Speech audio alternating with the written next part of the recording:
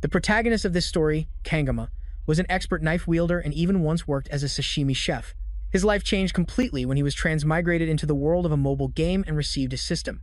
With the blessing of the sword god and a key feature, he could slice through anything, including space and time, and deal unimaginable damage as long as he wielded a weapon less than 30 centimeters long and less than 5 centimeters wide, so the only weapon that suited him was a knife. In this new world, he possessed the body of a mob character with no background whatsoever and lived a quiet life exploring his new world. He discovered that the blessings in this world were just like what we would call special abilities, and to train these abilities, the Hawakan Elite Academy was established. This place had long been a school exclusively for the children of elite heroic families, at least until recently. Non-heroic families had no chance of getting in until the special admissions system was created, allowing the unprivileged a chance to enroll. Kangama happened to be one of the lucky students accepted into this special admission program. As the days went by, the day of his enrollment finally arrived, and the teacher inspecting the equipment was not the least bit impressed with the items Gama brought. The equipment Gama chose was a set of cheap, discounted knives purchased at Dow's, and although he genuinely intended to use them as his weapons, they looked completely unconvincing to the inspector. During the annual entrance ceremony's weapon inspection, there were always some kids who tried to get famous by pulling pranks like this. The teacher thought this was happening all over again, and he decided to use this opportunity to make an example of him. The teacher slammed his hand on the table and asked Gamma if he thought the academy was some kind of joke. There was no way he was serious about bringing kitchen knives as weapons for the placement test. Gamma confirmed that while they might look a bit ridiculous, this was indeed his equipment. The teacher tried to be sterner, but Gamma calmly reminded him that he was a special admission student from a commoner family. The tuition fee alone was already a huge burden on his parents, so where would they get the money for high-end gear? The color of the name tag on Gamma's jacket proved he was indeed a special admission student, and the teacher himself knew that these students weren't from the upper class, so they didn't have the same privileges as the other students. The teacher was stunned by the fact that in a school that was supposed to be a level playing field, a student so dedicated to his studies was forced into such a situation. But Gamma had one last thing to say, which was a teaching his master had ingrained in him. He believed that blaming your equipment for a poor performance is something only amateurs do. A true professional never blames their tools, and Gamma, a young man, had taken this truth to heart. It was as if he had already reached the pinnacle of his craft. His profound words reminded the teacher of someone else with a similar, indomitable spirit. Since Gamma had made his point clear, the teacher allowed him to bring his equipment onto the campus. As Gamma gathered his things to enter the school grounds, he could hear the other students and see their openly hateful glares. The rich kids clearly had a particular grudge against the special admission students, but the instructor didn't want to hear a single word from those brats. He yelled at the remaining students in line, telling them to shut up and hurry up. While Gamma quietly slipped away, the whole experience was sure to leave him traumatized. He had just entered the academy and was already completely drained. He knew he would face prejudice, but experiencing it firsthand still felt absolutely terrible. At least the equipment evaluation was over, and he had somehow made it through the entrance ceremony. The only thing left was the placement test, but he was already exhausted, though he had managed to drag himself this far. And now he was officially in the academy where he would be studying for the next 3 years. Being here in person was completely different from what he'd seen on a screen in his past life. It was no exaggeration to say the place was as large as a small city. The fact that he would be studying at an academy for the elite was still a shock to him, despite how incredibly exhausting the whole process had been. Remembering how he'd had to drop out of school back in his district due to family circumstances, Gamma could hardly believe this was actually happening. An announcement rang out from the speakers, stating that the placement test was about to begin and that new students needed to gather at the training hall by 3 p.m. It was much sooner than expected, but Gamma couldn't let himself be caught off guard. This placement test was a crucial milestone for the rest of his academic life at the academy. He pulled a dagger from his bag, determined to pass the test at all costs. Now holding the sheathed blade in his hand, he realized he hadn't used a blade even once since arriving in this new world. His old master had once told him to never let go of his sword. He was to sleep with it if necessary. It had been 20 years since he'd begun to live by the sword, and his master had drilled these insane habits into him. So a 1-year break couldn't possibly have dulled his skills. He gave the blade a few test swings, checking the grip and the feel of the sharp edge, and to his surprise, it wasn't bad at all. Now all that was left was to test the blade for himself, and he drew the dagger from its sheath to test its metal by slicing a leaf. The moment the blade was fully unsheathed, a jolt of electricity shot through his body, and a status window popped up, announcing that he had met the equipping conditions and the sword god's blessing would be activated. However, his physical body was too weak to receive the sword god's blessing, and his equipment proficiency was also too low. This meant a suppression mechanism had to be engaged to synchronize the equipment with the user. Gamma was surprised that simply drawing the dagger was enough to trigger the blessing, but before he could even process it, the system prayed that the blessings of the gods would be with him. and then activated the first level of the skill. This immediately flooded his body with a searing pain that was almost unbearable. He screamed in agony as the pain coursed through his entire body, and he began to think that this was surely the end for him. The world around him shattered, and the pain paused to reveal a vast, empty space with a brilliant red light at its center. Gamma stared into the void in shock, and a chilling sensation caused him to drop the blade, ending the blessing and causing the world to snap back to normal. The moment he let go of the blade, the world returned to normal and he was back, but that didn't mean the pain stopped. The pain was so intense that it felt as if the very world was being ripped apart. This must have been some kind of backlash from attempting to use the blessing's power without the fortitude to withstand it. It wasn't painful, it just made his muscles a bit sore. If every activation felt like this, he wouldn't be able to use this blessing. Another announcement rang through the communication system, asking all new students to gather immediately at the training hall. He looked down at the knife that had almost taken his life. He might not be able to wield it, but he could certainly pick it up. No way was he going to leave a sashimi knife just lying on the ground. Besides, it probably only hurt because this was his first time activating the blessing. Bending down to pick up the blade proved that the pain wasn't just a first-time issue, as he let out a scream that echoed across the school grounds. He arrived at the training hall, which looked more like a coliseum than a school hall. All the new students were gathered in the middle of the arena, chatting with each other while waiting for the event to begin. The staff were also in the stands, talking amongst themselves. Their conversation stopped abruptly when they noticed a special person in the audience. It was the Sword Emperor, one of the 7-star heroes, Siegfried von Bellung. He was a direct descendant of Aaron Bellung, who was once a disciple of the legendary hero B. Hogan. He was so powerful that he was known as the strongest person on the planet, and others couldn't help but stare as he steadfastly observed the students in the arena. Siegfried couldn't help but sigh as the nobles left, and another person approached his side. It was another 7-star hero, Media Poison, and according to her, it had been half a century since they last met. She was the academy's principal and was about to turn 70, but she still maintained a beautiful, youthful appearance, and dressed as if she were still in her 20s. It was all thanks to her blessing, and she could even make Siegfried look 10 years younger. But the man refused. The two chatted and teased each other as they reminisced about the time they'd known one another, though it was mostly Media who was extremely successful at teasing Siegfried. However, no matter how annoying she tried to seem, she mentioned that it was strange for Siegfried to attend these kinds of events. For a long time, the Sword Emperor had despised mingling with the elitist-minded. This time, it was probably because his granddaughter was one of the students in the crowd today. Siegfried didn't deny the assumption as the game was about to begin. Meanwhile, down in the arena, Jiama was as isolated as he could be in the middle of a crowd of students with rainbow-colored hair. It seemed he was the only one with black hair in the entire place. And to make matters worse, he was a special admissions student. That just made him even more of an outcast among the elite. This difficult situation must be what people call having a humble background.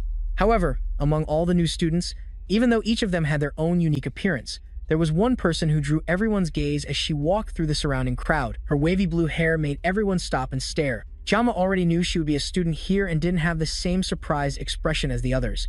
The girl they were gawking at was Aben Vani Belung, the Sword Emperor's granddaughter and the game's female lead. She was also the reason he wailed so hard on this game. Putting aside the matter of the beauty driving everyone crazy, the more important thing to talk about was the details of the placement test. The test would take place in a subspace, an area first created by the legendary hero Bayer Joaquin along with the establishment of the Academy. This is a parallel space to reality, where warriors would experience all the damage and pain inflicted upon them there. But those injuries won't affect them in the real world, since there's no risk of harming anyone in real life. Bloody acts, including murder, can be overlooked. This special test will be a battle royale in a subspace, where the new students will be divided into groups of 10 and participate in a survival game. Each group's ranking will be based on who can survive the longest, and there are also no limits on weapons, which means students can do whatever they want during the test. No weapon limits also means the elites can come fully geared and have an advantage in this test. That may be so, but the Academy is mainly funded by the nobility's money. This was the best compromise possible.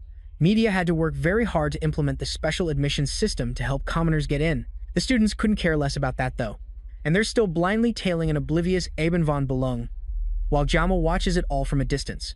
Although it doesn't take a genius to know why they're following her so devotedly. The girl is drop-dead gorgeous, and he already thought so just from seeing her on a 2D screen. But now, seeing her in person, she's even more breathtaking. If he didn't know how this world's story would unfold, he might have tried talking to her too. But he knows one thing those poor saps don't. Aben von Belung is a character in Miracle Blessing M, and more specifically, she is one of the game's main heroines, and she has a direct connection to the protagonist. After all, beautiful people always end up with their equals, and he knows that for a special admission student like himself. He doesn't stand a chance in this race against the rest of the nobles. For now, he'd rather avoid getting involved and have a quiet school life. Since he was forced into this school, he has a few rules he intends to follow. His goal is to live a safe, normal, and stable life, and his self-made motto for the future is to graduate smoothly and get a normal job. Becoming a hero is definitely not in his vocabulary, especially when just pulling out a knife made his entire body convulse. To this day, he's still shaking, even though it's been a while since he accidentally activated his blessing. The other important people in this game can protect the world. Our protagonist just wants a quiet, leisurely life with a comfortable job. The placement test begins and a voice echoes through the communication system to announce the rules. This year's test is a battle royale and the new students will be divided into teams of 10. The top one will be placed in the Star class. Ranks 2 and 3 will go to the Dragon class. Ranks 4 to 7 to the Wolf class, and ranks 8 to 10 will be in the Normal class. Based on the results, each student will be accurately assigned to different classes, and the scores will be automatically calculated. This challenge also has no time limit, which makes it exactly like a game. Gaima's goal is the same, and he wants to finish quickly without attracting attention as a normal student. With the rules clearly explained, the test begins and a spatial teleportation device is activated, sending the students to their respective areas. If Jama could, he would even want to avoid drawing his weapon at all, if possible. The exams proceed as expected, and after a time, groups start to appear after completing their part. The ranking of each team was announced one by one as the two managers chatted on the sidelines. Media thought that this batch of students was particularly impressive. It included SF's granddaughter as well as the descendants of other notable figures. It was clear as day that the outcome of this match was already set in stone. From the results, she could see, among the teams that had finished their trial, some had concluded with astonishingly fast times. Aben's granddaughter had finished with a new record speed while using a C-rank weapon. She only used it to ensure that the results were fair, and wasn't just steamrolling people with an S-rank weapon. Her time was impressive, but it still didn't match Svid's record from his academy days. To this day, it remains in the top 10 in the academy's history. Siegfried couldn't hide his pride in his granddaughter, and such a result was only natural for a descendant of Nibble. By now, a good number of the teams had completed their part, and Sir Greed decided it was time for him to go. There was only one final team left, and he had no interest in waiting to see who would win. He got up and bid Media farewell as he departed. But suddenly, a sharp presence swept through the area, causing everyone in the arena to freeze. Media and Svid sensed something extremely powerful in the air, and the calm atmosphere between them suddenly became frantic as they tried to figure out what the hell was going on. Siegfried hadn't felt such a powerful presence in a long time, and it froze him to the spot. The sky above them shattered as the final team completed their test, and two people fell from the sky unconscious. Another brilliant flash of light illuminated the sky, and one more person fell to the ground at last, with a sharp blade plunging into the ground right in front of the unconscious student.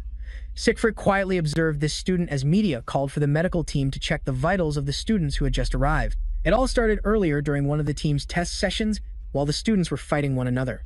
Well, they were supposed to be fighting each other, but to be more precise, a pair of brothers was absolutely dominating everyone.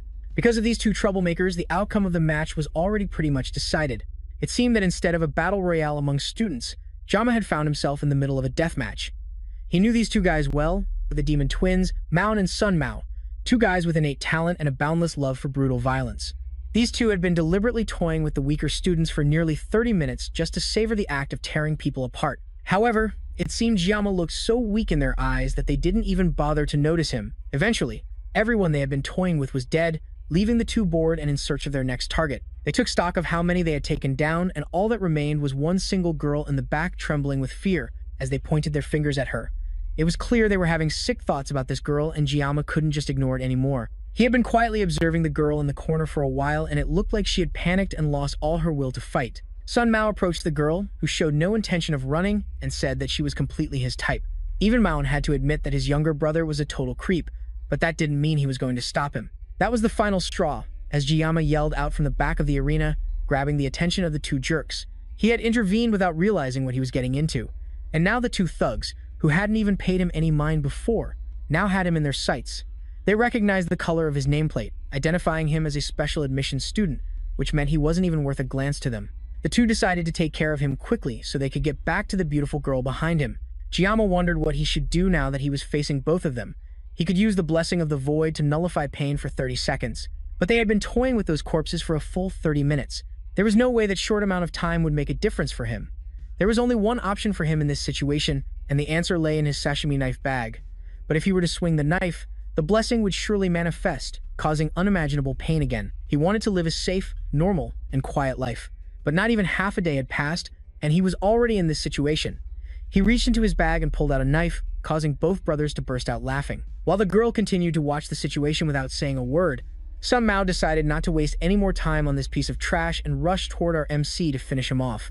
This wasn't a situation where Jiyama could afford to be picky, but he had a plan. He could use the 30-second pain immunity blessing to cancel out the pain from the divine sword blessing. All he had to do was hold out long enough to get past these guys.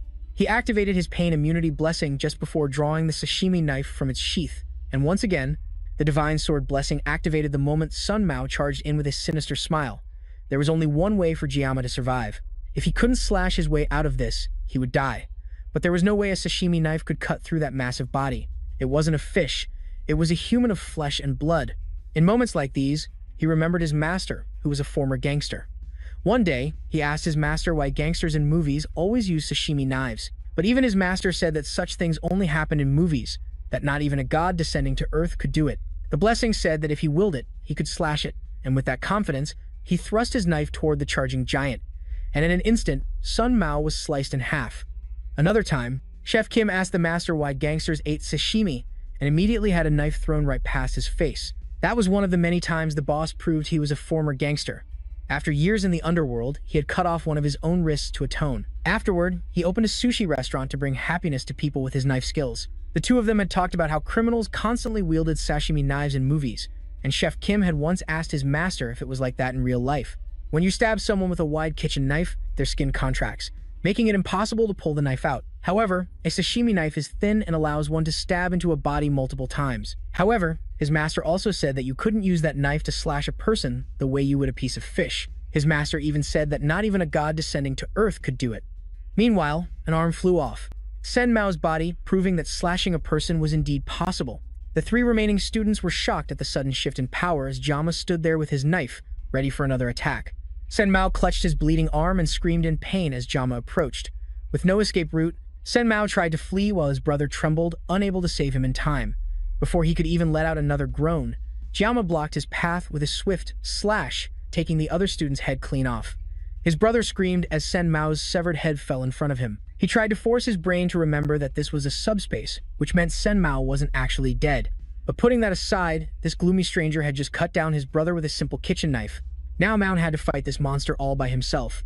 But someone who ran around clumsily with a knife surely had zero combat experience. Still, he had to be careful of that blade. Sun Mao's defeat was definitely because he was too careless. Now, he, the remaining brother, had to pick up where his fallen sibling left off. He picked up his brother's severed arm and took the power gauntlet for himself.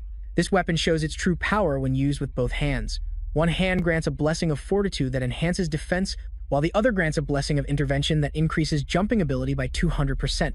What's more, using both together also boosts punching power. These three benefits combined would bring forth true power that not even the gods could imagine. Mao had no idea where Jiyama got such a powerful weapon, but not even an S-rank weapon could pierce his defense. Meanwhile, Jama wasn't even paying attention to this brute. He was counting down the seconds he had left before his blessing ended. Mao seized the opportunity to rush in and throw a surprise punch while Jama was distracted, and everything that happened next took place in an instant. Mao was sprawled on the ground, covered in blood and barely breathing while Jama continued to count. When the countdown finished, the effect of the immunity blessing wore off, and all the pain from the sword god's blessing hit him at once. He screamed in agony, still clutching the knife as Mao's consciousness faded away. Time passed, and eventually, Jiyama woke up in a white room, probably some kind of clinic or hospital. He shakily tried to get up, and the noise he made alerted someone outside the door. That person announced that he was awake. Immediately, two people entered the room and stood before him. These were two faces he had never met, but somehow he already knew them. 50 years ago, the ones who defeated the Demon King's 6th Legion commander were the 7 7-star heroes, and these two were among them. The first was humanity's strongest, Sved, and the one who spoke to him first was the principal of the Madhya Poison Academy. Jama couldn't help but wonder why these two powerful figures had come to see him together. They started by asking his name, and he told them. Then Sved got straight to the point and asked Jama what the hell he had done. During his match, the two great stars had sensed an aura at that moment, and although that aura wasn't Jama's, it was clear that he had caused it.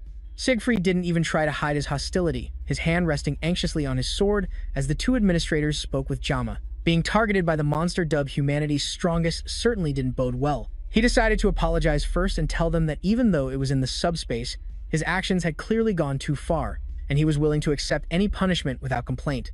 The two men stared each other down, and Madhya had to step between them before it turned into some kind of fight. She said, "Don't scare the boy too much," then approached Jiyama and reassured him that Siegfried had cleared his blocked meridians while he was unconscious. The atmosphere shifted as Siegfried yelled at Madia for telling Jiyama such a secret. Jiyama couldn't believe the Swordmaster would do something like that for him, but thinking back now, his body definitely felt much lighter, and it was as if he was no longer damp and heavy like a waterlogged feather. Even though Jiyama was unconscious, they had reviewed the video footage of what happened with the staff, and they concluded that he did what he did to protect a female student who was in trouble. Madia couldn't hide the fact that she was drooling, as Jiyama was the handsome prince she had always dreamed of. Siegfried had to pull the principal back before she crossed any legal lines. The main thing Madia was trying to say was that she wouldn't give him any trouble for his actions during the test, and those twin brothers didn't have a good reputation either.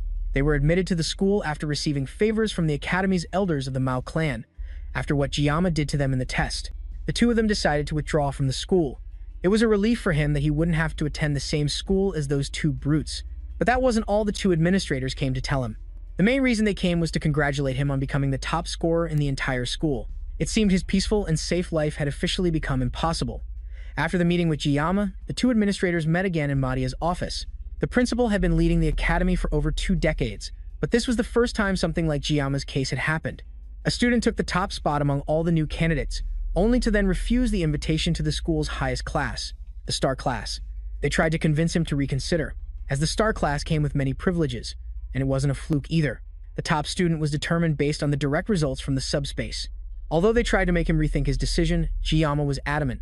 Madia asked Siegfried if he was upset that Jiyama had taken his daughter's rank. After all, he had also seen the video and must have noticed how much potential the boy had. Siegfried disagreed and saw him merely as an immature child who was challenging the subspace's scoring system. The subspace carries the will of the founding hero, and since the subspace acknowledged him, the academy itself had chosen him as the top student, and that would not change. Siegfried also had his own thoughts and found Jiyama to be utterly strange. If his skills were outstanding, or his physique was excellent, or even if he had a bit of experience, but Siegfried could tell that he had none of those things.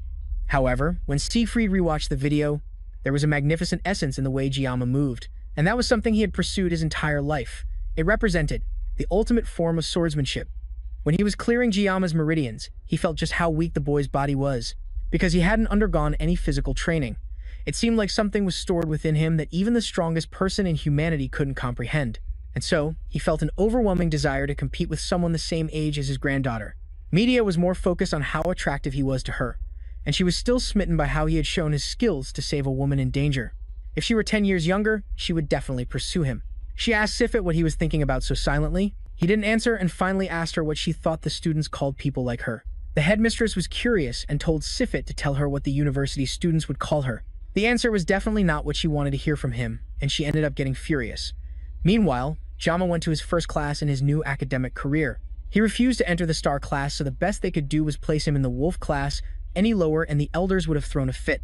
Initially, he wanted to be in the Tiger class, but media had practically begged him to join the Wolf class in exchange for keeping it a secret that he was the top student of the school. Jiyama initially wanted to complete his studies safely in a lower-ranked class, instead of fighting and stressing out in a higher-level class. The Wolf class was a bit high-level, but still within the range he had expected. Jiyama pushed the large door and entered his new classroom, and for a moment, all the students in the class looked at him with slight curiosity. Then they realized he was a student admitted through special consideration. And just like that, no one bothered to pay him any more attention. Jama didn't mind being ignored by them. The fact that they were ignoring him meant that media had kept her promise and hidden the fact that he was the top student. Now, all he had to do was live the quiet life he had always dreamed of. He sat down at his desk when a familiar student nervously walked towards him. She tremblingly thanked him for helping her earlier. But Jiyama had no idea who this was. Then, she clarified that she was the girl he had saved during the test. Jama brushed her off and said that she didn't need to thank him. After all, anyone else in the same situation would have done the same.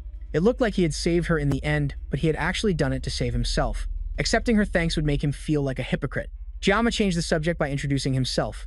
The girl followed suit and revealed that her name was Chloe. What an interesting coincidence that they ended up in the same class. Now that the introductions were over, Jama tried to remember if he had ever heard of a character named Chloe in the game. Perhaps she was someone introduced after he stopped playing the game, but that didn't make sense either. When he stopped playing, the game's core storyline was already so far along that introducing a new character would be completely meaningless. It seemed like he had met an extra character just like himself. Jama asked her to keep the incident during the exam a secret. He didn't want rumors about his power spreading throughout the school and potentially ruining his safe and easy lifestyle. Chloe agreed to his request, but then she started to make a request of her own before being cut off by the homeroom teacher, who burst into the room with a loud shout. Jama told her to go back to her seat so they could talk after class started, and the teacher took the podium. He congratulated the new faces for making it into the academy and announced that they had been chosen to inherit the legacy that the brave hero Valaken once shouldered. Then, the teacher introduced himself as Lee Won-bin, as the instructor of the Wolf class. Since this was their first day, he wanted the class to start with some basic physical exercises. He told them to change into their training clothes and meet at the training grounds in 30 minutes.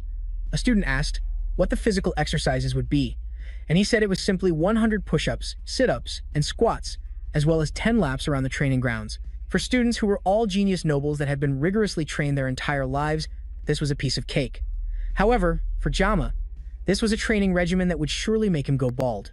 He nervously approached the teacher after everyone else had left the classroom and told him that he didn't feel strong enough to participate in the training session. Surprisingly, not only did the teacher know his name, but he also seemed to hold Jiyama in very high regard. It seemed that media hadn't been entirely quiet about her impression of Jiyama. The instructor also told Lee Won-bin that Jama was allowed to join classes of any level he wanted, considering his status. He declined the chance to join the star class and instead told the teacher he just wanted to use the restroom for now. Anyway, he was feeling stiff and didn't mind going for a run since he definitely didn't want to join the star class. And so, Jama was forced to participate in the tedious physical exercise with the rest of his classmates. They all easily lapped him, while he trudged sluggishly behind the group, feeling like he was about to pass out. Chloe ran up beside him and noticed he didn't look too good. So far, he had completed about 5 laps, a bit slower than the rest. But since Chloe came running from behind, it seemed like she was also falling behind. He asked her how far she'd gone, and she surprisingly told him that she was on her 9th lap. Then, she gave him a little encouragement before zipping off to finish her last lap. At the end of the day, Jama returned to his dorm room and chugged several bottles of water. He had only been at the academy for a week and was already facing some unexpected problems. He was starving after the intense morning workout and ran to the cafeteria to get something to eat. But he quickly discovered that meals weren't free. So, he went to the menu area to see how much a spicy pork rice bowl would cost, and the price made him freeze in shock. Just remembering how much it cost, even now in his bed, made him throw his water bottle against the wall in a rage. He was almost out of living expenses, and thinking back, he deeply regretted not taking the money his father tried to give him as an allowance. For the past few days, he had been surviving on only the cheapest water from the campus store. And now, he even missed the free dinners they used to provide when he was in the army in his past life. Now, all he could do was try to think about something else, hoping to forget this gnawing hunger. And the first thing that came to his mind was his blessing, as usual. As soon as he thought about it, the status screen appeared before him, giving him detailed information about his blessing. It was much longer than the last time, and that was because his physical level had increased. This had also upgraded the status of the Sword God's Blessing, causing it to activate with slightly longer swords. He looked in the mirror, and sure enough, it seemed he had made good progress in his physical development. Perhaps it was because the Sword Master had activated his pressure points, but it felt like his body had evolved to a great extent. However, the Sword God's Blessing still hadn't extended beyond the length of a sashimi knife. If he continued to enhance his physical abilities, he might even be able to use a small sword at some point. There was a time when he was afraid to hold a sword before the entrance ceremony, but now, when he wasn't carrying a sword, his hands started to itch. This was probably the result of the blessing, and he felt almost proud thinking about it. There was a knock on the door, and he opened it to find Chloe waiting for him on the other side. She worriedly asked if she was bothering him, but Jama wasn't doing anything important before she arrived. And he asked her why she came, which was because she hadn't seen him in the school cafeteria for a while and she came to see if he was okay. He lied that the reason he wasn't in the cafeteria was because he usually didn't eat food made by others, but inside he was practically drooling at the thought of food. Chloe looked disappointed about that and told him she had hoped to buy some things from the campus store so they could have dinner together. Before she could even finish speaking, Jama was already fully dressed and called for her to follow so they could go buy ingredients. Chloe was shocked by his speed and tried to run after him while they both talked about food and cooking together. By evening, the two of them had a wonderful meal cooked by Jama, and Chloe was really impressed by how delicious the food was. Jama had only ever cooked fish before, so things were a bit difficult for them at first. Coincidentally, Chloe loved fish because she grew up near the beach, and Jama's specialty was obviously cooking fish. The itch in his hands to hold a sword hadn't disappeared either, so this was a great time to refresh himself by cutting some sashimi. The problem was the Sword God's Blessing. He couldn't hold a simple kitchen knife without activating the blessing, which meant this was definitely going to be difficult for him.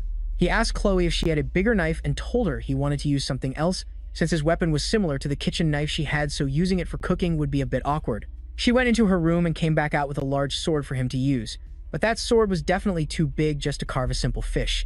With no other choice, he was forced to use his blessing to cut a piece of fish. The painless blessing would last for 30 minutes, so he just had to make sure he was fast enough to finish before the blessing expired. He was once called the greatest swordsman in the country, and cutting fish had always been his specialty.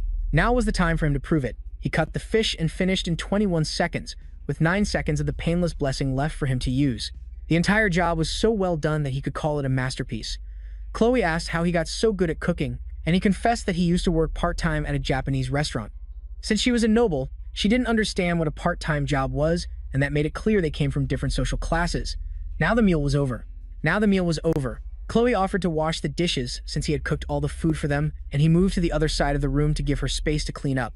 For the first time in almost a week, he had a full meal and he couldn't help but hum in delight. That humming was broken when Chloe accidentally dropped a plate behind him. It was most likely because she had never had to wash dishes before, and dropping plates was something he often did when he was her age. As he looked outside the window and ignored the sound of the breaking plate behind him, a book fell from Chloe's desk. It looked like it was a diary, and the book happened to fall open to a page where she wrote about him saving her during the placement test. Her handwriting was very cute with circles and stickers, and he found himself picking up the book and smiling at it.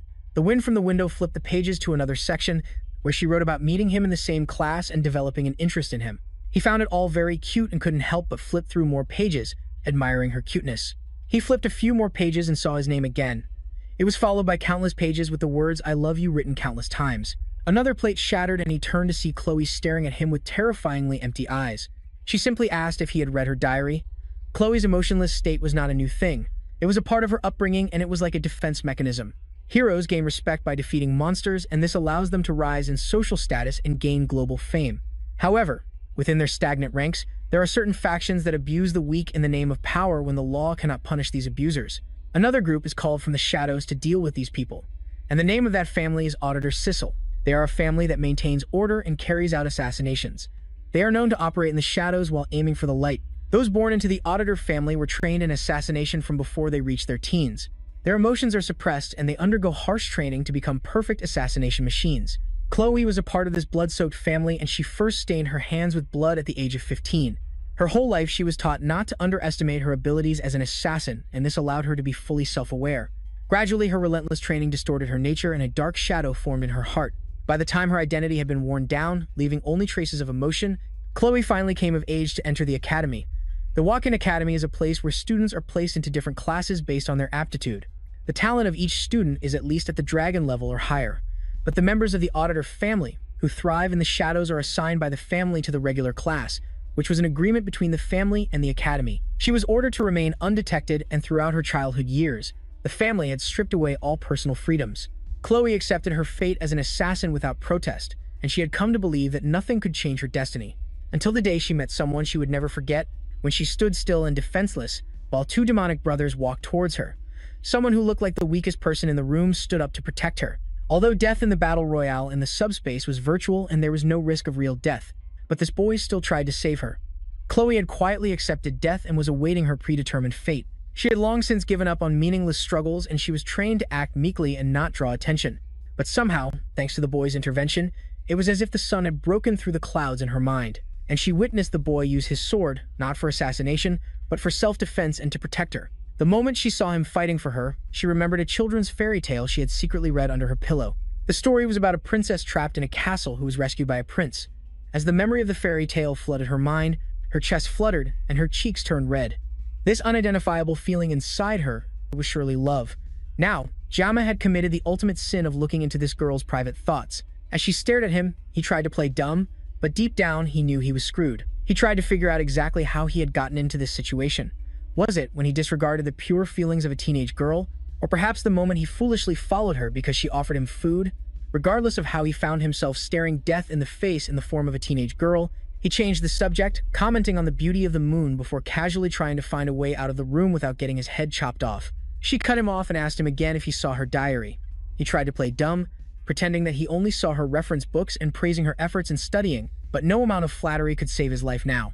He couldn't even believe that she had seen him reading it in the first place, since she was busy washing dishes while he was sneaking a peek, and she had even dropped the formal honorifics she used to speak to him with. It was as if she had become a completely different person out of nowhere. He promised that he didn't see it, but she kept insisting until he finally admitted that he saw it. The moment he said that, Chloe decided his life had to end and drew the sword she had given him earlier to cut him down. Jiama looked around and weighed his options. They were on the 4th floor, so jumping out the window wasn't an option. His only escape was through the front door. But Chloe certainly wouldn't let him just walk out of there, at least not with his limbs intact. She was actually advancing on him with the sword, and it seemed like his time was running out. He tried to figure out why she was suddenly acting like this, and he could only think of one possibility.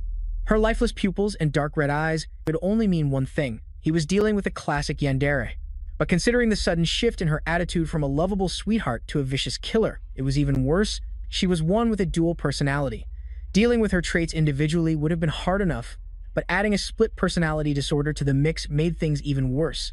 It seemed her personality change was triggered by him opening her diary. This was bad enough, but he was sure she would be after him until the day he died. If he didn't do something to get her back to normal, he had to find a way to secure his future by taking the initiative today. Otherwise, things would only get worse for him. The only way for him to get out of here alive was if he had a weapon, but he only had 9 seconds left after using 21 seconds to cut the guy.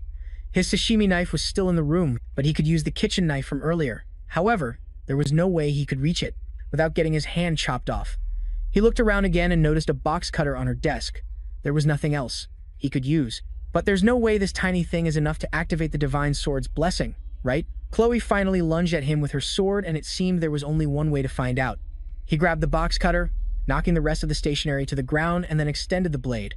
Countless status screens appeared before him. His resourcefulness in a situation like this increased his mental resilience, and he temporarily received an intimidation buff.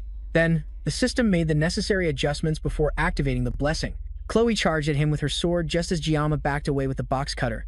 Before she could strike him, he told her that her hair was a bit long. Thanks to the intimidation buff, Chloe froze for a moment just as Jiama extended the blade. Everything went dark and blurry, and by the time Chloe woke up in the evening, her room was dark, tidy, and empty. Her thoughts immediately went to Jiama, and she wondered where he had gone. She called out for him a few times, but the silence confirmed she was alone in the room. The last thing she remembered was sneaking a glance at him while he was looking out the window, but everything after that was a blur. She suddenly felt the need to find her katana, but she found it leaning against her desk. She sometimes lost consciousness whenever she held her katana, but it seems she managed to keep a grip on herself this time, or so she thought. As a child, while still honing her skills, she would lose consciousness when holding the sword, and by the time she came to, the place would be covered in blood, and the elders would brush it off whenever she asked what she had done while unconscious. They always reminded her not to deny her talent as an assassin. However, the fact that she couldn't remember what she did with Jiama made her feel embarrassed, and she buried her face in her bed in shame. But that embarrassment quickly turned into something else entirely as she started thinking about Jiama. Then, she noticed the box cutter lying on the floor and that her hair looked shorter. Inside her trash can, she also saw some of her hair neatly cleaned up. That's when she realized he must have helped her cut her hair, and she opened her diary to write a little more about her love for him. Jiama, on the other hand, was not as smitten as Chloe was right now. In fact, right now he could hardly believe he was still alive. Behind a discreet wall on the far side of the university, he threw up the food he had just praised Chloe for feeding him. He had just barely managed to get through the first 5 seconds after his 9 seconds of painless blessing ended, and even so, he still felt incredibly sick and weak. After throwing up the only decent meal he'd had in over a week, Jiama sat on a bench and contemplated what to do next. Now, he was hungry again and felt even worse than before Chloe's visit. His mind drifted back to Chloe, and he began to wonder who exactly she was. Her swordsmanship was clearly honed to end an opponent's life in a single slash or at least subdue them. The way she swung her sword was as if she was aiming for vital points, almost as if her technique specialized in assassination. If she had caught him off guard, Jiama definitely wouldn't have survived. He felt like his life was on the line, so he instinctively aimed for her neck. Fortunately, the knife was too short, so he only managed to cut her hair. Before leaving, he had cleaned up the mess so there wouldn't be any problems later, but this was just more proof that keeping his life peaceful and safe wasn't as simple as it seemed. Apparently, being normal was the hardest thing for him. When he was first thrown into this game, it wasn't that he didn't have ambitions. In his previous life, he had reached the pinnacle of skill with just a sashimi knife. So it wasn't like he could easily give up on his dreams, but everyone has a role to play. And in this world, he was summoned as a background character. Miracle Pressing was the name of the game, as well as the name of the protagonist's blessing. It was also the blessing of the founding hero, Valorakin. Throughout the entire game, the protagonist and the founding hero were the only 2 people to ever possess the legendary blessing, and its description was very simple. They had to save the world from the Demon King. Therefore, the blessing granted to the protagonist was an SS-ranked sword that was both holy and cursed. Meanwhile, all Jiama had was a B-rank, unranked sashimi knife. There was nothing more to say. he was just destined to live an unknown life. The constant stream of extraordinary people and situations he'd faced since entering the academy almost made him forget his goal. There were so many reasons to give up on the objective of a simple life. And now that was even clearer since it seemed like there wasn't a single normal person in the entire world. Since he had played this game before, he had a rough grasp of the main characters in the game. But his knowledge of the world was limited, and it had been 1 week since he joined the academy at this point. That meant the main character should have awakened his blessing and started the process for his late admission. This was when the game's story truly began, and Jiyama knew the general plot, but he had never played it to the end. For the first time, he truly regretted quitting the game halfway through. But regardless, since he knew the main route up to the first half of the story, that gave him a huge advantage. All he had to do was stick to the main route no matter what. If he started interfering with everything, he would lose the only advantage he had from his memory. He knew that the plot took an unexpected dark turn around the second semester of the 3rd year. That was when the demons realized the hero had awakened, and they launched an attack on the academy led by a legion commander. As the war escalated, demons and humans fell into an all-out war, and from there, the game's story turned into a typical fantasy novel. Back when he was playing it, he just wanted to simulate a carefree, simple, youthful life he never got to experience as a teenager. So, he deleted the game without a second thought. The problem was that now he was part of a world destined for war, and there was a very real possibility that he could die too. Anyway, he still had 3 years before that, and he needed to stop running from reality so he could focus on what was possible. He wasn't going to let himself die, and he would focus on getting stronger so he could survive. Besides, games like this always had happy endings, where the main character managed to save the world. All he needed was enough strength to protect himself, so he wouldn't become some helpless weakling who gets killed. He just needed to train enough to protect himself while keeping as low a profile as possible. To do that, he would have to minimize the use of the Divine Sword's blessing, because the few times he had to rely on it had already put immense strain on his body. It was a powerful ability, but it came with too many drawbacks for his liking. Thinking about the blessing again triggered a status window that gave him information about it. However, strangely enough, there were new entries in the information that he hadn't noticed before. The 3 new entries were body points, mind points, and weapon points, and the numbers next to them seemed to be levels. They all reflected his level of development, and each entry would lessen the strain of the blessing on his body. There was also another one called synchronization, but he had no idea what it meant, and the description was just a bunch of question marks. He tried clicking on it to see, but was denied access because he hadn't met the necessary conditions. Another puzzle for this mysterious blessing, but it wasn't important right now. His top priority right now was to improve his body and find a new weapon. He couldn't keep relying on the 30 seconds of insensibility from the blessing, so he also needed to learn how to wield a sword without meeting the conditions to activate it. Luckily, in 1 month, there would be a monster hunting training session for the midterm exam. The reward for this training was the Marasimi longsword. It was a B-rank weapon, good enough for him to use until graduation. It was also too big to activate his blessing, which meant it was the perfect weapon for him. There was still a lot to figure out, but he felt like he was making good progress. While he was lost in thought, a voice suddenly spoke up. He looked up and staring at him was someone he never expected to meet or talk to. It was Abanvani Balung, the granddaughter of the Sword Emperor, and someone he absolutely shouldn't get involved with if he wanted to avoid changing the game's plot. She told him he was sitting in her spot, but he was so stunned that he froze for a moment, causing her to shout before he understood and scooted over to make room. He was still in shock because Aban was so beautiful that he realized he had been staring without even noticing. When he was about to slip away, she told him he didn't have to leave, just move over a little. It was a bit weird for her to call a public bench her spot, but he ignored it since he didn't want to get involved with her anyway. He still couldn't help but admire her. And as expected of the game's heroine, she was truly beautiful. Suddenly, she struck up a conversation, startling Jiyama out of his daydream. This was definitely too weird, because the Aben he knew was usually quite unapproachable and never initiated conversations with anyone. Even the game's handsome male lead couldn't get her to open up. She continued, asking if he also used a sword as his weapon, and he shyly replied, asking how she knew. She said that her grandfather once told her that swordsmen have a different look in their eyes. Then she showed off her sword and asked if he wanted to try holding it. He still felt that something was off about this, so he refused, but that just made her pout in annoyance. It seemed like he had hurt her feelings, but he really couldn't get used to her talking to him. Then she asked if he knew who she was. Jiyama was quite surprised at first, but it was a strange question coming from her. There wasn't a single person in this school who didn't know who she was. He gave a vague reply, saying he kind of knew of her, but then she said that she didn't know him. She found it a bit unfair that he knew her, while she had no idea who he was. Jiyama disagreed because they had just met, so it didn't really matter whether they knew each other's names or not. But she retorted, what if he was a spy sent by the Demon King, disguised as a student to infiltrate the academy? It was also suspicious for him to be out here alone so late, and although it seemed like she was just spouting nonsense, she looked like she was actually serious. Giamma retorted by asking why she was also out so late. Looking at her clothes and weapon, it was obvious she had just finished training. She said she was practicing her breathing, and as she spoke, she pointed at him, accidentally letting Giamma see all the scars on her hand. She quickly hid her hand away, but Giamma had already seen everything.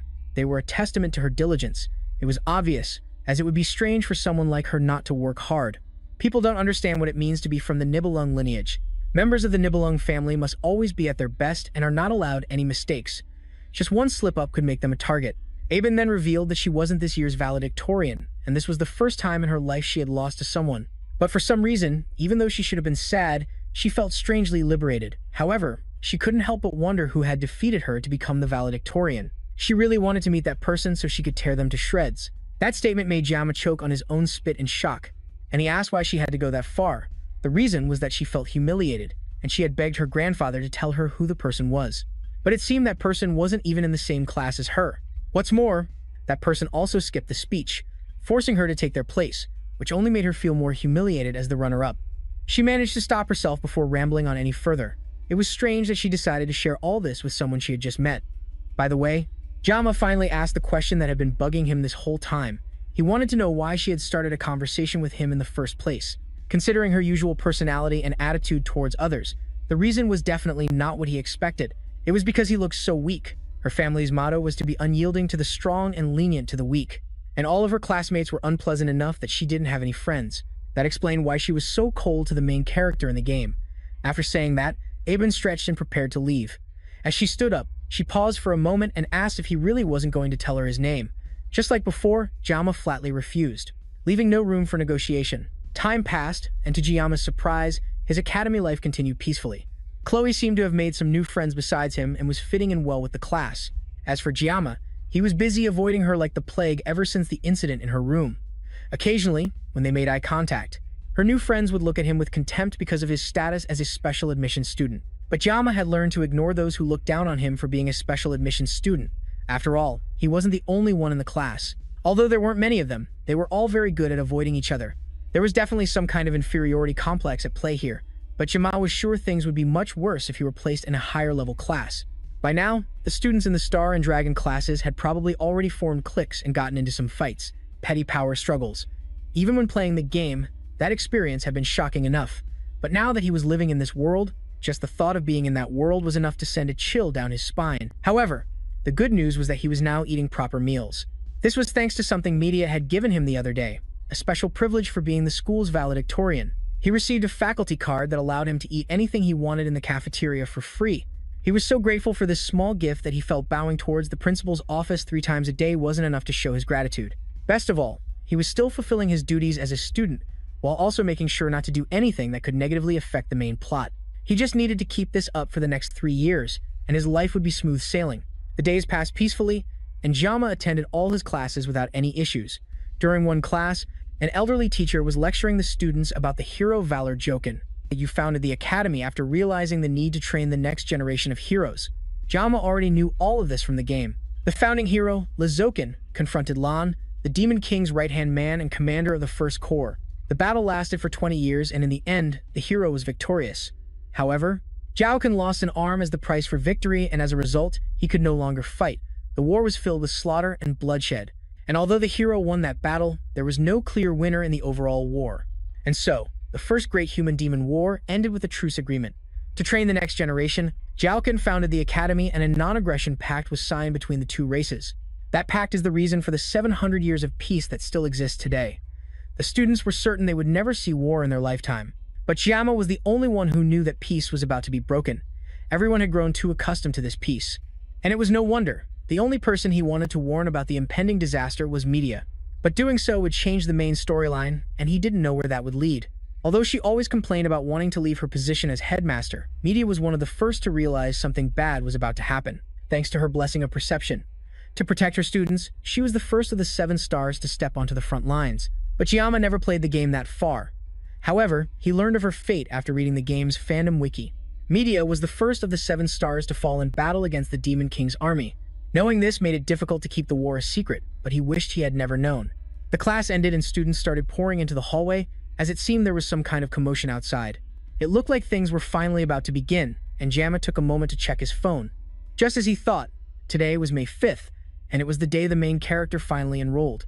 He joined the crowd of students gathering at the classroom door. All of them were marveling at him in awe, and a few were dead certain he would be in the star class. Just as he had guessed, the game's main character walked through the hallway while everyone parted to make way for him. Leon Van Ring walked with an aura of confidence among the other students, but Jama knew that today was the day the 700-year peace would begin to crumble. Jama watched as it seemed the entire school gathered to praise him. But he already knew this would happen. After all, in the game, girls were practically falling all over him. If this were an 18-plus game, Leon would have definitely been taken out before he could even meet the Demon King. Among all the girls who seemed drawn to him, the ones who became his party members were also quite impressive. It was annoying just thinking about it. But Leon Van Ring, the main character of Miracle Bring M, would be among the first to be drafted in the next 3 years. Although he called it a draft, it was more like mandatory conscription. And if Jama's name was called too, it would be his second time serving in the military. But the hero had only barely managed to seal the commander of the First Corps, which just made Jama wonder how strong the Demon King must be. The main character can't possibly lose, right? As he was wondering about all this, his eyes met Leon's, and the main character gave him a lethally charming smile. It was almost as if he was reassuring Jama without knowing what he was thinking. After all, he was the main character, so how could these trivial threats possibly trouble him? Jama turned to flee the scene, but suddenly, someone called him from behind. It was Chloe, and she timidly asked if she had done something wrong. He wanted to blurt out, "You almost chopped my head off." He really did. But they still had to study together for a whole year, and it would be a disaster if things got awkward between them. So he lied and said there was no problem between them, hoping to keep things smooth and avoid making another enemy for no reason. Chloe seemed relieved at least, and she reverted to the adorable mode he remembered, a complete 180 from the homicidal maniac he faced that day. Even though she was unconscious, he could still tell that her swordsmanship was filled with sorrow. It was as if it were a sword pleading for salvation, but the killing intent radiating from the blade was so intense it gave him goosebumps. If the purpose of her swordsmanship was purely for killing, she might be even more dangerous than the Mao brothers. He was lost in thought when her invitation to dinner tonight pulled him back to reality. She wanted to treat him to a meal, but she also warned him that her cooking wasn't as good as his. Just the thought of having dinner with her brought back memories of her bloodlust, and he almost instinctively wanted to refuse. But the puppy dog eyes skill of a cute girl is a weapon of mass destruction. It's almost impossible to say no to such an adorable face, and he felt guilty just thinking about refusing. But if he didn't refuse, he might wake up in a refrigerator the next morning. Instead of dinner, he had a better idea for how they could spend time together. He asked her for a favor, saying that only she could help him, and that made Chloe immediately compliant. Jama wanted her to teach him swordsmanship. After all, he needed a sword instructor anyway. Later at the school's training grounds, he swung a wooden sword while testing his limits. Just as he predicted, because of the sword's size, it didn't affect the blessing. Now all he needed to do was try to develop some sword skills. Chloe was incredibly strong. She would be the perfect person to train him. This was also a pretty good excuse for him to dodge the meal. He had dinner with her again. From that day on, every night before bed, he had to watch a video titled How to Survive a... Somehow, it seemed this would help him deal with Chloe for now. Chloe approached him in her casual clothes, a katana hanging at her hip. He had just arrived for their 8 o'clock meeting, but she had been waiting for him since 6:30. Jama took a moment to look at her, and her crop top fully revealed her toned muscles. He'd only ever seen her in a uniform, so he hadn't noticed before, but now he understood why she was so incredibly strong. He handed her a wooden sword, and Chloe wondered why they weren't using real swords. There was no way in hell they were going to train with real swords, and since they weren't putting their lives on the line, there was no need for real weapons. Chloe happily took the wooden sword from him and gave it a test swing.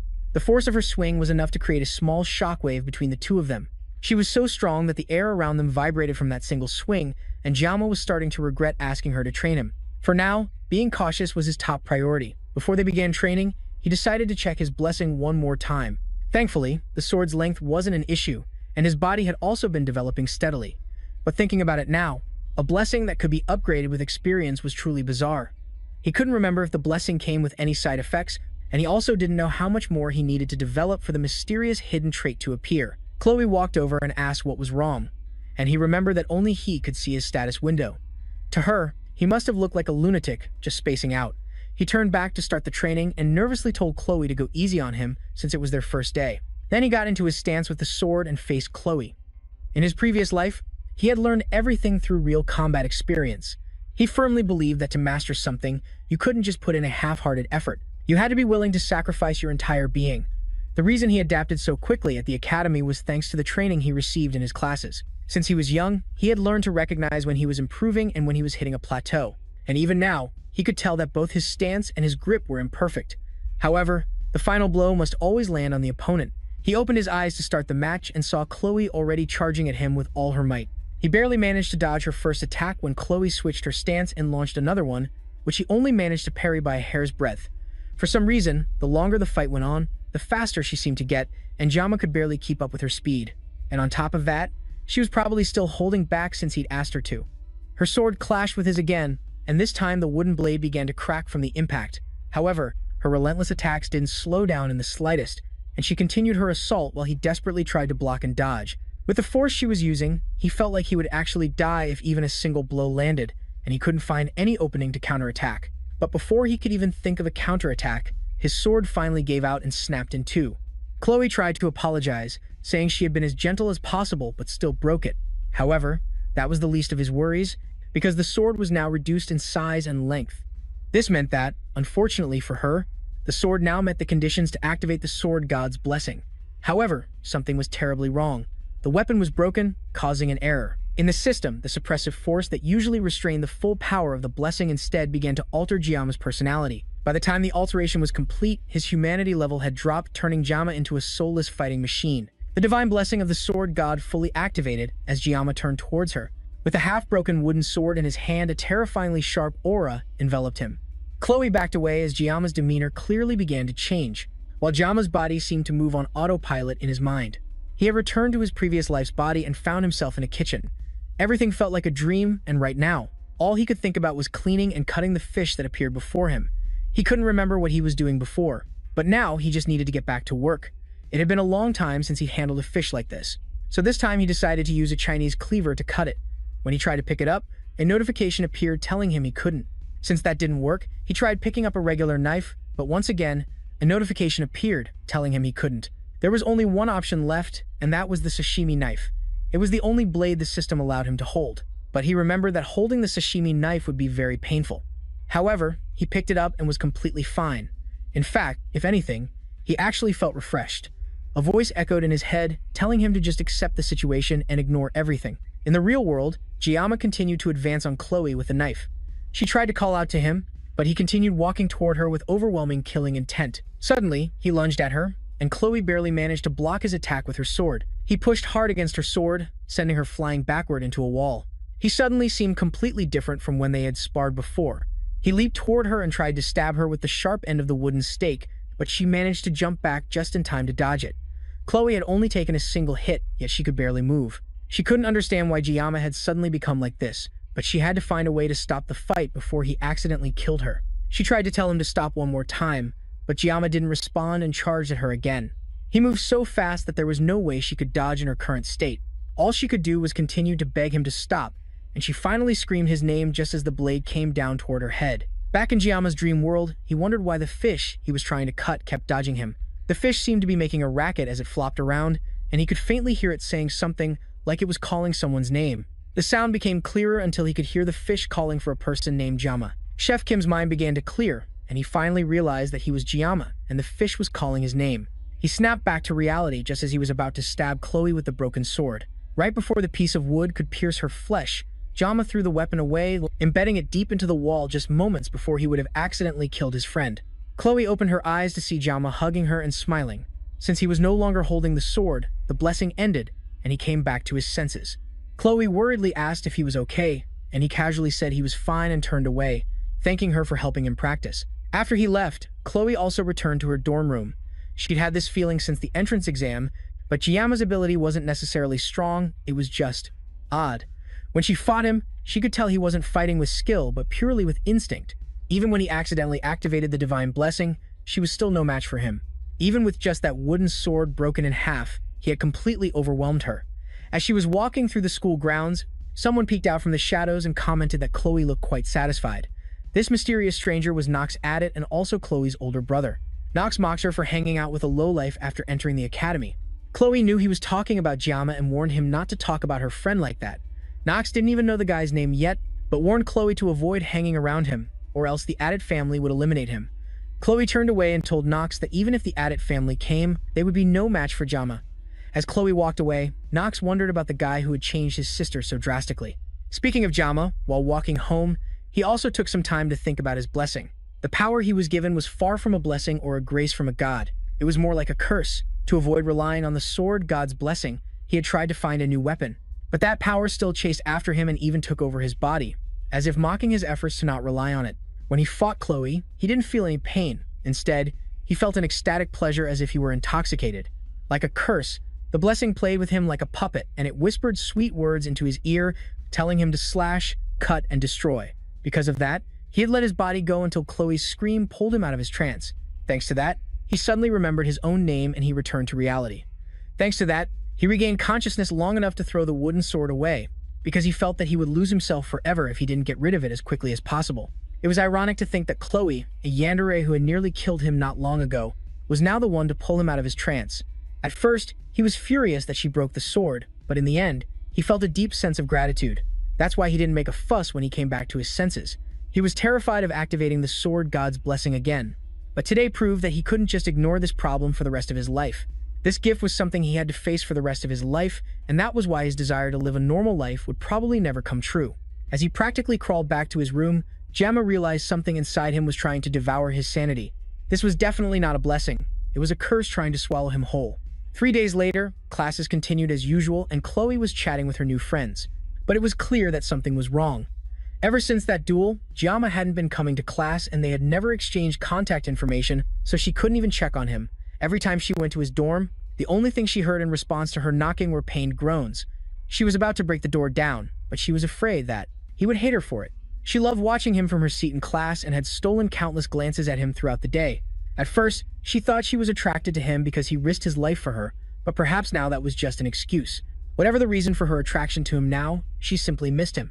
The next day, Jamma still hadn't shown up for class when Professor Late asked everyone to settle down and be quiet. Since it was raining, the professor announced they would have self-study instead of training as the students began to take their seats. He also noticed that Jamma had been absent for several days. However, knowing him, there had to be a reason. So, the professor decided to wait patiently for him to return on his own. While he was disciplining his students, the classroom door creaked open, and Jamma casually walked in with a completely new look. Since it was raining, the professor announced they would have self-study instead of training as the students began to take their seats. He also noticed that Jamma had been absent for several days, while a lock of his hair had turned stark white.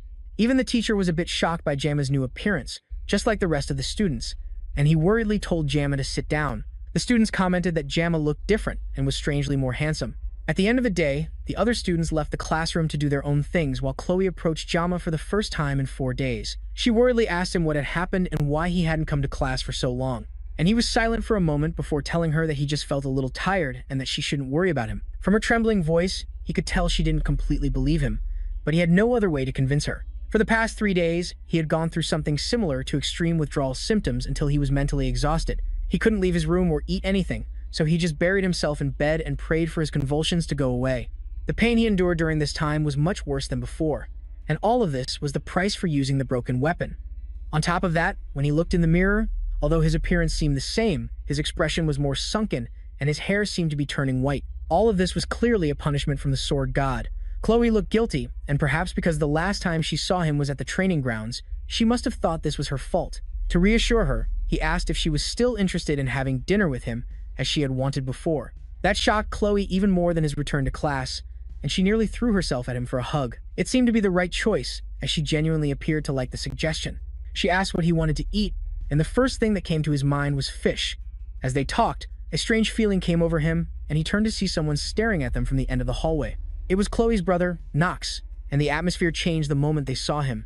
Jamma went straight to confront the newcomer and told him to come and talk to them instead of just staring. Immediately, Jamma noticed something was off about the guy's gaze, but Chloe tried to get between them before anything crazy could happen. Her voice was trembling, and there was a clear hesitation in the way she acted, but she was still trying to protect him in her own way. Nox asked Chloe if this was really the guy she chose to break the rules of House Eddie Ross. Chloe told him that she wanted nothing to do with her family, but her brother interrupted her. He reminded her that she couldn't wash the blood from her hands. If someone is born an auditor, they will always be an auditor.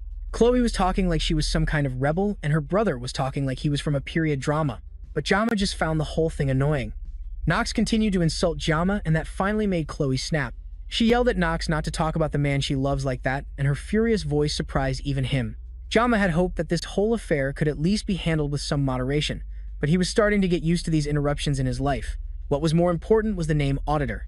He knew that they were a group that operated in the shadows, specializing in assassination, and they appeared in the middle of the game to play a crucial role. It was said that they were weaker than other heroic clans, but they were unparalleled in the field of assassination. All members of the Auditor clan were absurdly strong thanks to the harsh training regimen they all went through from a young age. This molded them into the ultimate assassination tools. The fact that Chloe came from this group of assassins meant her cute and bubbly personality made her an anomaly in this situation, unlike her brother. Nox had a look that showed he was used to killing, and while Giamma had nothing against that, it seemed Chloe wanted to live a more normal life. Just like his sword, God's blessing, the Auditor family's environment was something Chloe had no choice in being a part of. The Auditor household environment was something Chloe had no choice but to be a part of. She was destined to live the life of a heartless killer, and it was sad to think about. Giamma didn't think of himself as a hero, and he had no intention of becoming one. But even if he couldn't save the world, he could at least try to save one girl's life. He stepped between Chloe and her brother and faced Nox directly. He had tried to escape the sword God's blessing in the end, but he couldn't. So instead, he would take a step forward and embrace this curse. After all, the name Giamma meant sword demon. With that said, he walked past the two assassin siblings and told Nox to follow him. Meanwhile, teacher Luan Bean was sitting in his office, his mind reeling with thoughts about his student. When Giamma came to class that morning, something had clearly happened to him. His expression was emotionless and he looked incredibly troubled. As he was muttering to himself, a cheerful colleague entered the room, not forgetting to poke fun at his bald head. Before they could say more, teacher Luan Bean received a call from the administration and they wanted him to authorize one of his students to use the subspace.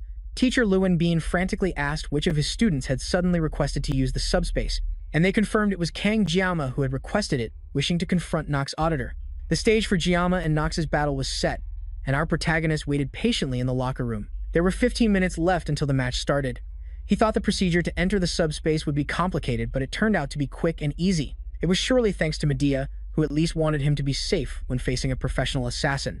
At least since he wouldn't be fighting in reality, he didn't have to worry about physical injuries, but there was still a high chance he would suffer mental damage. However, that didn't matter as long as he could win.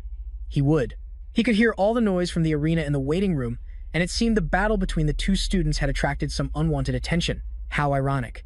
He used to try his hardest not to be noticed, and now all of that was for nothing. Beside him, Chloe was nearly drowning in grief and guilt. She was probably blaming herself for this whole situation, and Giamma tried to reassure her that it really wasn't her fault, and she had even lent him some equipment, so everything would eventually be fine.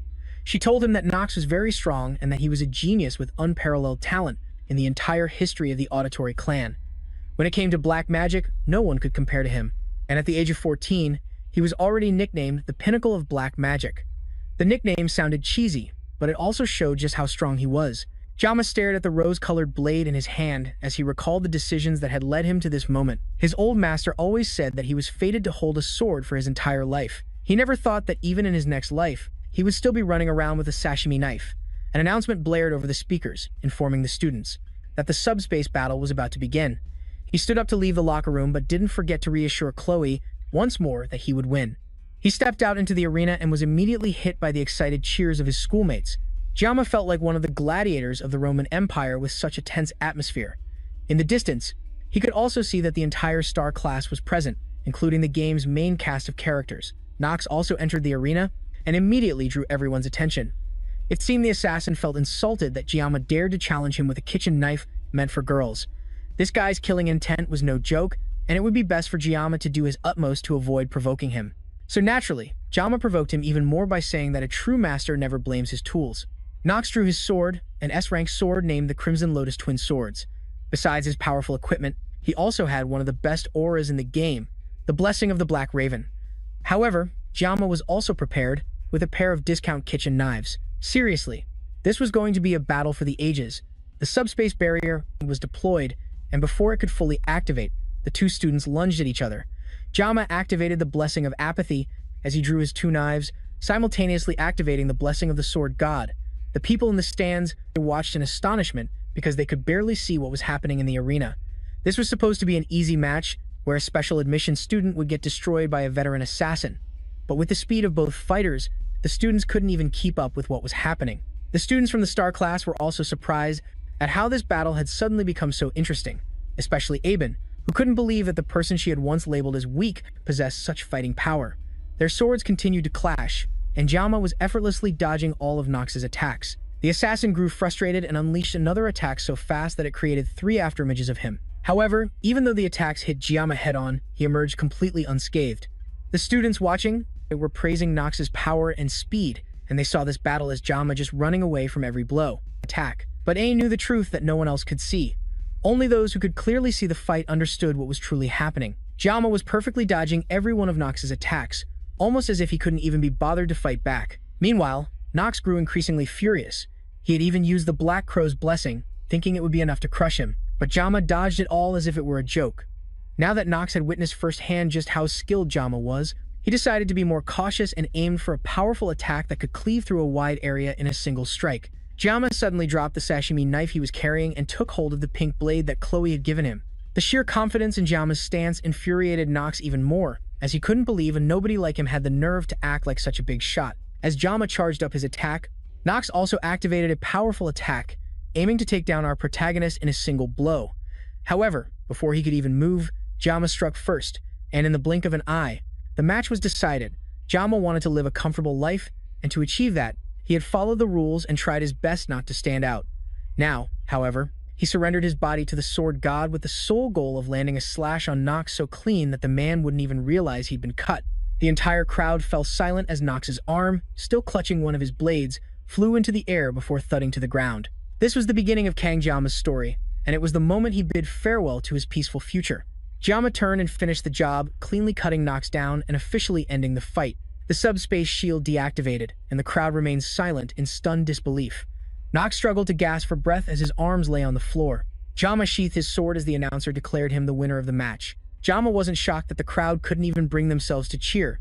He had just displayed an unbelievable amount of power out of nowhere, all with just a knife used for preparing fish. Despite possessing such power, he still found the act of cutting a real person deeply unpleasant.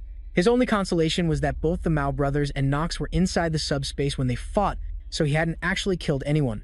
Nox was still on the ground, gasping for breath, and Jama couldn't help but admire the man. He was as strong as Chloe had described, and possessed an incredible combat sense honed through experience. However, his killing intent made his intentions obvious to anyone. The announcer repeated that Jama had won the match, and it seemed that was enough to snap everyone out of their trance. The arena then erupted with cheers, everyone astonished that a first-year on special admission had defeated a second-year student. Jama's peaceful, unnoticed life was officially over. But this was the path he had chosen. Now that things had come to this, all he could do was endure it with willpower and grit. Even on the following day, everyone was still talking about the match between the first year and the second year. In class, Ain stared out the window, thinking about the student who had completely occupied her thoughts since the match. His name followed her everywhere, and it seemed he was the only person anyone was talking about. She couldn't believe it when she saw it herself, but in that moment, he displayed incredible swordsmanship using only 2 kitchen knives. Witnessing his mastery of the blade made her feel hopelessly naive for ever thinking she was skilled with a sword. In fact, he was so good that she was certain he was the top student her grandfather had kept secret from her. That made her even more frustrated because she had spoken to him as if he were weak, when in reality he was much stronger than her. Her loud display of frustration was enough to wake up her deskmate. Abin apologized to her friend Rachel, but Rachel could immediately tell that something was really bothering Abin. The blue-haired girl tried to play it off by saying she was just frustrated about not being able to train recently, but Rachel could see right through her. She took a guess at what might be bothering Abin and hit the nail on the head when she mentioned it might be boy trouble. Rachel burst out laughing uncontrollably at the thought of the noble lady Abin being interested in romance. The whole time, Abin kept trying to deny it to her friend, insisting it wasn't what she thought. Rachel completely ignored her, instead starting to grill her about which boy had made her dear friend so flustered. She ran through a list of candidates, starting with Lon, the star of the class with the handsome face. But Abin's face was completely blank at that name, so that was obviously a miss. That left only one other option, the specially admitted student from yesterday's match who had shocked the entire school with his power. Once again, Abin froze and couldn't deny it, and that was all the information Rachel needed. Immediately, she grabbed Abin's hand and dragged her to the classroom to meet the boy everyone was talking about. The two burst into the classroom, with Abin reluctantly trailing behind her friend. The whole class froze in shock as the two school beauties entered. Rachel hopped onto a desk to search for her target, but someone tried to scold her for suddenly jumping on another student's desk. She easily flustered the guy by flaunting her beauty, and Abin could only hide her face in embarrassment at her friend's actions. Finally, she found Jama sleeping at his desk, while Chloe was gazing at him adoringly. Rachel initially thought Chloe was his girlfriend, but she didn't care, and that just made the whole situation even more interesting. She walked over to Jama and lovingly blew into his ear, completely shocking both him and Chloe. Then, as he slowly woke up, she sat on his desk with a seductive expression and asked for his name. Giamma already knew who she was and wasn't the least bit thrilled to suddenly see another one of the game's heroines in front of him. She brought her finger close and poked Giamma's cheek, calling him handsome. Meanwhile, he just stared at her in complete shock. He had no idea what the hell was happening, but his intuition was screaming that this situation was extremely dangerous. Suddenly, the hand Rachel was about to use to poke Giamma was caught by a furious-looking Chloe. Chloe demanded to know what the hell Rachel thought she was doing, but her anger and killing intent only amused Rachel further. It seemed Giamma's danger sense had been warning him about Chloe all along. The girl's personality did a complete 180-degree flip as she summoned a box cutter from what appeared to be a genuine spatial pouch. If a knife fight broke out in the classroom, it could cause serious problems for him down the line. This was a combination he had never seen in the game, and he could only wonder why this was happening so suddenly. Aben rushed in and tried to pull her friend out of the situation, especially since this wasn't even their classroom, but Rachel wouldn't budge. She claimed she was only here to say hello, and then, as if to rub salt in the wound, she placed a hand on Chloe's head and said that kids shouldn't interrupt when adults are talking. That only made Chloe even more furious, and she whipped out a box cutter, ready to attack. Giamma watched in horror as Chloe tried to stab Rachel, but her hand was easily caught by the much stronger girl. At this point, she was just baselessly provoking a fight, and Aben shouted once again, telling her friend to stop before something bad happened. Rachel frowned and quickly tossed Chloe away like a piece of paper. But Chloe managed to regain her balance before falling, causing all the boys in the class to cheer with delight at the fiery catfight between the girls. Giamma, however, found the strange prelude unfolding before him more annoying than anything else. Then Rachel activated her blessing, which was built upon the foundation of her family, the family of the Spear Saint. In their family, they believe that skill is useless in the face of overwhelming power, and they believe that brute force conquers all. That was also the motto that Rachel Demira, the granddaughter of the Spear Saint, believed in. She bluntly asked Giamma if Chloe was his girlfriend, and our main character answered without hesitation that she was not, and that caused Chloe's aggression to temporarily shift towards him. He explained that she was just a friend, and Rachel seemed even more interested in the whole situation. Meanwhile, Giamma was still trying to figure out what this whole damn situation was about. Now that he was more awake and had a chance to look around, he finally noticed Aben, who looked just as confused as he had been a moment ago. He got straight to the point and asked why the two of them had come looking for him, and Rachel said it was because Aben was interested in him and wanted to see him. Aben yelled that her friend's accusation was definitely not true, and that it was Rachel who had practically dragged her there. Rachel, however, thought that Aben really did want to see him since she had followed her to their classroom. As the entire class's attention turned to her, she shyly tried to explain that there had been a misunderstanding. But by now, Giamma just wanted them to leave. He told them that directly, which shocked the two girls. Rachel, on the other hand, could barely hold back her laughter. That made her even more interested in Giamma, and she liked interesting guys. She tried inviting him to her dorm room after class to do some shady business together, and that was the last straw for Chloe. She screamed at Rachel to get away from her Giamma right now, and Rachel once again tried to taunt her. But Aben had had enough. Even she could barely suppress her anger at Rachel's flirting. Realizing that things might be going too far, Rachel finally backed down, but not without telling Giamma that she would see him later, which he quickly refused, telling her not to come back. The two girls finally left the classroom, and Giamma immediately went back to sleep, while Chloe rushed over to check on him. No one noticed Aben pausing for a moment to look at Giamma with a longing gaze before leaving. Aben and Rachel continued walking back to their class, and Rachel couldn't help but be impressed by Giamma's attitude. It was one thing to be cold, but from his empty eyes, Rachel could vaguely perceive a subtle, hidden feeling that she might get her throat slit if she kept poking him like that. She was just curious about him, but he had far exceeded her expectations, and actually gave her the chills. From what she could tell, could she already tell that he easily surpassed all the students in the class who were all flash and no substance? Her family was ruthless when it came to arranging engagements with the most prominent prospects, and in a way, he could be a valuable asset she wouldn't want to let slip away. Rachel suddenly turned around and apologized to Aben. Aben, on the other hand, felt she should be the one apologizing to the Tiger class students for the scene she had caused. But that wasn't what Rachel meant. She was apologizing about Giamma, because from now on, she wouldn't be holding back now that she had taken an interest in him. Elsewhere, in the school infirmary, an enraged Nox stormed through the hallways with the sole thought of killing Giamma on his mind. He had lived his entire life without knowing defeat, constantly being called the genius of House Auditor. Now, someone had come along and defeated him with nothing but kitchen knives. The mere thought of Giamma's face sent him into a terrible rage, and if necessary, he would call upon the power of his entire family just to take Giamma's head. And after he killed our main character, he would take back Chloe. Chloe had the potential to become similar, if not greater than him, and he wouldn't let some unknown special admission nobody steal her away from him. All he had to do was call upon the power of his family to act, and then they would show him. At least that's what was supposed to happen. But the very same Jama he had been endlessly plotting to eliminate was casually sitting in his hospital room, munching on an apple. But before that, while class was in session, Jama looked at Chloe with concern. The two girls had left, but Chloe was clearly still upset, even though she was the one who pulled out the knife first. As she was lost in her dark thoughts, Jama approached her, hoping to calm her down. Although he might be able to talk her out of whatever mental breakdown she was about to have, he still wished she would at least put down the box cutter while talking to him. He asked her about Nox's condition, and she sadly told him that her brother was in the Academy's medical wing. That was strange, since one couldn't actually get injured in the subspace, so he shouldn't need medical attention. The last Chloe heard was that he had been hospitalized, and although he had no injuries, he was probably fine. And while there was no reason for Jama to worry, he couldn't help but think about it. Even though he was slashed in the subspace, Nox wasn't the type to be so weak as to be psychologically damaged by it. To make sure nothing else was going on, he had to check on Nox, and to do that, he asked Chloe to tell him where Nox's room was. To sweeten the deal, he even patted her head, which was another move he learned from that Taming Guides series, and that's how we got to the current scene. As Jama stared at Nox, who was still surprised to see our main character in his room, Jama commented on the room and how the auditor family must be loaded to get such a luxurious hospital room for just one person. Before Nox could ask Jama how he got into the room, our main character picked up a paring knife from the bedside table, and Nox momentarily went on the defensive, wondering if Jama was there to finish what he started. However, instead, Jama simply picked up another apple and peeled it neatly before placing it back on the table. Afterwards, Jama stood up and walked right past Nox, advising him to eat his fruits and vegetables to get well.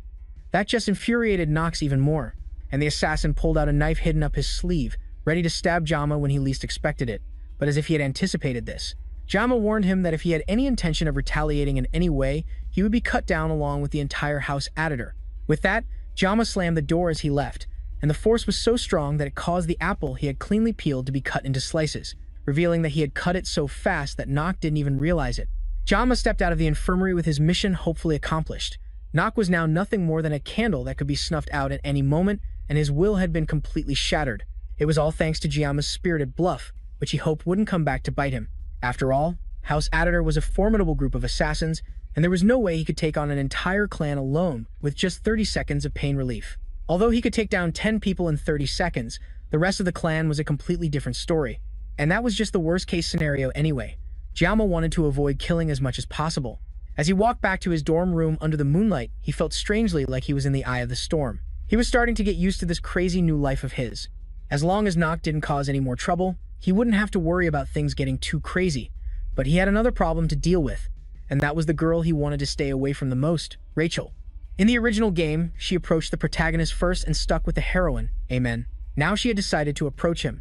This was a clear sign that the timeline had changed dramatically. He also needed to prepare for the midterm exam, and this time he would have to be serious to get that reward. The test would require a group of 5 students to subjugate a demonic beast. The 5 students would be chosen regardless of their class, and this test was meant to emphasize teamwork. Individual strength was certainly important, but trust in one's teammates was definitely more important on the battlefield. The best thing a weak student could do in this situation was to find the right teammates and hope to get carried, although the monsters weren't that big of a deal either. The monsters they would be hunting in this test were D-rank merman demonic beasts. Jama remembered that they looked hideous in the game. That meant facing them in real life would be even more disgusting. If they were female merfolk, at least they would be easier on the eyes, but the male mermen were just plain gross. But female merfolk were considered demonkin, and they were the main force of the demon army. This meant they were much stronger.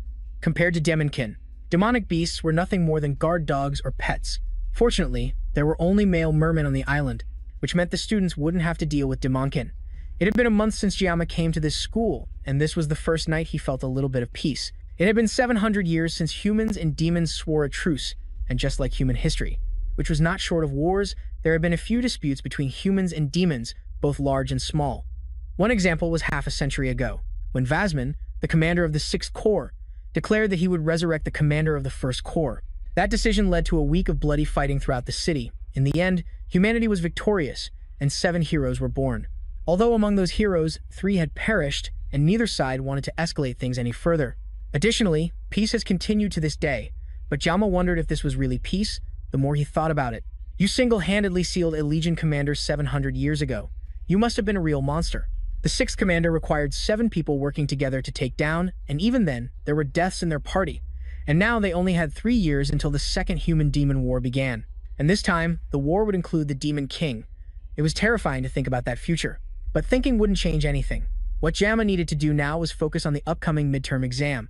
The first thing he needed to do was find teammates, but that was easier said than done since he didn't have any friends. However, he was now the most famous student in the academy, and he could use this opportunity to his advantage in the hopes of solving his problem. There was no way he could live under the radar for 3 years. So, Jamma decided to temporarily change his motto.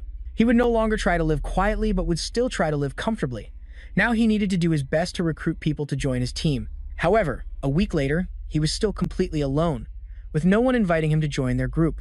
In the end, they were probably all just afraid of him.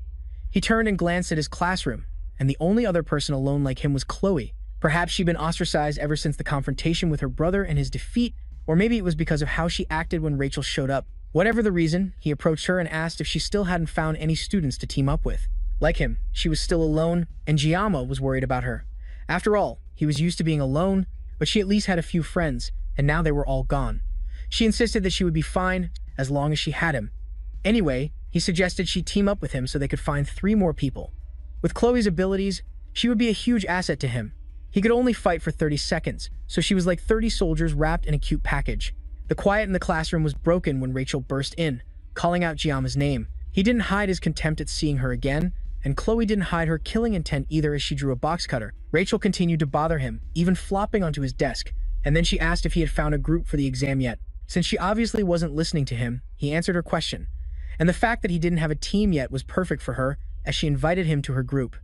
Giamma was suspicious of the sudden offer since there was surely a long line of other students willing to join her team, so why did she come to him?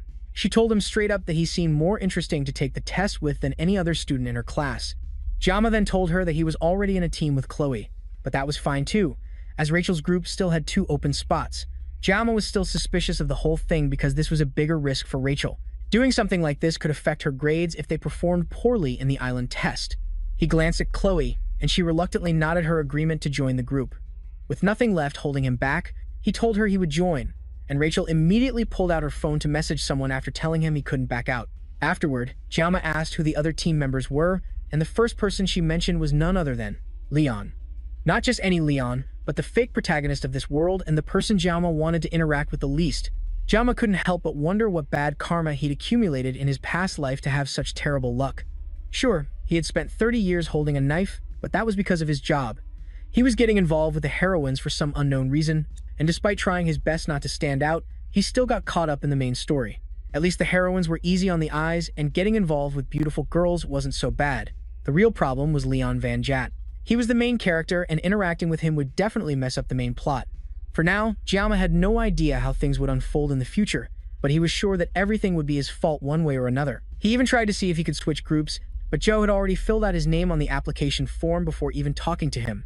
This was the first time in his life he wanted to slash a girl so badly. And of course, there was the biggest problem of all the yandere girl he shared a class with. And speak of the devil and she shall appear.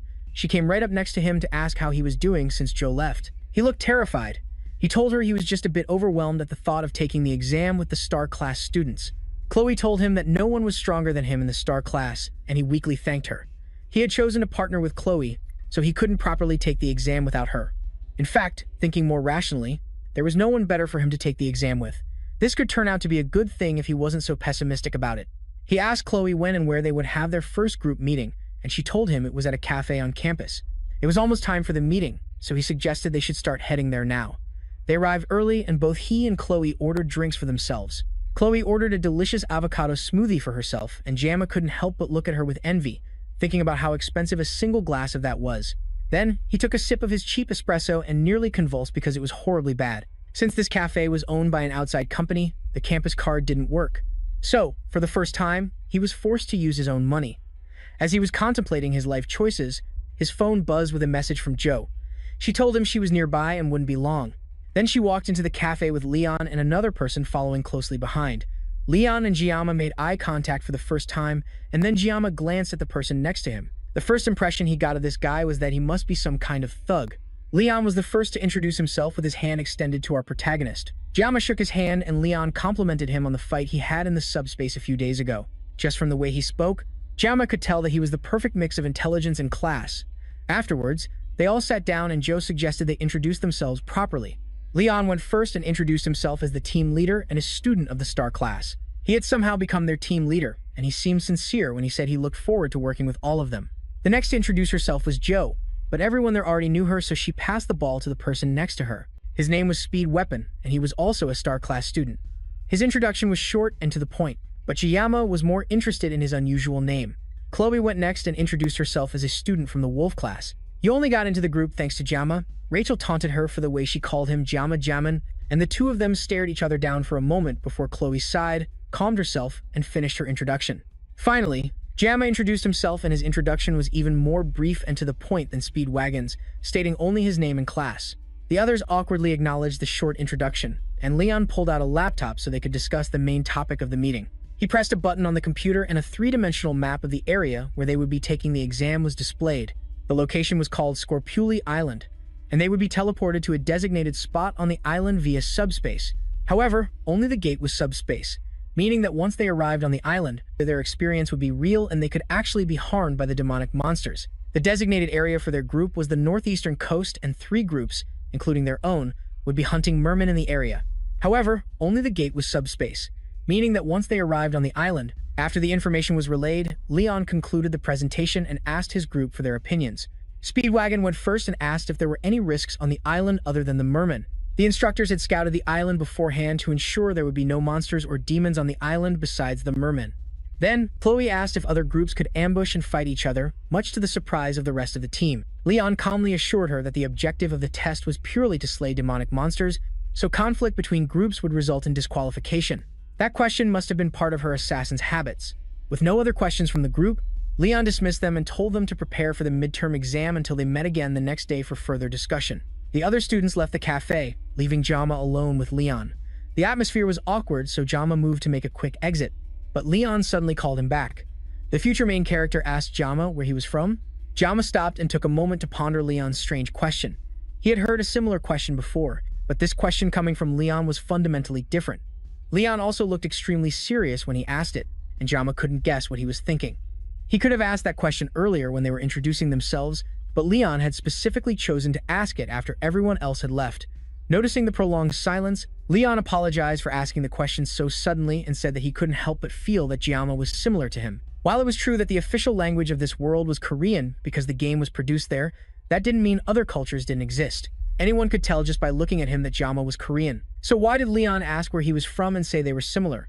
With the prolonged silence from Jama, who was struggling to understand this strange conversation, Leon told him to just pretend he didn't hear anything before getting up and leaving the cafe.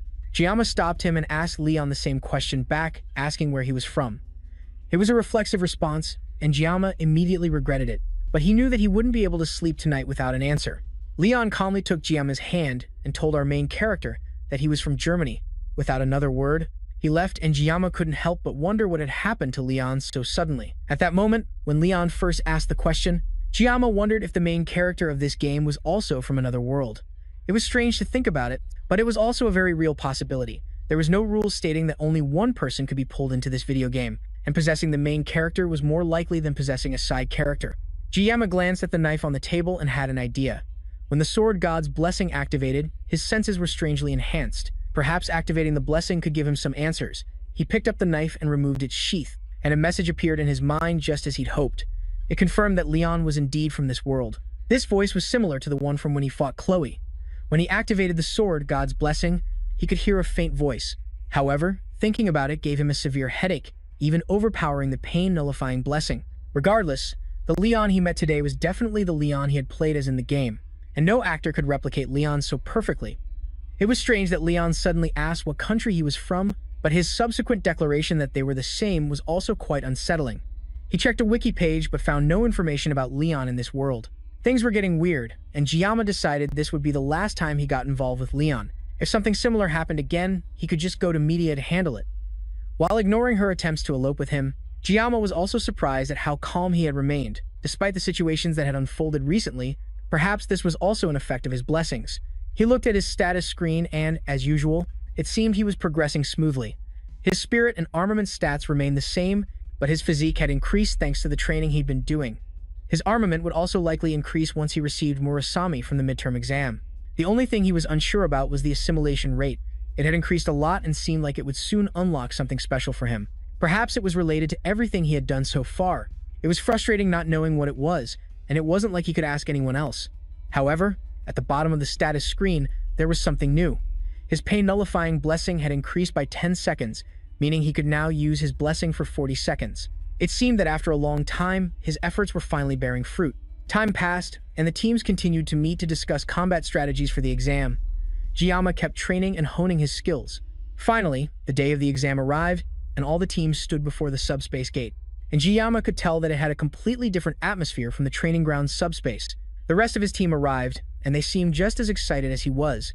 In their previous meetings, they had decided on each person's role. Rachel would lead as the main damage dealer, while Leon took the role of the central leader to keep everyone together. Speed Weapon would be behind Leon in a support role, while Chloe would team up with Vro as the sub-damage dealer. Finally, Jiyama would take on the role of the defender behind everyone, forming a solid formation. Jiyama takes a moment to look at all their gear and see just how powerful it is. Vro has an S-rank piece of equipment called the Vermilion Bird Sky Halberd, and although Leon doesn't have a special item yet, he still has a powerful sword. Finally, Speed Weapon's gear is a flute. I didn't know the supporter also provided musical entertainment. Rachel assures him that the flute is one of the few S-rank items with healing abilities. And even Jama knows that an S-rank healing weapon is extremely hard to come by. That kind of equipment is incredible to own, and Jama gets closer to inspect it to Speed Weapon's surprise. Their conversation is cut short when a voice comes over the speaker system to announce that the first-year midterm exam is about to begin. Teacher Lai Onin of the Wolf class arrives to speak to the students. They already know the rules, so he keeps his speech brief. He tells them not to be afraid to run if things get chaotic, as there's no reason to risk their lives for bonus points. If they get injured or want to surrender, they can call for an instructor. Now the exam is officially about to start. Leon tells them to do their best and not to worry too much. Chloe looks nervous and Jama asks her what's wrong. She tells him she remembers that mermen might appear on the island, but Jama reassures her that the instructors confirmed everything is fine. Chloe tries to believe him, but she can't help but worry. Back in Sissel, where she grew up, mermen were often seen and they were known to cause great damage. Humans are now in a truce with demonic creatures, so they are rarely seen outside of dungeons. But the fact that these rumors persist despite the truce means the conditions under which mermen appear haven't been fully confirmed. He places a hand on her head to reassure her as the teachers call for the students to step through the gate. She smiles and decides to put her faith in Jama. A while later, she hears Jama's voice calling to her through a fog in her mind. It seems she had zoned out for a moment, and now everything is in chaos. When she opens her eyes, she sees Jama and the others standing before something large and powerful. Rachel asks Speed Weapon if he can contact an instructor in charge, but since they are inside a cave, he has no cell service. Meanwhile, someone is lying on the ground, bleeding and clearly in danger. And then, before them is the main cause of this sudden chaos, a merman. Let's rewind a bit to before our group ended up in this terrible situation. As soon as they arrived on Skopali Island, the first major problem they all faced was motion sickness from passing through the gate. The only one who seems fine is Jama, who tells them he doesn't get motion sick. Not long after, they have their first encounter with a merman. It looks at them in surprise for a moment before scurrying away. Although they look disgusting, they're much smaller than Jama expected. Leon confirms that the one they saw is too small to be worth any points. To find adult mermen, the group has to go to their designated location. Chloe goes ahead to scout the area and the group follows behind at a slower pace. Eventually, they reach their spot and Chloe returns from her scouting to report what she's seen. She told them there was a cave about 500 meters away from them, and she led them there. Before they even entered the dark and scary-looking cave, dozens of pairs of eyes were already staring at them. Leon could tell that there were about 50 to 60 merfolk in the cave, and they were all gathered around a campfire. Defeating that many merfolk would surely guarantee them first place in the midterm exam, but the group had to consider their safety before anything else. Entering that cave would cut off their signal and make it difficult to contact the instructors. It was a high-risk, high-reward decision, and it all depended on their team leader, Leon. Before they arrived on this island, he had been very careful in defining the roles each team member would take on. So, now it was time for him to lead them to victory once more. In a single moment, Leon made his decision and sent Vel out to start the attack. Rachel stepped back and fired a golden spear into the cave. The spear landed right on the campfire, extinguishing it and startling all the mermen. Before they could turn to see where it came from, Vel was already upon them, and in a second, several merman heads went flying. Speed Weapon went next, focusing her power to enhance her skills, making it easy for her to take them down one by one. Jama couldn't help but gasp in amazement at Gio's strength. That didn't escape Chloe's notice, and the Yandere girl drew her katana and activated her blessing to deal with the merman. She immediately rushed forward to match Joe's kill count, taking down more and more mermen as they both charged toward each other. They didn't slow down even as they continued to get closer, and Jama was worried they had no intention of slowing down at all. They closed in on each other, only to turn at the last second and take down the final merman charging at them. Then, they moved away from each other and continued taking down the others while Jama breathed a sigh of relief. In the end, he had worried about them for nothing. And finally, with their combined efforts, all 60 mermen were killed. It seemed like they were done here, and Leon suggested they go somewhere else to continue the exam. That determination and leadership was what made the blonde main character the heart of the team. It just proved to Jama even more that Leon was truly the real protagonist of the game. There was no way someone could replicate these qualities of a hero. As Jama's thoughts continued to wander, he took his eyes off Leon for a moment. He looked up just in time to see the blonde hero fall to the ground after taking a fatal blow to the stomach. The others stared in shock as something powerful rose from the pool of merman corpses behind Jama. It was a demon merman, the very monster Chloe had feared would appear on the island without warning. Jama had a feeling that things were going too smoothly for them. Now the question was, should they run or stand and fight? There was no telling if they could make it to safety while having to take care of an injured Leon. Rachel told Speed Weapon to call the instructors and inform them that a merman had appeared. But just as Jama feared, the cave was jamming their internet connection and there was no way to contact the instructors. Everyone was panicking, and it seemed like Jama was the only one who wasn't panicking right now. With Leon down, only one person could lead in this situation. He stepped up and started giving orders to his teammates. He told Rachel to hold off the merfolk, keeping them at a distance at all costs. Then he ordered Speed Weapon to pour as many healing blessings as possible into Leon. Finally, he called out to Chloe, who seemed to be in shock, and he told her to evacuate the other students and tell the instructors what was happening. It took a moment for his words to sink in, but she finally went to do as he said. Now that everyone had been properly assigned their tasks, Jama stepped forward to face the mermen to the astonishment of the others. He told Rachel and Weapon that he was leaving the merfolk to them.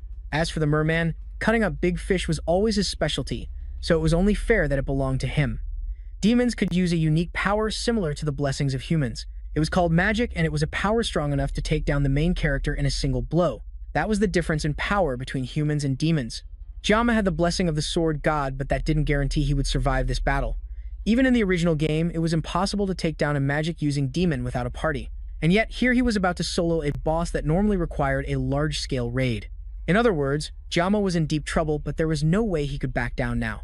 It would take Chloe about 10 minutes to find help and return. Despite that, Jama only had 40 seconds to take down this giant fish before he met a fate worse than the protagonists. Rachel struggled to keep the merfolk at bay while Speed Weapon focused all his energy on healing Leon. The wound was deep, but it was recovering. Despite the difficult task at hand, he couldn't help but focus his attention on Jama. Just looking at the merman made Speed Weapon's bones tremble, and yet Jama wanted to fight it alone. The demon attacked first, unleashing the same attack that had taken down Leon. Jama dodged the attack and rushed in with his knife to close the distance. The merman seemed to mainly use long-range attacks with water magic properties. Jama didn't know much about magic, but he knew that this demon was just a fish made of flesh and bone. All he needed to do to win was get in close and slash it. He leaped close to the demon and slashed at it, but it dodged and went for Speed Weapon instead. Before it could reach him, Jama circled around and managed to cut off one of the monster's fins, causing it to scream in pain. The cut was too shallow and our protagonist charged in to attack again, but it quickly dodged and dissolved into water. Since the merman had targeted Speed Weapon, it seemed like it was intentionally aiming for the injured. Leon was now somewhat recovered and Speed Weapon called out to Jama. It seemed he was fine and Jama took a moment to check on him before rushing off to fight the merman again. In Speed Weapon's eyes, Jama was seriously cool. During one of their meetings, Speed Weapon had talked about how he admired heroes who sacrificed themselves for others. So far, ever since Speed Weapon entered the academy, he hadn't seen anyone worthy of the title of hero. That was why he joined a party with Rachel, hoping to find the hero he was looking for. He'd been looking for one in Leon. He even told Jama straight up that he was far from a hero in Speed Weapon's eyes. Yet now, in this insane situation, the one who stepped up and risked his life was none other than Jama. The merman continued its attack. It launched fish-shaped magic orbs that Jama skillfully dodged. However, this time, instead of just flying past him, they turned around and chased after him.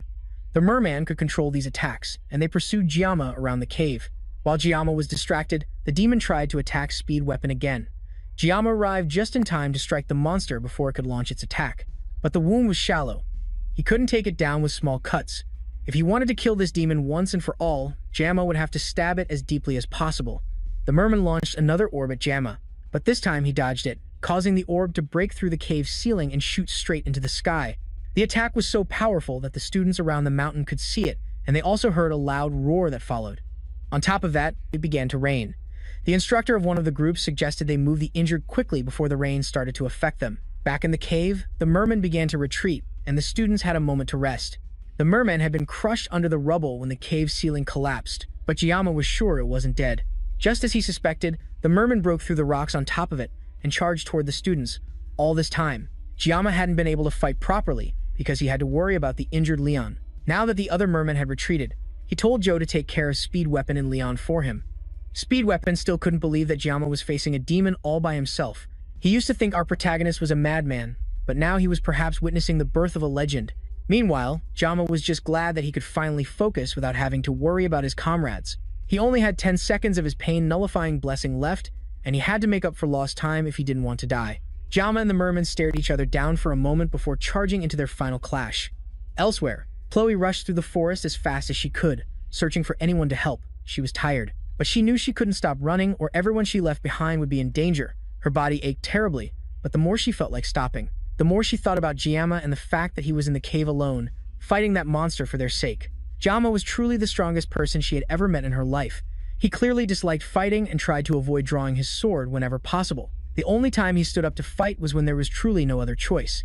Since Jiyama had made the best decision by fighting that merman, she knew she had to do her best to get help, but she couldn't help but feel that if she were just a little stronger, maybe she could have helped him somehow. Behind her, a loud explosion tore through the side of the cave, and she knew it was the sound of Jiyama and the merman fighting. In her anxiety, she tripped on a vine and nearly fell, but managed to catch herself and keep running. She couldn't stop or fall until she found someone to help. As she continued to run, she sensed something up ahead.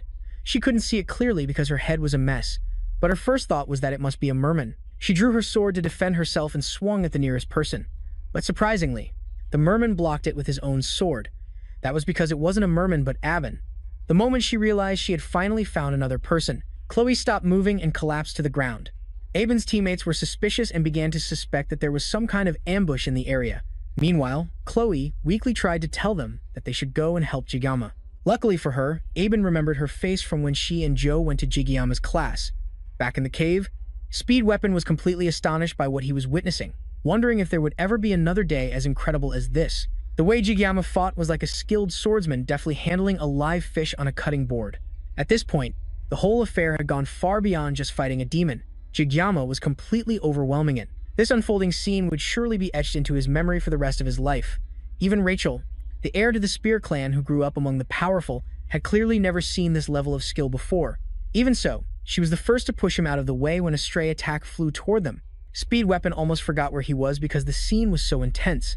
Jigiyama's opponent was a magic-using demon. A blade against magic was not a good matchup to begin with. Even though our main character had the upper hand for now, if the demon used magic that he couldn't counter, Jigiyama would be in danger.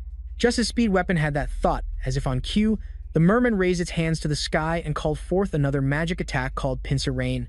The rain around them began to crystallize and freeze, and everything paused for a moment. Then, the merman lowered its hands and all the sharp, crystallized raindrops rained down. Jigiyama dodged some and parried the rest, but they were too hard for his knife. The blade began to chip away as he fought them off. Instead of putting the blade away, Jigiyama threw it at the merman. It sliced right through the merman's side, leaving a hole in its waist. Jigiyama then launched one final attack, slashing through the merman's flesh with a powerful blow. Except the merman managed to dodge and use the body of another merman as a shield to distract Jigiyama. It then unleashed a massive attack right in front of our main character. This was too close, and there was no way he could dodge it. Just before the attack hit and as he began to panic, his mind was suddenly transported to an empty space. In that space, he saw a red line showing him where he should cut, and he heard a voice telling him that if he could cut it, it would sever. Instead of dodging the attack, Jigiyama readjusted his grip on his knife and cut through the magic. The cut created a massive shockwave that spread through the area, and when the smoke cleared, Jigiyama stood over the merman's lifeless corpse. The demon made a few gurgling sounds as it died, and Jigiyama kicked it down into the pool of water it had emerged from. Rachel and Speed Weapon stared at the scene before them in utter astonishment. It was incomprehensible how a first-year student had single-handedly defeated a demon. Suddenly, Jigiyama collapsed and began to cough up blood. Rachel was the first to react, rushing to his side while Speed Weapon checked on Leon.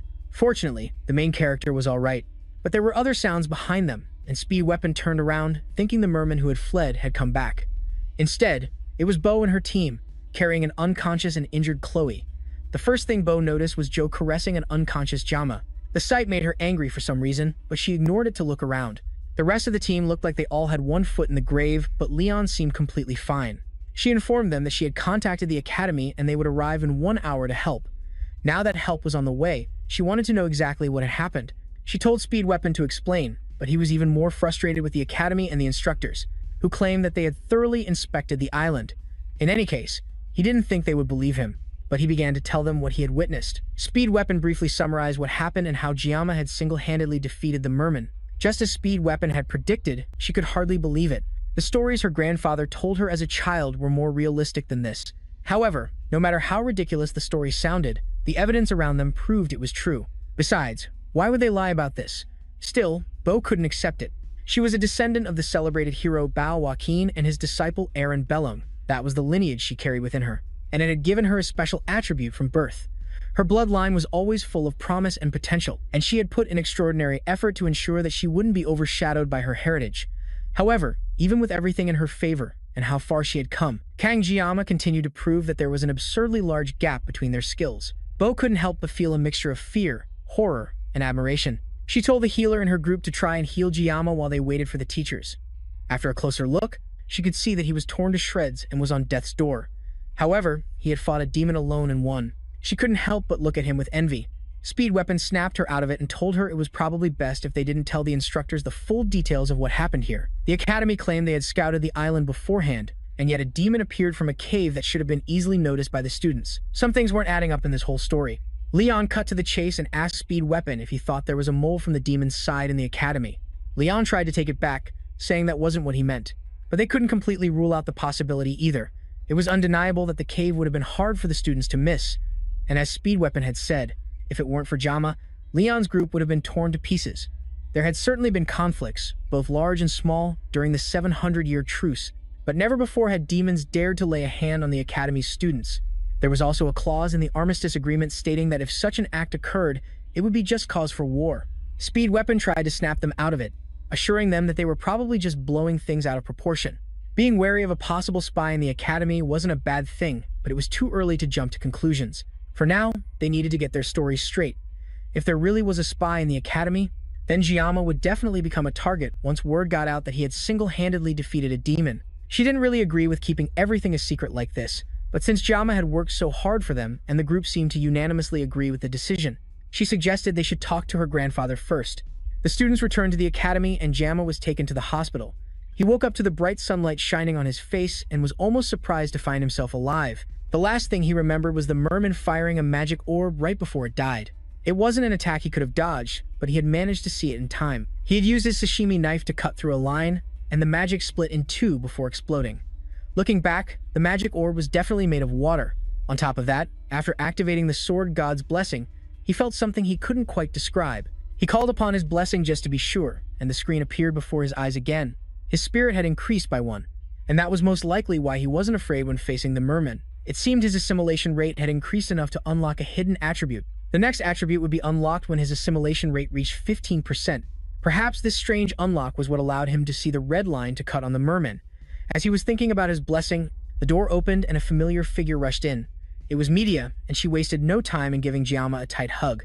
She fussed over him while Giamma did his best to breathe through her death grip of a hug. She finally let him go and apologized. But then revealing why she was here to see him, she opened a spatial pouch through her purse.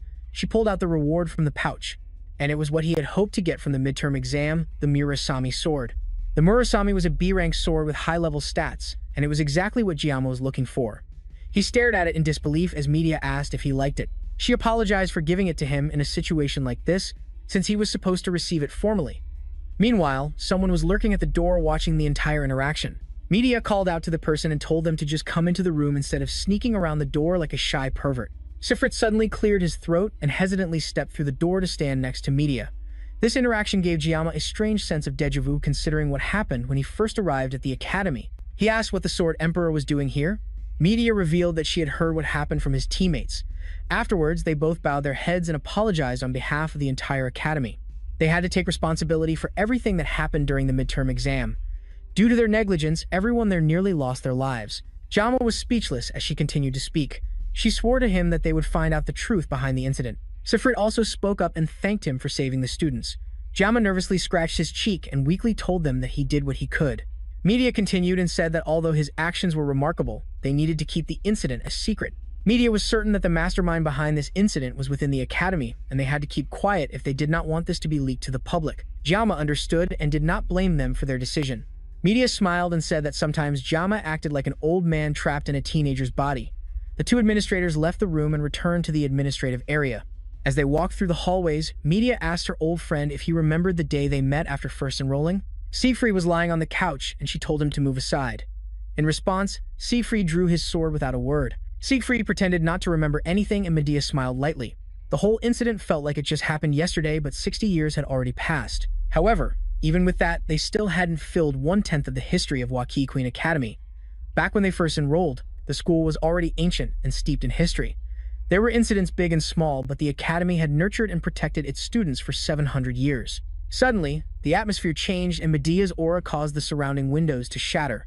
Before the midterm exam, she received a report that they had completed multiple preliminary surveys of the island. Although rare, Scalpel Island was known to have frequent siren appearances. Therefore, she had taken every precaution to ensure that nothing happened to her precious students, yet something so terrible happened under her watch. Siegfried placed a reassuring hand on her shoulder, and she snapped out of it with an apologetic look. Then she immediately switched to fangirl mode, thinking about how amazing Jianma was.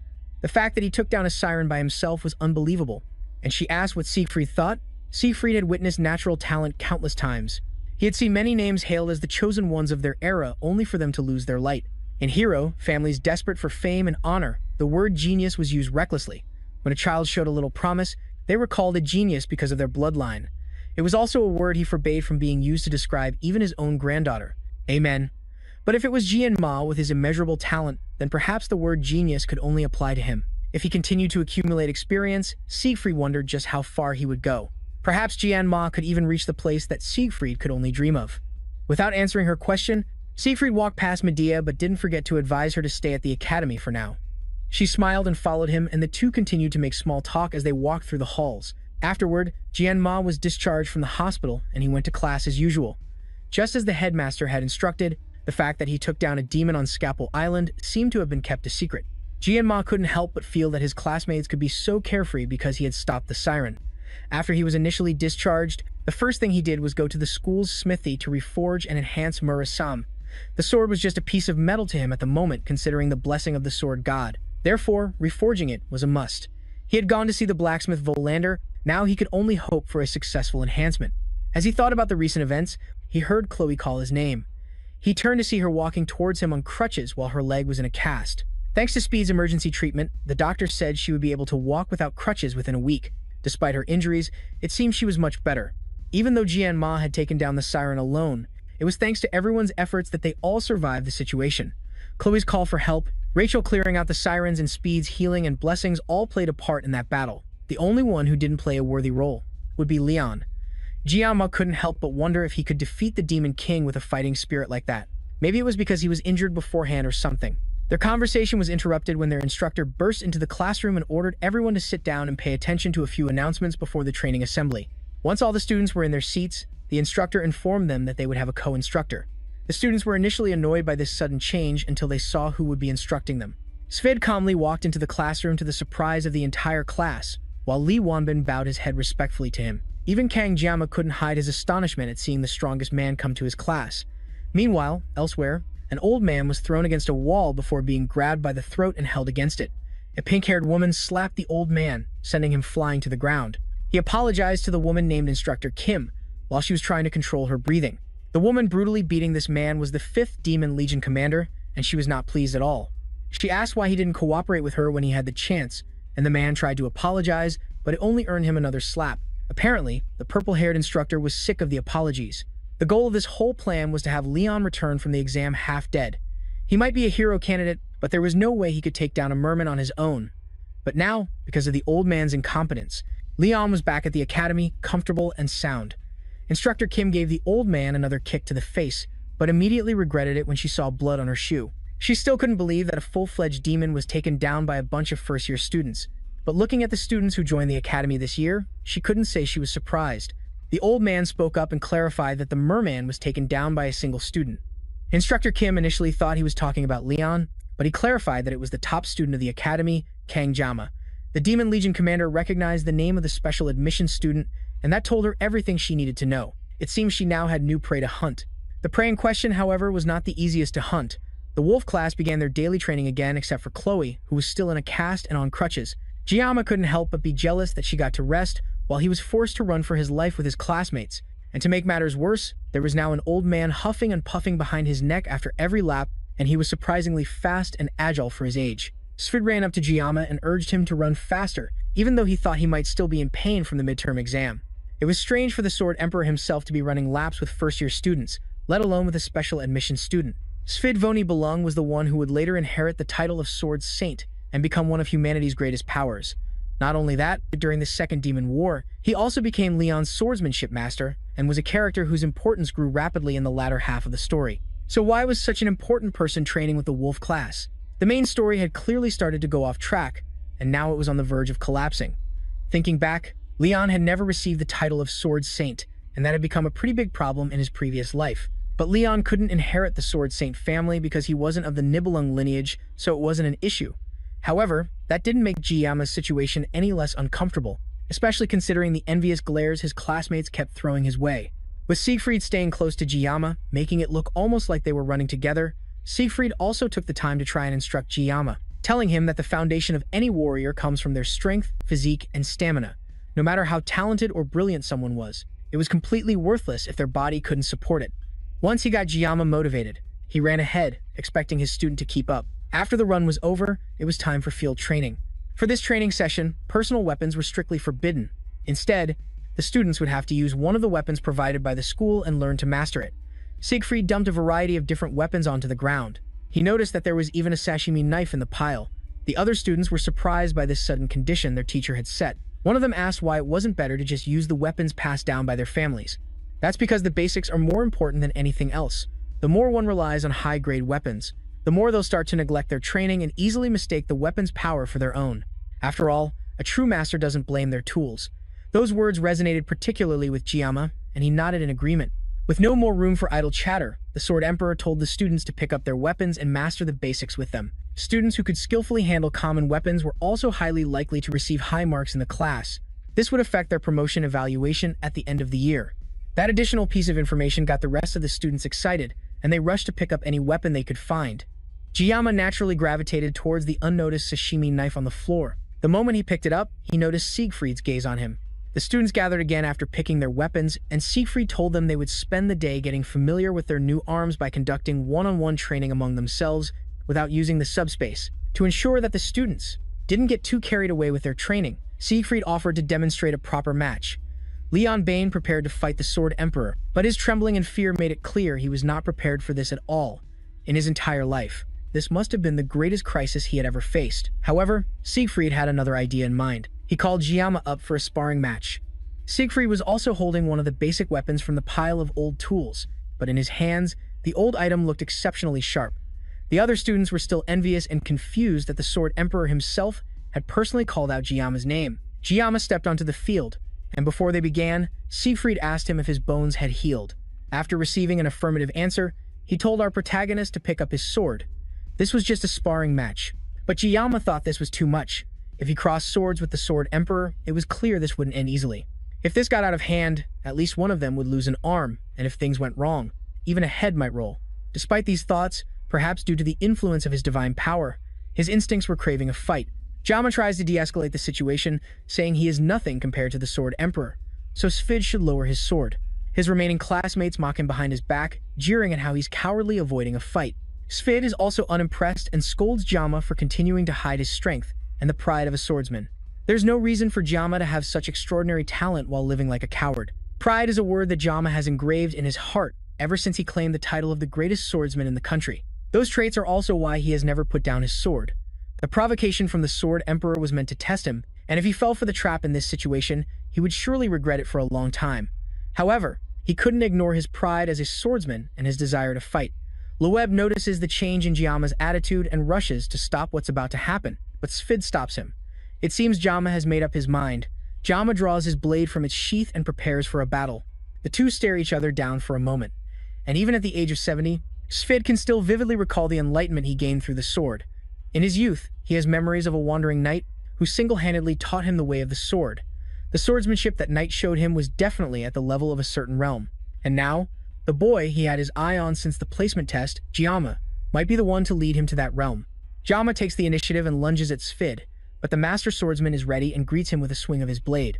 Gyama is fast enough to dodge and then spins back to strike again, forcing Sfid to parry as the two clash once more. Gyama's boldness in charging straight in without evasion is almost inspiring to Sfid. As the two continue to fight, Sfid notices that even Gyama's physical abilities have increased immensely. He can even push back the Sword Emperor with ease. However, his own sword is not light either, and Sfid is determined not to take this fight lightly. Meanwhile, the other students watch the two fight, but they can't understand what's happening. From what they can tell, Gyama just got lucky during the last subspace sparring match against Nock. And yet, even the Sword Emperor seems to be taking a great interest in Gyama, who is just a special admission student. They at least hope the Sword Emperor will teach him a proper lesson and make him cry.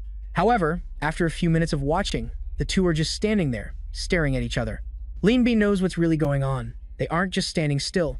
They have reached a level that the Wolf class instructor doubted was even possible. Before the match, he had warned Sfid that if the headmaster found out about this, things could get out of hand. On top of that, the other cadets could also be affected, but Sfid assured him that he had no intention of having a real sword fight with Gyama. The old man already knew that our protagonist has the power to enter a special place. That place is called the mental world. To enter this place and withstand a battle with Sfid, Gyama would have to be on a completely different level than what they had ever recorded of him. A duel in the mental world is an intense battle of wits, and Sfid could tell in the short time they had crossed swords that Gyama was growing at an impressive rate. If that's the case, the Sword Emperor might also have to take things up a notch. He activates a powerful blessing called the Sword Spirit's Aegis, and even outside the mindscape, the students could feel the intense pressure from the two of them. The blue light emanating from Sifrit's sword was definitely some kind of aura. It seemed the battle was too intense, so much so that they both broke out of the mindscape and returned to reality. Things were starting to get out of hand, and if Lee Won-bin didn't do something to stop this, there would surely be bloodshed. However, before he could stop them, Gyama and Sifrit charged at each other, but a loud shout made them both stop. Media arrived before they could clash swords again, and her arrival caused the ground beneath her to crack from her anger. The fight was over, and Sifrit's life was spared. He was brought back to Media's office to get a proper scolding. He apologized, but the principal clearly wasn't accepting any weak words from him. She yelled at him for being so reckless and trying to pick a fight with a student after she had worked so hard to get him an instructor position at the academy. At that moment, Sifrit had lost control and unleashed his full aura. He probably would have been scolded even more harshly, but as soon as Media arrived and cooled the situation down, he turned around and apologized to her. In the more than 50 years they had known each other, Media had never heard him apologize.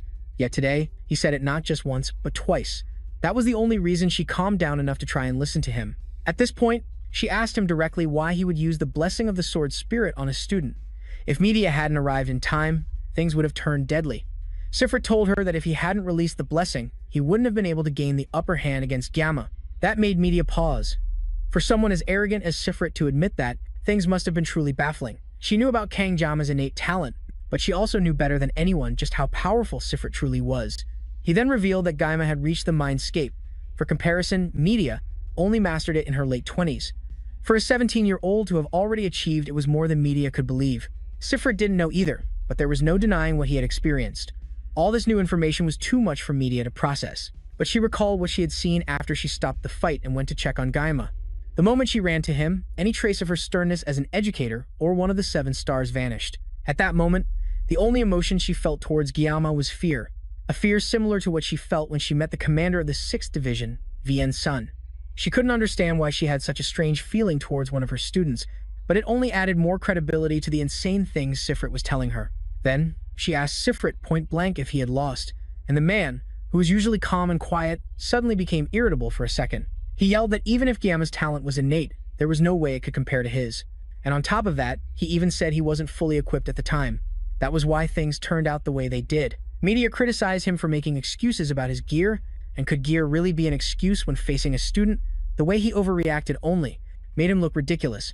Her words angered him so much that he tried to activate the blessing of the sword's spirit right then and there. But a powerful slap from Media snapped him out of it. Elsewhere, Gelma woke up from a dream where he had relived the battle with Siv. Everything ended well, but that hot-headed Sword Emperor.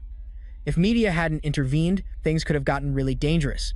The mental world was also a really strange thing to experience. The mental world is only achieved when a person has fully mastered the proficiency and understanding of their weapon. It is a conceptual space that can be activated when certain conditions are met, and only the ultimate masters who have trained with a single weapon their entire lives can enter it. Because of this, even in the game World Miracle Pressing, there weren't even 10 heroes who could freely enter the mental world. Leon, the protagonist who was blessed with the qualities of a hero, needed 3 years of special training just to set foot in it. That was around the time Gelma stopped playing. However, Gelma managed to do it instantly. Perhaps it was because of his sashimi knife. Counting his previous life, he had used one for over 20 years. Furthermore, every time he released the blessing of the sword spirit, he would experience a focus that transcended perception. The complex relationship between his current life and his past one began to intertwine, transcending the situations. Based on his experience, avoiding situations had only made things worse. Instead of being passively swept away, it would be better to tackle what he could and resolve things one step at a time. Now that he could freely control the mental world, perhaps he could try combat training without relying on the blessing of the sword god. He got out of bed and drew his sashimi knife. Then, after a moment of concentration, he entered the mental world again. In the next instant, the mental world shattered and a large hand reached in from the void towards him.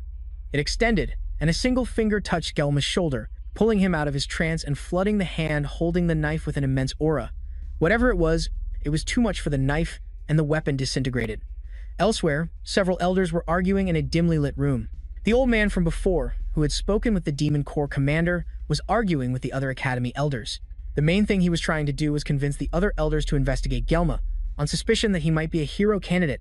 The other elders disagreed, as it was already well known that the hero candidate was Leon. The old man tried to argue that Leon was still immature and couldn't even properly manifest his blessing, while Gelma had very obvious abilities, first demonstrated when he defeated the Genius Twins during the placement exam.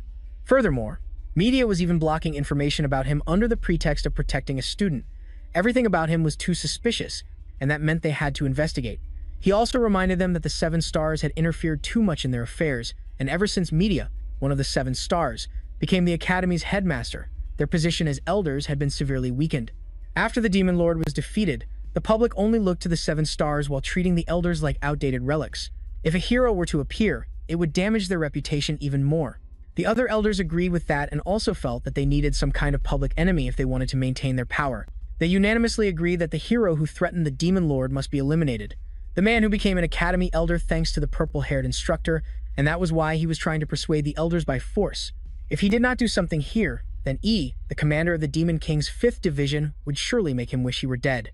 After some more persuasion, the elders finally agreed with the verdict that Kang Gelma needed to be investigated and eliminated, and to do that, they needed to order the Additor family. However, that was not the only problem on Gelma's plate. Now he was staring at the blacksmith whom he had trusted to take care of his weapon while the man backed away in fear. Despite hoping to use the Murasame as an alternative to the Sasami knife, somehow Volander had turned his only hope of escaping the sword god's blessing into a Sasami knife. And if that was not bad enough, the sword had also been downgraded to an E-rank weapon from a B-rank weapon. Even Volander was confused, and in his 30 years of forging weapons, he had never seen anything like this happen before. What happened was that when he tried to process the sword, it seemed to refuse to be forged. He hastily melted down the metal and reforged it, but he only managed to give it a proper shape. If any normal blacksmith tried to do this, they would end up with a useless lump of metal. Even with Gelma's 20 years of experience with knives, he could tell that the workmanship was impressive, and the specifications were also well suited for the sword god's blessing, but the hardness was still E-rank. However, the knife still had the potential of a good weapon, so if it was reinforced, it would surely become useful. All Gelma had to do was bring the reinforcement materials, and Volander would fix the weapon at no extra charge. However, Gelma was still not convinced, and he angrily asked what would happen if it broke again. A trembling Volander assured him that even if it was an E-rank weapon, it still had the growth potential of an A-rank weapon, and it could evolve to become even better. There was also the Never F material that would ensure the Murasame would become stronger, but that material could only be obtained from A-rank or higher demonic monsters. A-rank demonic monsters were on par with E-class demons. Therefore, sending him on this mission was like telling him to fight something like a merman all over again. It would be crazy to risk his life to reinforce equipment, especially when even low-level demons drop reinforcement materials.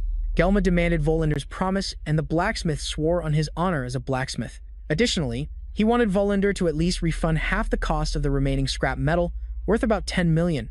Volander couldn't agree to that, especially since he had made the weapon exactly as Gelma ordered, and he even said he wouldn't charge for the enhancement. Gelma argued that his B-rank sword had been reduced to scrap metal, and considering the market price, this seemed fair. Valander still tried to resist, but the flash of the blade and Gelma's sharp glare were enough to shut him up. Valander realized that he couldn't get out of this and tried to lower the price to 500, but Gelma changed it to 1,000. That was still too much for him, but Gelma wouldn't go any lower, and his sword was certainly more than ready to extract value from Valander in other ways, either in money or something else. And Valander finally agreed to that price. Gelma went to a solitary bench on campus to review his blessings. After acquiring the new weapon, his armament level increased and additional options became available. The biggest reason he hesitated to use the Sword God's blessing was because of the extreme pain, but his new stats reduced the pain by 1 level, and it could be upgraded further. That meant upgrading his pain reduction ability should be a top priority. He had tested it before, and although the pain was still unbearable, it went from feeling like he was about to die to just barely being able to breathe.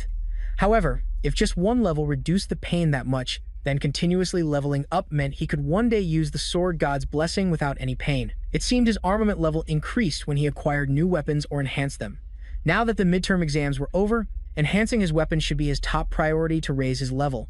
If he continued to grow at this rate, then he might finally be able to understand this power. Or perhaps he would even find out who threw him into this world while he was eating lunch on a bench. Someone snuck up behind him, startling him out of his train of thought. It was Chloe, and it seemed her healing process was going well. She even had her cast off, and Gelma asked if her body was okay. She still needed crutches to walk, but was already feeling better than before. While they were talking, Gelma noticed a grain of rice on her face and reached out to wipe it away. That brief contact was enough to make her fall back into light. But from the ground, she noticed the Murasame blade on the bench where Gelma was sitting. This was the first weapon she had seen him use that wasn't some kind of kitchen utensil, so this was a pretty big deal. He was still bothered by the fact that it was only E rank, and although he had gotten some money back from the blacksmith, he still needed to gather enough materials to enhance the weapon before it could be usable. Gelma had no real reason to get stronger. Ever since he took down the fishmen, he had been able to handle mid-tier demonic beasts. The main reason he wanted to enhance the weapon was for the pain reduction. Chloe mistook his thoughtful expression as him being disappointed when she mentioned the weapon was E rank. She immediately decided through her own perfectly sound logic that the blacksmith who made Gelma sad had to die. Gelma snapped her out of that thought, but also noticed someone or something was watching them from nearby. He walked over to a nearby tree and kicked it hard, causing an uninvited guest to fall out. It was Knock Auditory, Chloe's older brother, and he didn't look too happy about being discovered. Chloe was irritated by his sudden appearance, but Gelma didn't smell any blood on him and he didn't seem to be carrying a weapon. However, he had been watching them, so he must have wanted something. Knock stood silently for a moment, and Gelma thought the worst. But Knock quickly clarified that he wasn't here for the usual murderous reasons. He came to warn Gelma that the Academy elders had requested the Auditory clan to eliminate him. Chloe confronted Knock and asked if that was why he was here, but he didn't answer. Instead, he said that because she had been away from home for a long time, she had lost her edge. Chloe didn't listen and instead told Gelma to get behind her so she could protect him. The two guys watched the slightly handicapped girl desperately flailing her arms at Knock from a distance before Knock continued his warning. Knock didn't care about what Gelma had been doing lately, but the elders were keeping a special eye on him. It wasn't just him, the entire Auditory clan felt uneasy, so they had temporarily postponed the request. However, they made the request in secret and even bypassed the Academy's headmaster. Since this was a direct order from the elders, it was difficult to ignore. If the pressure continued, the family would have no choice but to investigate our protagonist. Regardless of the reason, since Chloe's a member of the Auditory family, Knock felt that she also needed to know this. That clearly explained his motive. He came under the guise of family principles, but in the end, he was just worried about Chloe. With nothing more to say, Knock turned to leave, but Gelma stopped him for a moment. He wanted to ask Knock about what he had said last time about Chloe becoming weak when she was with Gelma, but the older, red-haired student turned back and kept walking. Even he could recognize that Chloe was happiest when she was with Gelma, and he decided to just let things be. Even Chloe had never seen her brother act this way before. Before leaving, he simply told Gelma to ensure Chloe didn't get hurt again. Gelma didn't understand immediately, which only angered Knock further, so he hastily agreed. Knock then took the opportunity to ask Gelma directly how he became so strong. Gelma seemed surprised to be considered strong. In his opinion, a truly strong person would be someone capable of facing any threat at any time like the Sword Emperor, not someone like Gelma, who could only maintain that level of power for less than 1 minute each day. It wasn't a level where he could boast about his strength, or even talk about it. Knock had used Chloe as an excuse to reveal a family secret to him, an outsider, so there was no way Gelma could trust him to keep his mouth shut, so he decided to come up with something to satisfy Knock. He told the red-haired guy that he lacked a killer instinct. No matter how skilled Knock was, there's a certain aura that comes from someone with real-world experience. If he just stayed cooped up in the academy, he would reach his growth limit. So, He first had to go out and accumulate practical experience. If he continued to work hard, he would definitely achieve something. That was all Gelma could concoct without sounding like he was lying. So he quickly stood up and left before Nock could ask any more questions. Back in the classroom, the students were learning about the history and nature of blessings. Gelma wasn't focusing on the lecture, more concerned with the information that the Academy elders were targeting him. The Academy elders were descendants of 5 of the 7 disciples of B. Joachim. Gelma recalled that they were a group with immense influence, not only within the Academy, but across the entire world.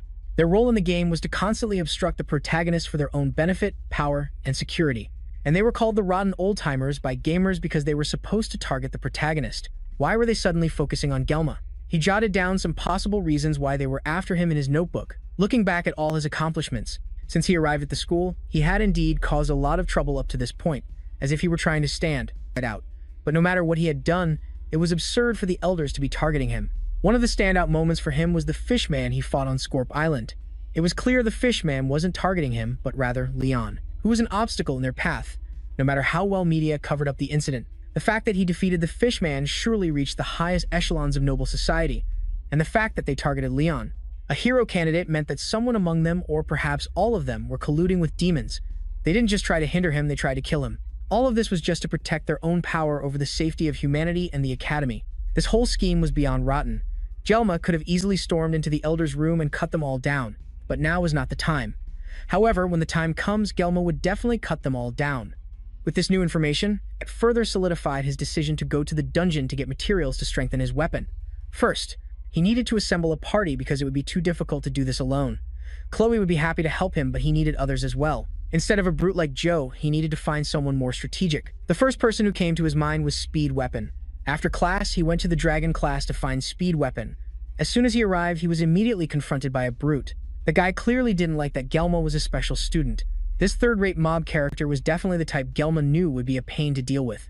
Our protagonist turned away from the confrontation, warning the wannabe bully not to bother him before he split his jaw in two. The thug immediately drew back his fist, ready to start a fight, and Gelma immediately felt the punch was too slow. However, before he could retaliate, someone else acted first, punching the thug straight in the jaw. The commotion drew the attention of other students as Speed Weapon blew on his hand, which hurt from punching the rock-hard jaw. Gelma had heard of strength-based mages, but a strength-based priest was definitely something new. Speed Weapon then smiled and asked Gelma if our protagonist had come looking for him. Gelma agreed to talk outside, and he told Speed Weapon everything he needed. In short, he needed to form a party as soon as possible, and he needed help recruiting party members. If they worked together, the rewards would be split evenly among the rest of the party members. In return, Gelma wanted to keep the materials from the magic beasts. The reason he needed help was because in his class, if he said he was putting together a party, no one would come except for Chloe. But if Speed Weapon lent a hand and talked to people from the Dragon class, things would be much easier. Speed Weapon thought that without the Academy's rules, Gelma could easily clear 5 or 6 dungeons by himself. That would be true if he could withstand the effects of his blessing without magic painkillers. Gelma admitted that he couldn't even clear 1 dungeon alone, but Speed Weapon disagreed, thinking Gelma was just being humble. Switching to small talk, Speed Weapon mentioned how much better Gelma looked after the events of the midterm exam. After some more small talk, Speed Weapon accepted Gelma's offer since there was no reason to refuse, and he had a feeling that working with Gelma would be a new experience. The dungeon Gelma was thinking of was a C-rank dungeon called the Pearl Dungeon in Chaoan. Gelma, Chloe, and Speed Weapon meant they had a 3-person party, so they just needed 1 more member. Gelma bluntly said that he'd prefer it not be Jay or Leon, but they didn't want to come anyway. Rachel had been in seclusion since Gelma was hospitalized and was training at the Academy's training grounds. On the other hand, Leon was preparing for higher-level dungeon raids with the 2nd and 3rd-year students. That was good news for Gelma, but it still left the question of who the final party member would be. There was someone Speed Weapon had in mind, but knowing that person, they were surely asleep. This was crazy news to Gelma since it was still the middle of the day, but that's just how they were. And Speed Weapon wasn't surprised at all. He told Gelma that he would introduce the 2 of them. But first, they needed to go to a convenience store to buy something. That night, they arrived at a place that seemed to be Speed Weapon's home. It was a Japanese-style building, and Gelma had no idea the Academy even had such a place. Even during his time playing Miracle Blessing, he had never been to this place. In his previous life, he was a chef specializing in Japanese cuisine, but he had never actually been to Japan despite always wanting to visit. They walked around the courtyard and went to the back where they found the person Speed Weapon was talking about. And just as he predicted, she was sound asleep. He went over to try and wake her up, but it was clearly not working. So instead, he leaned down and whispered in her ear that he had brought it. What that it was, Gelma had no idea, but it seemed to wake her up instantly. Then, Speed Weapon pointed at Gelma and told her that the thing she wanted was with him. And without wasting a second, she lunged towards our main character and snatched the bag he was holding. The speed with which she snatched the item from his hand caused her to spin in the air and land on top of him. Gelma was still in shock as the newcomer lay on his chest, eating the snacks he and Speed Weapon had bought at the convenience store. While he was trying to figure out what the hell just happened, she asked him, while still lying on his chest, if he had any more janji, a Korean dessert made from bean flour. In Gelma's previous life, after living a life of nothing but work, Miracle Blessing opened up, offering an escape from a life surrounded entirely by men. And just like any gacha addict, our protagonist sat hopefully on his porcelain throne after sending an alarming amount of money, praying that RNG would be on his side. The angel who made him spend all his money was none other than Abin von Belung, and just like any other gacha addict, he was utterly disappointed to discover that RNGesus will never be on your side and is more likely to spit in your face when a standard but equally rare character appeared on the screen. You ask if he got Janji Yan? Her name was Saki Ryoso, and her beautiful appearance on the screen only further cemented his realization that gacha games are a scam. Miracle Blessing M is a story that revolves around the protagonist, Leon, and it also features multiple heroines. Among them, the one officially recognized by the developers as the main heroine is Abin von Belung. Each heroine has her own unique charm and abilities, but the in-game story primarily shows Leon and Abin overcoming hardships and the beginning of their budding romance. Even Gelma, who was a filthy gambling addict in his previous life, was also captivated by Abin's charm and opened his wallet, poured a concerning amount of money to get her. As a result, the other heroines gradually faded into the background, and among the heroines, the one who faded the fastest was Gelma's first 5-star. And just like in his past life, she ungracefully landed on his chest, asking for her favorite snack. When he didn't answer right away, Ryoso turned back in disappointment and called him an idiot, even with her apathetic and lazy appearance. Ryoso was a top-tier DPS among all ranged attackers. She was also a skill-based character, unlike Leon. In addition, since she had almost no effect on the main story, her joining the party wouldn't disrupt the plot. Recruiting her would be fine for Gelma, right? Speed Weapon nervously held up another piece of candy and she snatched it from his hand, telling him to spit out what he wanted from her. Weapon got straight to the point and pointed out that Gelma had come to him in the afternoon and that he was looking to form a team for the Locust Dungeon raid in 1 week. Ryoso looked at him suspiciously for a moment, then walked over to him and asked if he was the one who fought the upperclassmen during the subspace training. Gelma didn't answer immediately and the two stared at each other before Ryoso turned away dismissively. The dungeon raid obviously reflected on their grades and there was no real reason for her to refuse, but Gelma seemed to lack the determination she wanted to see. It was quite strange for her to be judging someone while still half asleep, but she made it clear that she didn't want to work with someone who seemed so unmotivated. Speed Weapon tried to defend Gelma by reminding Ryoso of the recent battle, but she remained unconvinced. Then Speed Weapon almost accidentally blurted out what happened during the midterm exam with the merfolk. He quickly covered his tracks before she could get curious about it and turned to teasing her instead, reminding her that she was drooling over Yang without a care in the world. Gelma just watched the two of them bicker and he was not impressed. A party member could be greedy or rude, but not both. There was no reason for Gelma to waste time begging her. He turned around and called for Speed Weapon to follow. They didn't need her uncooperative attitude tainting their group. Ryoso coldly asked him if the dungeon raid was really that unimportant, and the two had another brief stare-down. Then, without any warning, he drew a knife hidden in his belt and threw it at one of her archery targets without looking. The knife landed right in the bullseye, and before Ryoso could process what had happened, he threw another knife that hit the hilt of the first one. Ryoso fell over in shock, and Gelma simply asked if she was interested in their group now. The next day, Ryoso was the first one waiting for them in the meeting room. She greeted Speed Weapon and Chloe, who both entered first. Then she nervously greeted Gelma as he sat down. After that, they got straight to business. The dungeon clearing permit was ready, so it was time for them to start talking about how they were going to tackle it. Speed Weapon walked over to a board in the room and began explaining the details of the dungeon. The Locust Dungeon contained C-rank Locust demons. They were nicknamed Water Locusts and were known for their ability to charge from a distance and then engage in close-quarters combat. However, they are weak to long-range attacks. After all, it's a simple dungeon clear, but the school has one rule for any student who dares to attempt it. They are never to open the stone gate in the center. Rumor has it that there's some kind of seal on the gate, but that's just a theory and nothing has been confirmed. The Academy's permit also requires them to leave the gate closed, so there's no reason not to comply. Gelma nervously agreed that they should never open it, but his tone suggested that he knew more than he was letting on. They asked him if he knew what was behind the gate, and he lied that he didn't know and that they shouldn't touch it. In reality, he knew that there was a hidden boss behind the door and that the door only opened under specific conditions. It was locked by the system. At this moment, ignoring the risks of accidentally opening the gate, the efficiency was unparalleled. He turned his attention to Ryoso, who was happily chewing on another piece of Yanang. She seemed to really like those candies, and she defended herself by saying that the brain needs sugar. As they talked, he noticed something ominous in the area. Well, aside from Chloe being ready to kill any girl who looked in Gelma's direction, they were watching him and they would surely appear when the time was right. Later that day, they began their journey to Gamiono Chuan where the dungeon was located. When Gelma was discharged from the military, he swore he would never return to that city. But now here he was, voluntarily organizing a party to go there together. The bus stopped at a checkpoint and the driver had to inform the armed soldiers that they were students from the Hokan Academy. It seemed there were civilian restrictions preventing anyone from entering the dungeon area. At that moment, he could feel that the elders were watching him, and he also felt that something bad might come from this trip. Speed Weapon pulled him out of his thoughts and offered him some eggs. Gelma refused and Speed Weapon asked if he was worried because of his C-rank dungeon. He then asked Ryozo if she wanted an egg, and her response was a vague no. She was distractedly looking out the window, not paying attention to the group, but for a moment, Gelma could feel her looking at him. He already felt watched enough by the Academy elders, but it seemed like everyone was looking at him.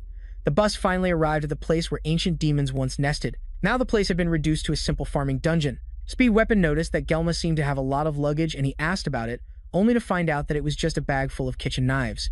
The party headed towards the dungeon and Chloe offered to go first as usual. And with that, they confidently walked towards the dungeon. Just like at the dungeon border, the guards watching the dungeon entrance had to confirm that they were indeed from the Hokan Academy, and then asked the 4 students to sign the visitor's log. One of the guards seemed particularly curious as he watched Gelma write his name down.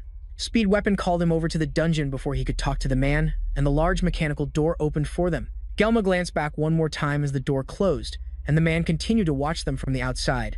On the dungeon walls were cute signatures and drawings from students who had been here before.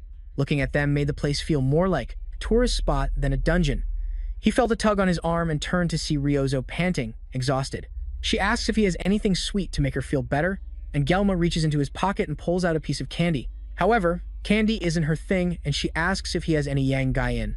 Gelma didn't come here to babysit, and he tells her to bring her own stuff, but she's saving it for later. Their conversation is cut short when Chloe notices some monsters charging towards them from 200 meters away. Speed Weapon turns back to make sure the rest of the party can stick to the plan. He braces for the attackers, and Saki draws her weapon, ready to strike. Gelma notices her weapon is an S-rank weapon called the Crimson Bow. With such a powerful weapon, clearing the dungeon should be a breeze for them. However, the question is whether he can trust Ryozo to do her job properly, especially when she takes a moment to munch on another one of her favorite snack bars before the monsters even arrive. The monsters charge into the cave and Chloe bravely rushes towards them with 2 crossbows in hand. She leaps into the air and fires 2 shots from her crossbows, hitting 2 of them right in the eye. They fall to the ground and the others trample over their fallen comrades, still charging straight for Chloe. The red-haired girl draws a sword from her back as Speed Weapon tells her to fall back. But Ryozo is faster, firing 3 arrows straight at the monsters and taking down 3 of them before they can reach Chloe. Gelma is impressed with her skill, but he's more concerned about her shattering the horns he needs to enhance his weapon. However, regardless of her attack power, a carry is a carry, and she's an unstoppable, skilled DPS. They venture deeper, but one of the monsters that wasn't completely dead suddenly gets up and lunges straight for Ryozo before she can react. She turns to try and take it down, but her foot catches on a rock and she begins to fall. With no way to defend herself, she falls to the ground and gets into a defensive position. But luckily for her, Gelma is there in time to break her fall and slash the monster before it can get to her. Ryozo stares at him in astonishment as he holds her on the ground, and her excitement and awe come out in a cute gasp. Meanwhile, outside the dungeon, the man who was watching Gelma earlier answers a phone call from an unknown person. It seems a plan has been set in motion in the background. Now that most of the monsters have been defeated, Gelma takes the time to collect the monster horns he'll need to reinforce his weapon. As he's gathering them, Ryozo comes up from behind and offers him a piece of yang gai in as thanks for saving her earlier. He wouldn't mind taking it, but Chloe's fierce aura from behind him isn't helping the situation. He calls Chloe over and whispers some instructions to her about the staff they saw earlier. She acknowledges the information and the two continue to talk about it. Speed Weapon decides to ask if the 2 of them are dating since they seem so close. Chloe blushes at the thought of dating Gelma, but our protagonist skillfully shoots it down, pointing out that not every relationship between a man and a woman is romantic. Chloe isn't happy about that and glares at Gelma but says nothing. She changes the subject and asks why there are so few monsters in the dungeon. No matter how popular a dungeon is, it shouldn't be this empty. Ryozo also felt something was wrong with the scarce number of buffalo in the dungeon, and it almost looked like they were fleeing from something. Buffalo don't behave that way, so their movements were a bit strange. They are gentle creatures, and the locals in the area even use them for agriculture. Gelma couldn't believe people would use demonic beasts for agriculture, but crazier things have happened. There was also something more suspicious, but Ryozo didn't mention it. Anyway, they had cell service to call for help, so everything would be fine. As they made their way through the dungeon, Gelma asked Ryozo how she and Speed Weapon knew each other. The reason was because Ryozo placed first in the written exams and Speed Weapon placed second. He had bragged about it for weeks, and that's how they got acquainted. She also confirmed that she placed third in the placement tests. Gelma didn't think Speed Weapon was much of a talker, but Speed Weapon surprisingly told them that Daetro was his distant cousin, so being loud was in his blood. Being distant relatives also explained why Gelma, a player of the game, didn't know about Weapon's relationship with the villains. Weapon's family was a branch of the Trangsong clan, while Daetro was from the main branch. That's why they at least knew each other. However, now was not the time to talk about this, and Weapon reassured Gelma that he was living the dream. If anything, Gelma was the impressive one here. So, there was no need to worry about Weapon. Speed Weapon even said that Gelma could join the 7 heroes, and Chloe agreed. But Ryozo said nothing. Instead, she walked ahead, away from the group, and declared that she hated the 7 heroes. The others looked at her in confusion, but they didn't have time to dwell on it. For now, they just needed to work together to clear the dungeon quickly and then head back. They needed 20 kills to be considered to have cleared the dungeon. As they moved through the area, Gelma noticed some strange, cursed-looking scratch marks on the walls. Weapon and Chloe went ahead and called for Gelma to follow, as he was lost in thought. Meanwhile, outside, the man continued talking to the mysterious person on the other end of the phone. He confirmed that Gelma's group should have encountered the enraged buffalo by now, and that he had followed the person's instructions. He thought they should have been dealt with by the enraged buffalo by now. The person on the other end told the man not to be so cocky and asked if he would take responsibility if their plan failed. The man couldn't answer the question, and the academy instructor simply told him to call back with the results. The call ended, and the man looked at the open dungeon doors. He was a dead man either way, so he might as well confirm things himself. He was also forced to open the gate to ensure their chances of surviving the dungeon were zero. But thinking back on Gelma's eyes, it was almost as if the teenager could see through everything. Just to make sure things were going well, the man entered the dungeon to check on the damage. Back inside, Chloe warned the group that more demonic beasts were approaching from behind them. With her blessing, she could detect about 50 of them running in their direction. Suddenly, the ground around them began to shake as a herd of buffalo charged in their direction. This herd was huge, and it was unbelievable that they were buffalo charging at him.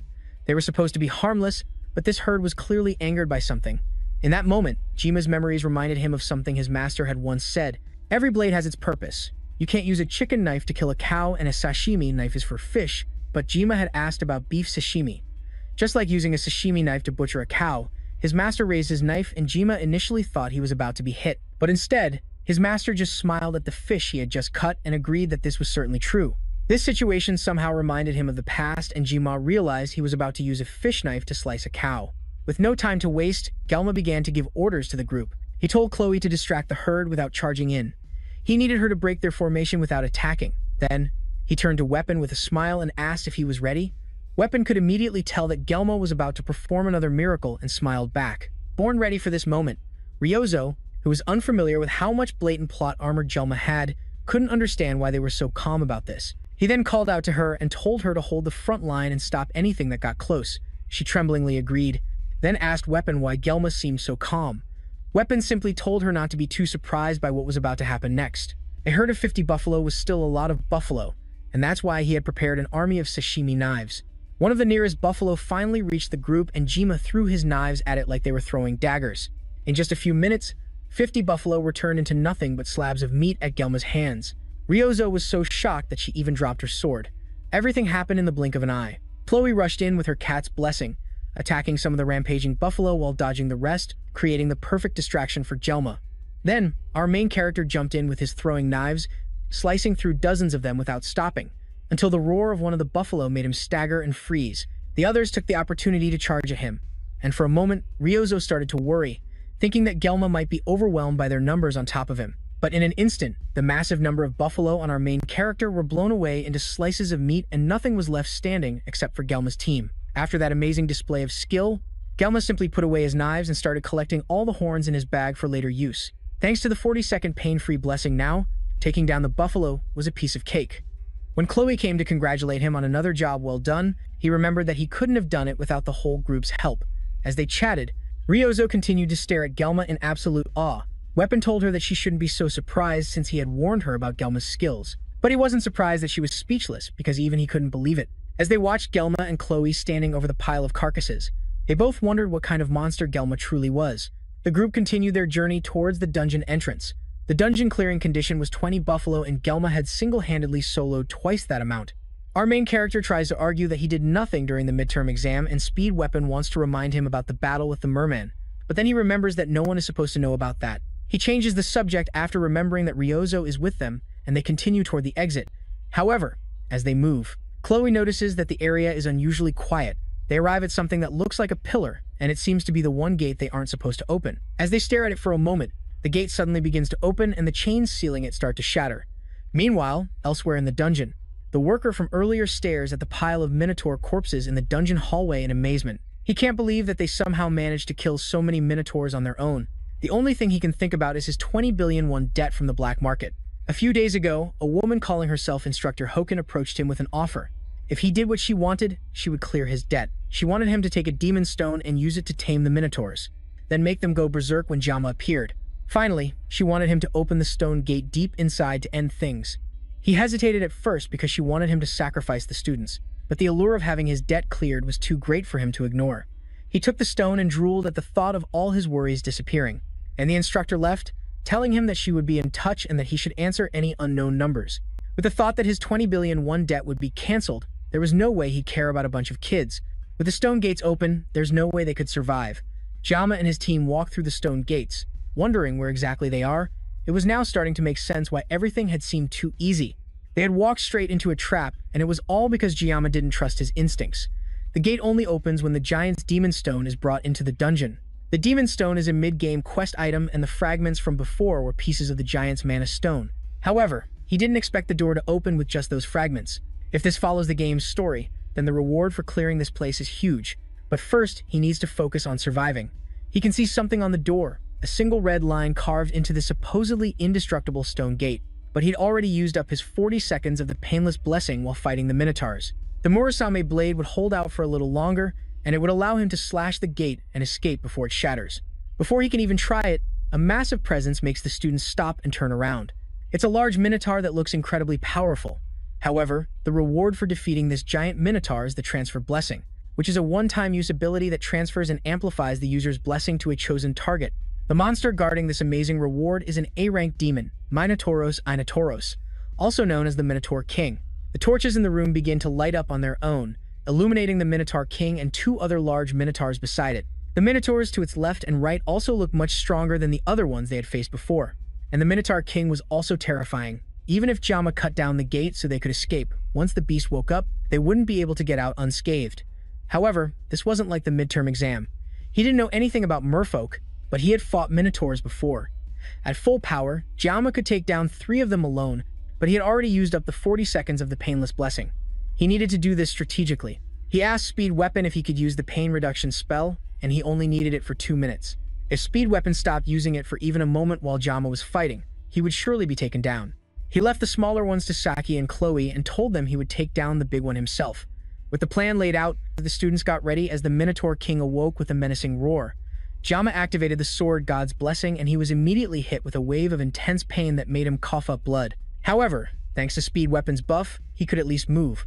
The demon charged into attack and Jama rushed forward as well, dodging the first attack and dashing to its side before it could recover. The pain from the Sword God's Blessing was still strong enough to make him nearly vomit blood, but he was at least strong enough to face the Minotaur. Jama parried another attack and then dashed behind it to try and take it down, but his attempt was met with a kick from the giant beast that sent him flying backward. He caught himself before he fell and spat some more blood from his mouth. Even the sensations he couldn't feel before with the Painlessness Blessing were amazing. Instead, allowing himself to feel the full power of the Sword God's Blessing made him feel free. Jama charged into attack again, dodging a massive swing from the Minotaur King's axe and moving with a speed the rest of the group could barely comprehend. The two behemoths continued to fight as Jama dodged all of the Minotaur's attacks.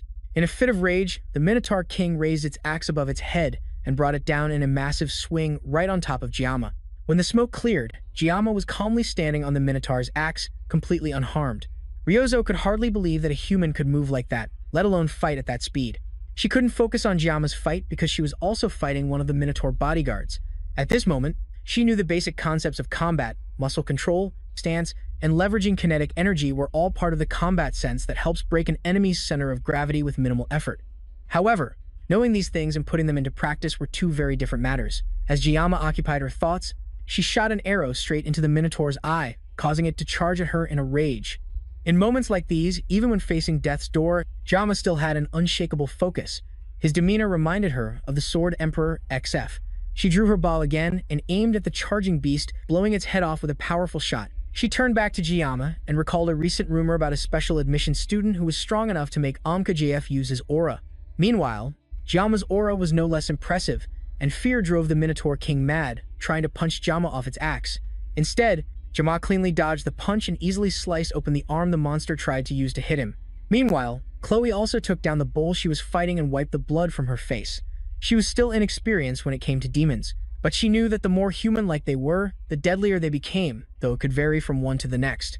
But if a demon acted like a human to that extent, then it was definitely extremely powerful. That meant the one Jiyama was fighting was incredibly strong. The monster roared as it clutched its severed arm and held its axe with its other hand, preparing to cast a spell. However, that was strange because demons couldn't cast magic. However, upon a closer look at what it was doing, it wasn't casting magic. Instead, it was burning its life force in exchange for mana, making it even harder to approach the monster due to the aggressive magical power. However, even now as Speed Weapon played his flute with all his might, he believed that Kang Jiyama could do something miraculous in this situation. The monster raised its axe, now completely fused with its one good arm. Then, it swung down on our weakened main character. He was still bleeding profusely from his mouth. Jiyama raised Murasame and blocked the initial attack, causing a massive amount of energy to leak out around him. He wanted to try and cut through the magical attack, but it was too dense. However, he couldn't dodge the attack either, because his teammates were right behind him, and they would take the brunt of the attack. The Bull King continued to press its attack, and Jiyama started getting pushed back. It almost seemed like he was about to be defeated, but an arrow suddenly shot straight into the monster's eye. Jiyama looked back to see Saki angrily telling him to stop spacing out and cut the monster down. Jiyama closed his eyes for a moment, then when he opened them, he was filled with a new strength. The axe began to be cut through, and Murasame shone with a blue light. The blue light was very similar to Srit's sword aura from when he and Jiyama dueled. Jiyama was finally able to overcome the axe and completely slice through the Bull King, taking it down in a single slash. Even with everything they had seen so far, his teammates were still shocked by Jiyama's power. The once fearsome monster fell to the ground in two large chunks of meat, and Jiyama looked up at the dungeon ceiling as his nerves finally calmed, realizing that he had actually cut through it. Ryozo stared at him in awe for a moment, finally understanding why Speed Weapon had so much faith in our main character. On top of that, his assimilation rate had increased from 9.3 to 12.7. Speed Weapon fell to the ground, his lips swollen and bruised from playing the flute for so long. At this point, Kang Jiyama continued to shatter every bit of common sense every time Speed Weapon saw him, the blue light from his sword bright enough to illuminate the entire cave. At such a young age, he had manifested an aura. It was hard to believe he was even human. Ryozo came over and reminded him to breathe, bringing him back to reality.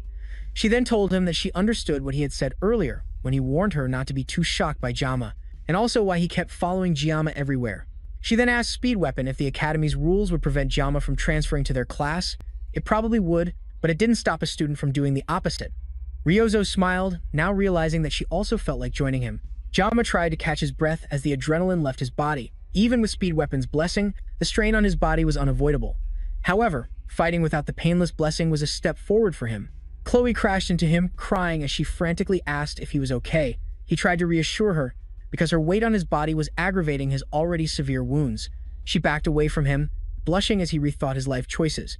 A status window appeared before him, announcing that he had acquired a new blessing.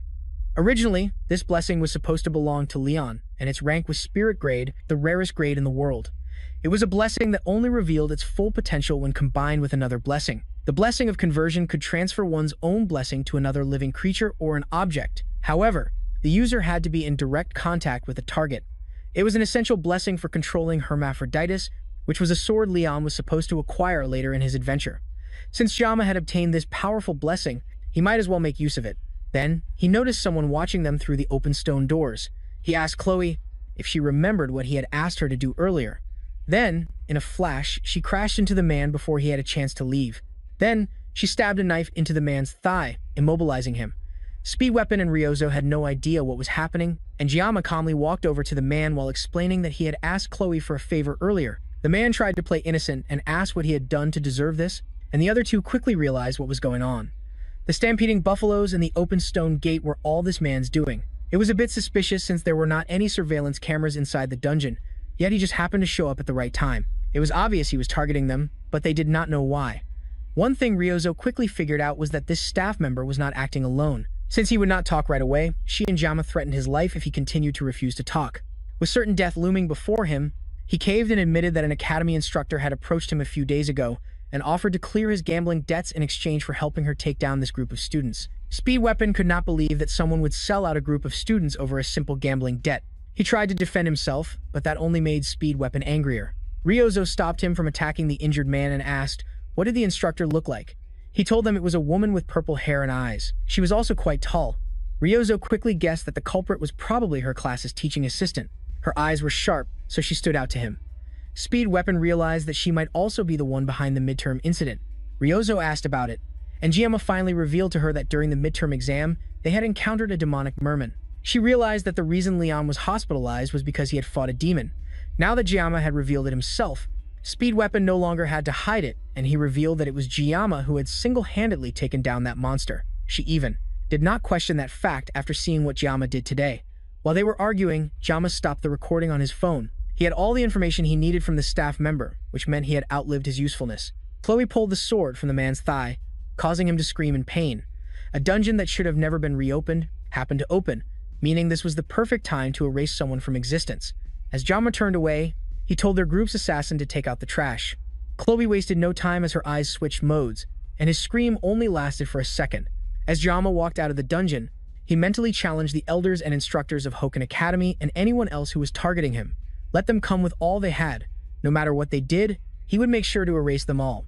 Giamma returned to the academy with the reward from the Bull King's Horn Dungeon. It was the horn of a Minotauros, the boss of the Hidden Aquifer Dungeon, which guaranteed the success of enchanting a weapon below a certain rank. He asked the blacksmith to enhance Morasami with the Bull King's Horn. The blacksmith was shocked that Giamma brought back an A-rank monster material, even for a Hoken Academy student. That was insane.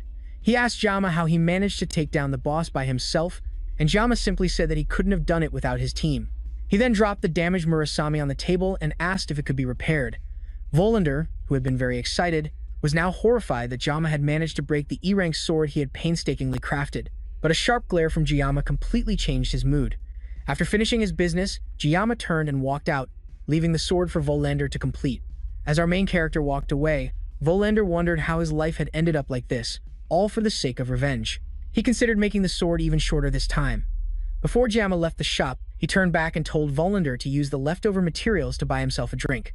Volander sighed, wondering how a kid like this had walked into his life.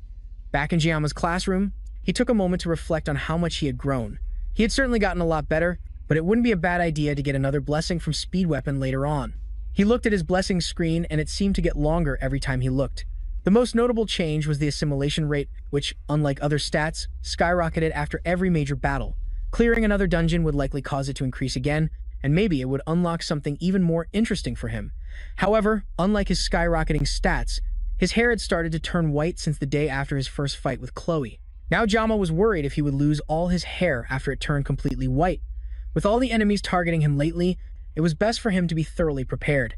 He couldn't let issues like this lead to a meaningless death. He also needed to research how to use the transfer blessing. It was a shame that he had stolen it from Leon, but as the main character of the story, he would be drowning in buffs anyway. There was so much to do, but for now, he needed to focus on recovering. He looked down at his desk and noticed a gift, a yokin, a type of candy so sweet it was almost inedible. The gift was clearly from Rio, and it reminded Giamma that leading his team to clear a dungeon targeted for an assassination for the first time was now just another part of his daily life. But it's not so bad having people you can call friends. Weapon and Chloe don't play a major role in the main story, and he isn't even sure if Chloe considers him a friend. After the dungeon, Chloe ended up hospitalized with a fever, and Giamma considered visiting her when he had the time. He had no more time to be lost in his own thoughts as the instructors of the Wolf class entered and told the class to settle down. His phone vibrated in his pocket, and he received a message from an unsaved contact asking what he was doing. Giamma didn't know who this person was and wondered if they had texted the wrong number. Then, the mysterious person texted him again and told him to look forward. He glanced up and saw Ryozo walking into the classroom with a smug smile on her face, waving her phone at him with the same wallpaper as the unsaved contact's profile picture. The instructors announced that from this day forward, Saki Ryozo would be assigned to their class. The announcements were over and the instructor ordered them to change into their gear and report to the training grounds in half an hour. The rest of the class couldn't believe that Ryozo was in their class, and the instructor even said that she herself had requested the transfer. They tried to talk to her as she walked through the classroom, but she ignored all of them. Giamma watched her walk back and forth in the classroom and wondered if she had really come to his class. Among this year's freshmen, she was considered one of the current generation of miracles, as she was one of the top 4 students in the school. The others were him, Rachel, and Aben. She also excelled academically, and her combat skills were second to none. She was truly a balance of brains and brawn. She was also the daughter of Kojimaki, one of the 7 heroes, also known as the Absolute Bow. Kojima Saki held the position of Prime Minister of Japan, which meant Ryozo was basically the princess of Japan. And in this world, Japan was still a superpower. So, everyone in the class was rightly losing their minds as if they had just met a celebrity. Everyone except Giamma, who was desperately praying that she wasn't coming for him. As she smiled in his direction, Giamma continued to ignore her, and Ryozo jumped onto his desk, landing elegantly on it and showing him her phone, basically ordering him to save her number immediately. It seemed Giamma's bad feelings were never wrong. Back at Gamu Dock by the dungeon gate, some men were questioning witnesses regarding a person who went missing in the Pearl Dungeon.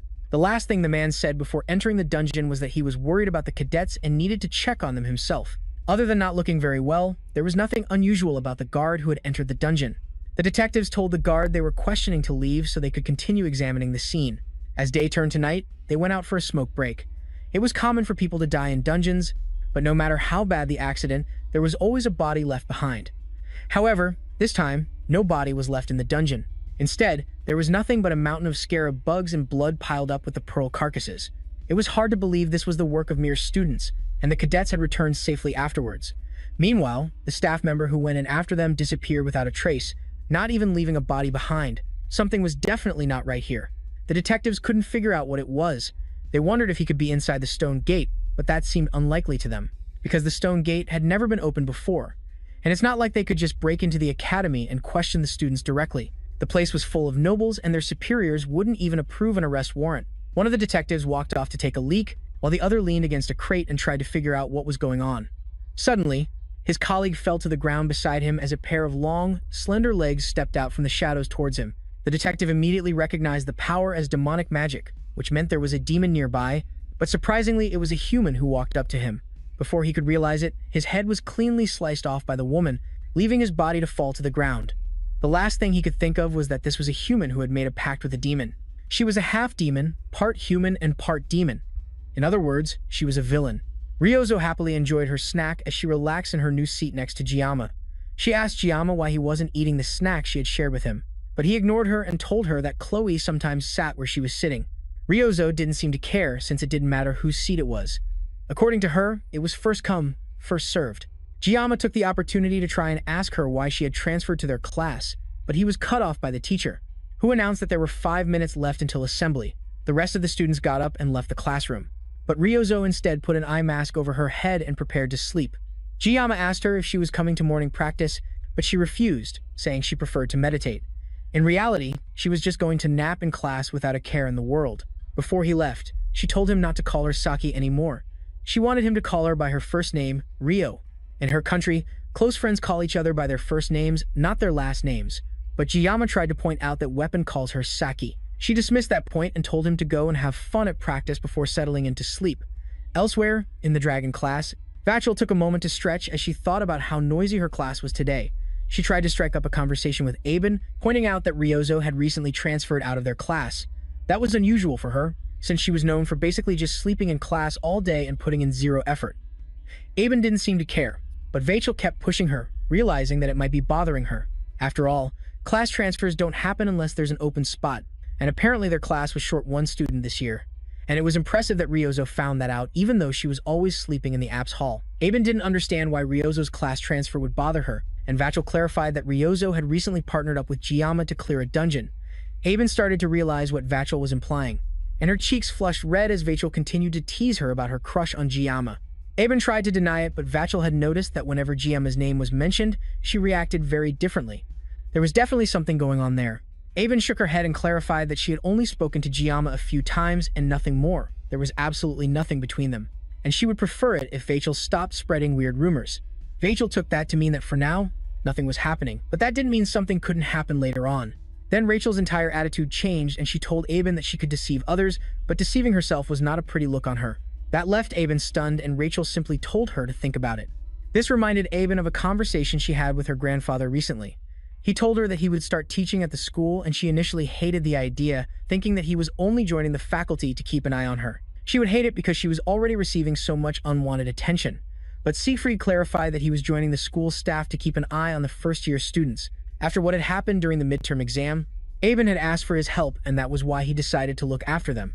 He reassured her that she wouldn't be seeing him too much. Siegfried tried to hide it, but there was a sharp glint in his eyes that couldn't be concealed. The swordsman, who had always appeared indifferent, was now suddenly entering the scene. The only person Aben thought could cause this kind of change in her grandfather was Kangjiyama, a prodigy who disregarded status and rose through aristocratic society purely on his own strength. He also possessed a ridiculous level of talent that defied all logic, and even his background was that of a specially admitted student. When Aben first met him, he was nothing more than a scrawny kid who was always sneaking around. But now, he had become a strong young man with sharp eyes. He was even more than Leon Renhard, who was supposed to be the hero candidate. Jama was walking the hero's path more clearly, but he never showed it off and never boasted about his achievements. He just quietly moved forward. If Jama had been arrogant even once, she probably would have disliked him, but he was so different that she couldn't help but acknowledge him. In fact, she was jealous that Siegfried acknowledged him, and that made her feel even more ashamed. Rachel approached with a mocking look that snapped her out of her thoughts. Aben tried to deny having any feelings for Jama and said she didn't even have the time or mental space to think about him. Rachel told her that was a good thing, saying so because now she could pursue Jama without much competition. All she had to do was deal with Ryozo, and there would be no rivals. Back in Jama's class, he was in a lecture where the teacher discussed blessings and how they were ranked. The rank of a blessing is determined by what kind of spirit resides within it. If a guardian spirit is present, then it is a guardian-level blessing. But if a true spirit is present, it is considered a spirit-level blessing. As the class went on, Ryozo jolted awake in her sleep before lying back down again. It seemed not even the professor could wake her. The class continued on. It had been 2 days since Ryozo transferred in, and she still hadn't revealed her reason for joining his class, and that was mainly because she had been sleeping the entire time. So there was never a chance to ask, and if all she was going to do was sleep, there was no reason for her to sit in the corner next to him. It was a good thing Chloe was still in the hospital, otherwise things might have gotten messy. In any case, Ryozo had covered for him after the dungeon incident, so things had concluded without too much trouble. She was on a whole other level and much better than Weapon. The teacher continued his lecture, and blessings were ranked into 4 types. The lowest is the personal blessing. Then comes the guardian blessing and the true blessing, with the heroic blessing being the strongest. Most students in the academy have the weakest type of personal spirit blessing, but a personal spirit blessing can surpass a guardian-level blessing. Spirit-level blessings are extremely rare, and Jiyama had accidentally obtained one of the spirit-level blessings, which was the transmission blessing. Then there are the heroic-level blessings, which are basically considered legendary. Since the dawn of the manifestation of blessings, only one person had ever awakened it, who was the primordial hero Lohawaken. However, in modern times there are rumors that there is another one, and Jiyama knew that the person they were talking about had the miraculous blessing. Their class had ended, and the teacher said they would finish the story next time. But Jiyama had one more question. He asked about the phrase he always faintly heard whenever he activated the sword god's blessing. That phrase was, "May the blessing of the gods be with you." That made the teacher pause for a moment, and even Ryozo woke up a little. The teacher didn't understand what he was talking about, but there was a flaw in what Jiyama had said. That's because there are no more gods in the world, meaning there couldn't be any blessing from the gods to be shared. As the teacher walked out of the classroom, Ryozo chuckled at Jiyama's embarrassing question. He asked if she was done sleeping, but she turned away and went back to sleep. Jiyama didn't blame her and decided it was time for him to get some sleep too. As Jiyama's consciousness faded, a notification started to appear in front of him. He woke up and there was a large notification in front of him, announcing that the GM had requested to chat with him. Jiyama suddenly found himself in a very abstract world with many fragments floating all around, as the notification also floated in front of him. Then, the notification changed into a question, asking Jiyama if he would accept the meeting with the GM. The notification changed to the text, "GM is interfering with the timeline using code." Timeline was a word Jiyama had never heard before, and this whole thing made no sense to him. Suddenly, everything went silent and a notification came saying that the dimensional gap was too large and his current level was insufficient. He also hadn't met the requirements for the new mysterious attribute. Now the question was whether Jiyama still wanted to proceed despite all that. He hesitated for a moment and looked around, trying to figure out what was happening. This environment didn't feel like a dream to him, but there was a chance he could finally find the answer to his sword god's blessing. And the reason he was in this world in the first place, he accepted the meeting with the GM, and the world began to transform as the universal code was being edited. Suddenly, the world around him shattered, and he was plunged into an area he was familiar with from the first time he awakened the sword god's blessing at the academy gate, and now he could see a light at the end of the area. And just like every other time he'd seen it, he could never quite make it out clearly. But Jiyama could still tell that he was getting closer little by little. He just needed to go a little further and do a little more to get there. Suddenly, he heard a voice calling for him to wake up. A hand reached out from the darkness and grabbed his shoulder. The system, it detected an external interference. It postponed the conversation with the GM as a response.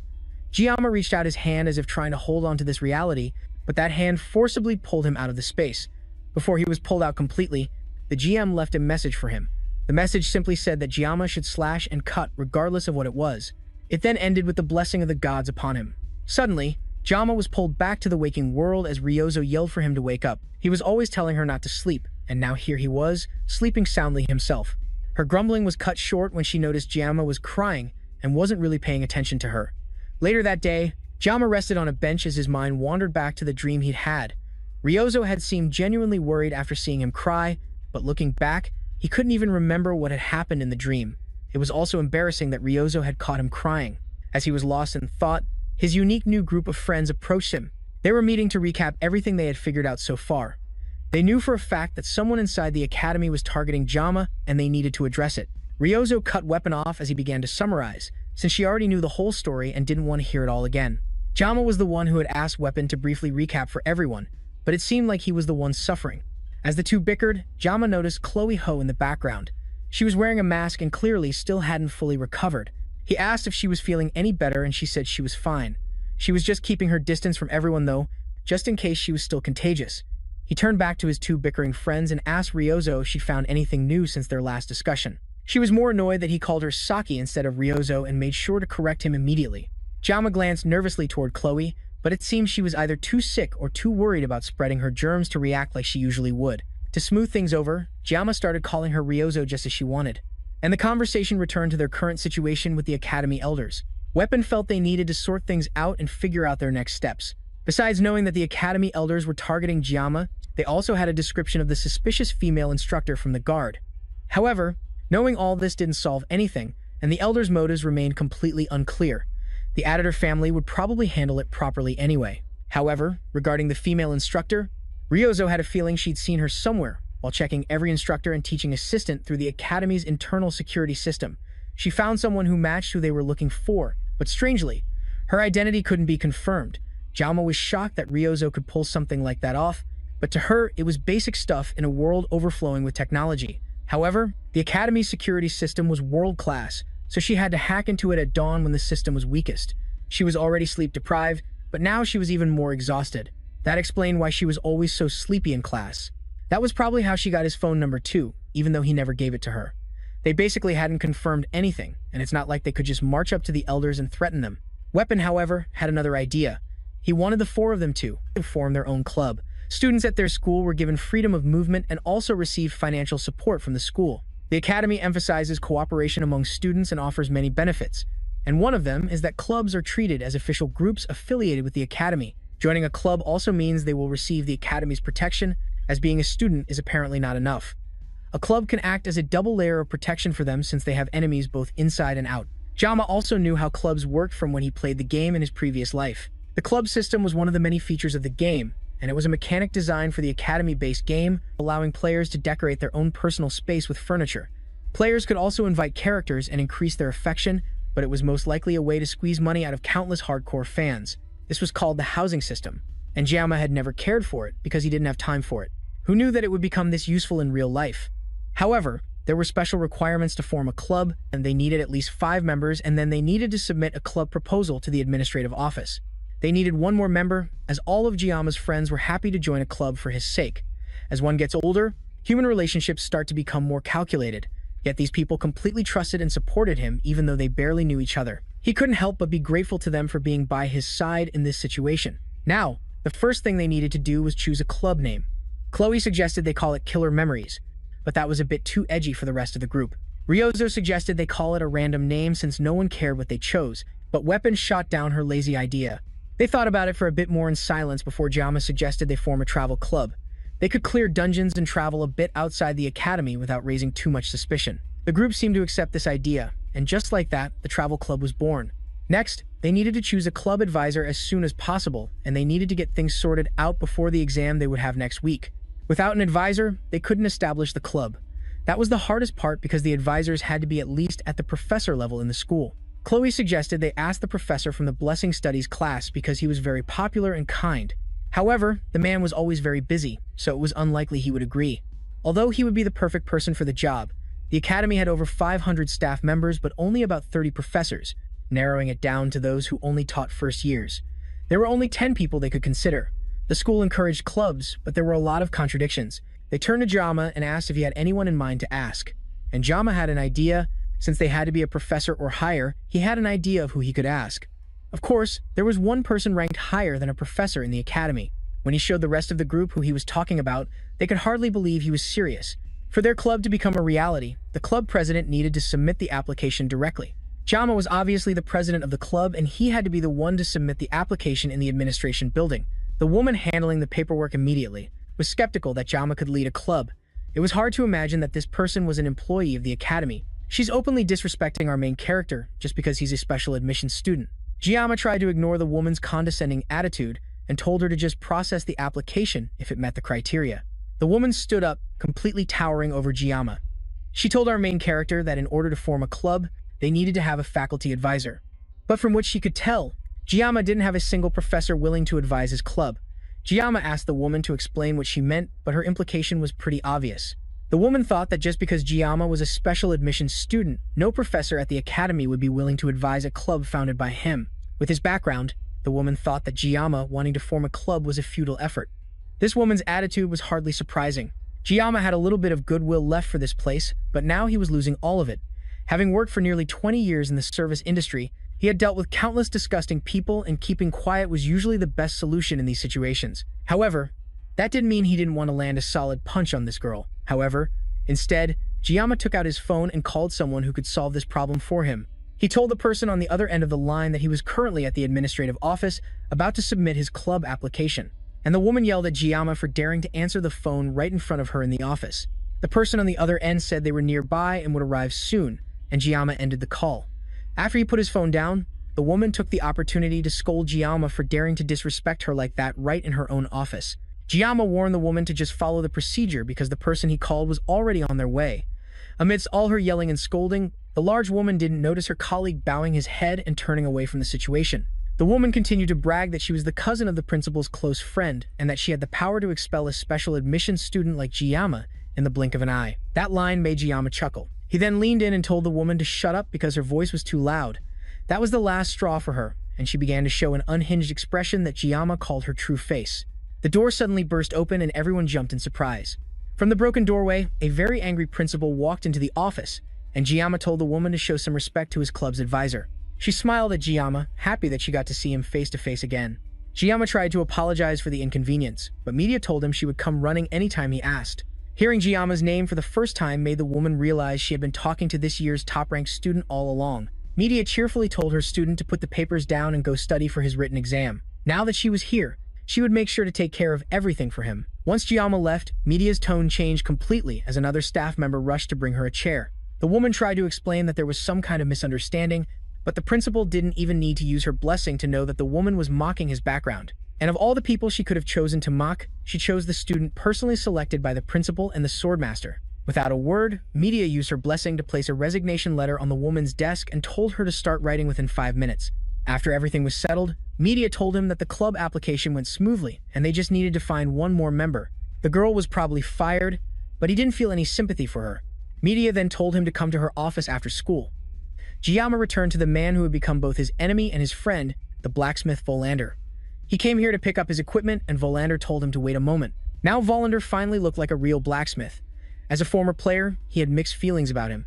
But now, the negative side had grown much larger after everything that had happened, yet Jama couldn't help but feel pity for him. The blacksmith Volander was one of the main NPCs responsible for almost everything related to equipment upgrades. Due to the nature of most games like this, he was born as a character that people either loved or hated, and he was famous for draining players' wallets. Jama was a small spender in his past life, so he couldn't fully sympathize, but the heavy spenders would often hold rituals, asking the god of luck for a favor, and desperately pray that Volander would bless them just once. However, in reality, most players just insulted the blacksmith because of how luck-based his upgrades were, and even Jama had cursed him when he downgraded his Murasami from B rank to E rank. Volander broke him out of his thoughts and asked Jama what he was thinking. Then, he presented the newly upgraded sword, proudly stating that his work this time was definitely beyond perfection. On top of that, special options had been added to the sword, which made Jiyama ecstatic. The Scattered Rain Murasame sword was now shiny and brand new, and Jiyama couldn't help but call the blacksmith a god for the sudden luck that came his way. Thanks to this newly enhanced weapon, his painless blessing was upgraded. Now, the activation time was up to 50 seconds. As Jiyama thought about clearing future dungeons, he felt that 40 seconds was definitely not enough, but an extra 10 seconds would surely make a difference. Considering he would use this blessing with the forwarding blessing, it meant that when his armament level was raised in the future, he would receive even more benefits. This whole thing was definitely good news for him, even though he had complained a lot in the past. The painless blessing was surprisingly versatile for a spirit-level blessing. Volander also told him to check something else with his new sword. The sword was now upgraded to a D-rank sword. After all that effort, the upgrade wasn't as great as he had expected, since he had used materials from an A-rank monster like the Beetle King. He expected it to reach at least C-rank. However, considering he would be frequently channeling his aura through the Murasame, increasing its durability by 2 ranks was certainly encouraging. At least it wouldn't shatter in the middle of a battle anymore. Also, there was a blinking button in his status screen that was begging him to press it, but Jiyama had a bad feeling about it. He pressed it and the screen displayed some new information. Due to a successful enhancement and the weapon's high growth potential, up to 3 special abilities can be added to the sword. The special abilities require magic stones and will be activated randomly. Magic stones are not something that can be easily obtained, and Jiyama could hardly contain his astonishment that his sword required them to become stronger. Meanwhile, the Elder collaborating with the Demon Commander threw a wine glass at a mirror. Then, he continued to drink directly from the bottle. Before throwing that away too, he looked up at a painting on the ceiling of his father, Ron von Bamak. That man was one of the 7-star heroes known as the Mad Lake. However, he fell in battle 40 years ago during the Western campaign against the 6th Corps commander, Vasman. Society praised him as a noble hero, but soon after, countless assassination plots were carried out by family members hungry to take over the Bamak clan. To survive, he had to harden his heart and poison it, but those relatives who plotted against him were manipulated into destroying each other. In the end, he restored his family's shaky foundation in his father's absence. At the age of 30, he became an elder of Hawan Academy, and his mission was to lead a foolish humanity and maintain an absolute ruling class. Fortunately for him, the existence of demons provided humanity with the perfect enemy, giving legitimacy to their power. But there were always unexpected variables that messed everything up. Leon von Reinhard, the only hero born with the potential to defeat the Demon King, had become a candidate chosen by fate. Of course, with the overwhelming power gap between humans and demons, the chances of Leon actually defeating the Demon King were close to 0. The 1st Corps commander, Lai Kan, who was sealed by their ancestor, the legendary hero Bayer Hawaken, had set a precedent for later legends. Then one day, someone approached him with an offer to personally handle the so-called hero candidate. She looked like an instructor, and at first, he wondered how someone of a much lower rank dared to speak to him so casually. But the moment their eyes met, it was clear who was above and who was below in their positions. She was a human willing to abandon her humanity to directly contract with a Corps commander, a half-human, half-demon, also known as a villain. Things were already complicated enough with just Leon, but now a special admissions student of low birth was making things much worse for him. Even the auditors seemed hesitant to act, claiming they didn't have enough reason to proceed. Elder Clady von Bamak told the man to summon the gravediggers. Jiyama scribbled his thoughts into a notebook in class the next day. He was mainly thinking about how Murasame would need magic stones to become stronger. The difference between weapons with and without magic stones was quite significant. Having a weapon with 3 slots for special abilities was a huge prize. Magic stones dropped from specific dungeon bosses, and they dropped from A-rank or higher magical beasts, which were basically demons under a different name. It seemed Jiyama was cursed to fight demons to become stronger throughout his adventure. Perhaps it was because of the Ma in his name. He glanced over at Ryozo, who was sleeping soundly with her strange sleeping mask, and he wondered if she had pulled an all-nighter again. It had been a week since they cleared the Chao dungeon with their new club members. The key to opening the stone gate in the Chao King's territory was also a magic stone, and it was one that came from a giant beast called a gigant. For some reason, it seemed someone had already killed a gigant and taken its stone. Even in the game, giants were depicted as so strong that a single footstep could shake the ground. And a gigant was nothing compared to the monsters added in the game's later updates. Those beasts were basically personified natural disasters.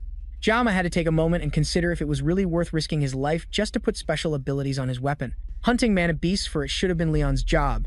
As he was lost in thought, Chloe entered the classroom and greeted him. She was surprised to see Ryozo sleeping soundly in the spot she preferred to sit, but she made no comment. Jiyama asked if she had fully recovered, and she confirmed that she felt much better. Although Jiyama must have suffered after emitting that blue light from his weapon, Before she could say more, he told her they shouldn't talk about it anymore. The blue light she was talking about was Ki, an effect that could only be used by truly powerful individuals. Thinking more about it, maybe farming for magic stones was actually worth it. Despite how he felt initially, he now found himself craving power, and he had even completely abandoned the idea of peace and safety. However, his core goal remained unchanged, and his focus was simply on survival.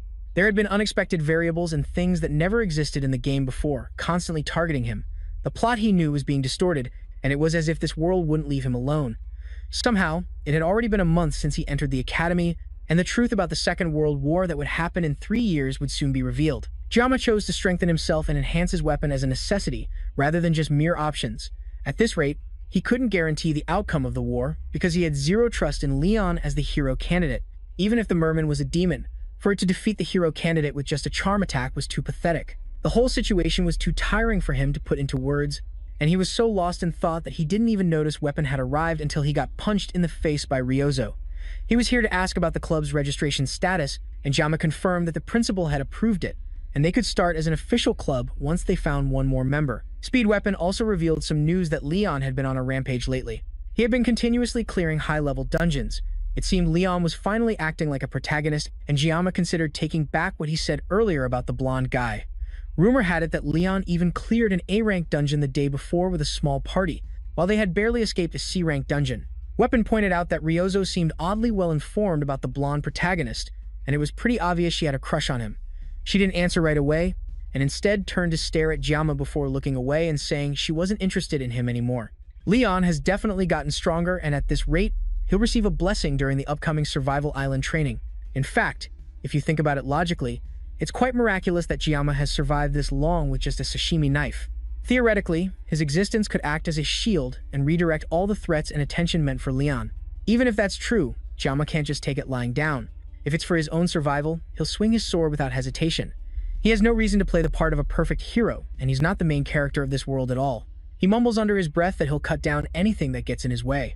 Ryozo overhears him and asks if he's into anime, because that's definitely a line from an anime or a game. Elsewhere, a group of dangerous-looking people are following a maid through the academy's hallways.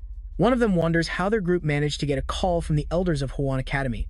At this rate, since they're becoming famous enough for this, they might become a legitimate assassination group.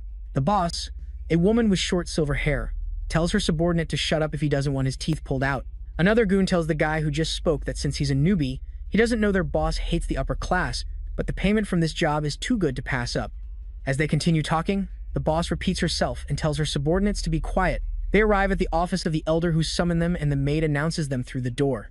The man calls them in, and the first to enter is Jang Tai-pung, the vice leader of their group Paris, followed by a regular operative and the boss, Rayan herself. These three are members of the Undertaker Association, which is a villainous mercenary alliance. The elder thanks them for coming all this way, and then he gets straight to the point, ordering the maid to give them a package. The package contains information about Kang Jiyama, and one of the men wonders why they're being given detailed information about a kid. The elder doesn't answer and tells them that Jama must be dealt with during next week's Survival Island training, and if they succeed, they will receive 100 million up front as initially agreed, and then a bonus will be paid separately after the entire mission is completed.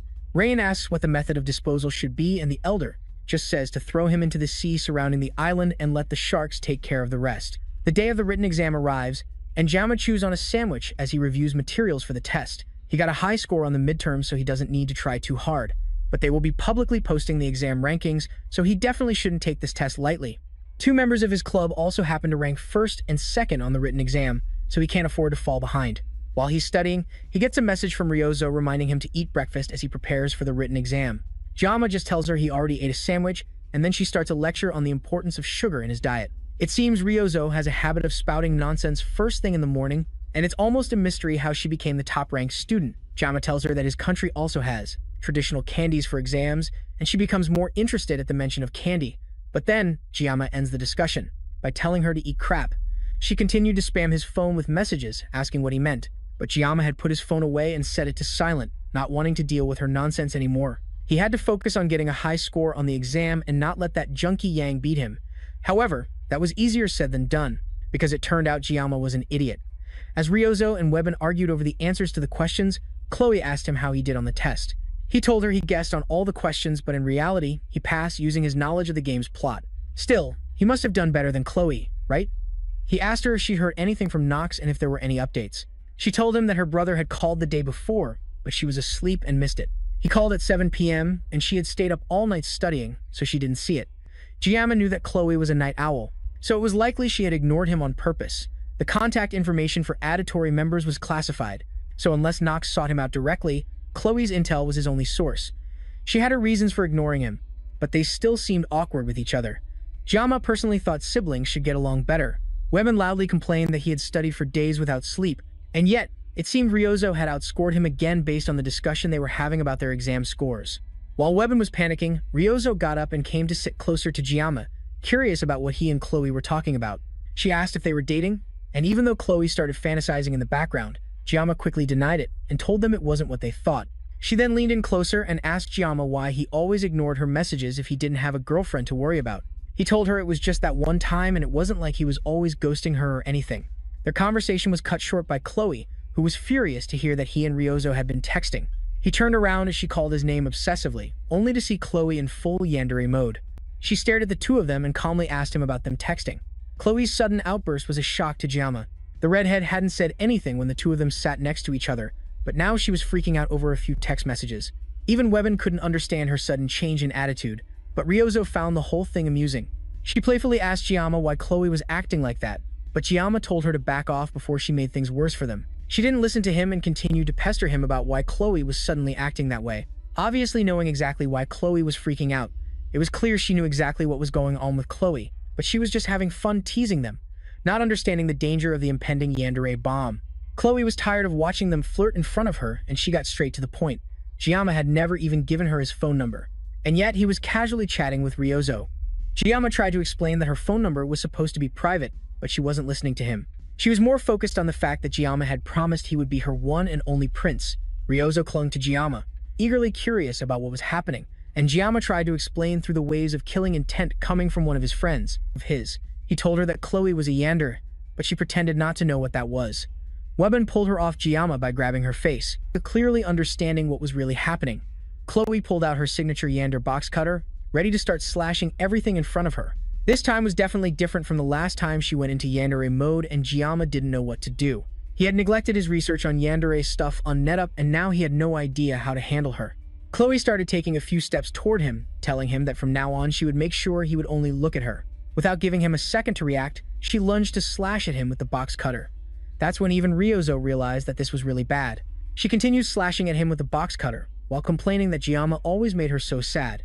He was always going out and flirting with other girls instead of her. This time, the box cutter completely missed Giamma and shot straight towards an unsuspecting Ryozo. Giamma was fast enough to deflect her arm before it could reach the girl behind him. He then pushed her down onto a table, climbing on top of her to stop her from struggling. Webben and Ryozo watched in surprise as Giamma tried to calm her down, and the archer girl looked particularly annoyed with this interaction. While she was pinned down, he tried to get her to talk to him. She still tried to push him away, but her arms were weak with him on top of her. However, she didn't want to hear him out.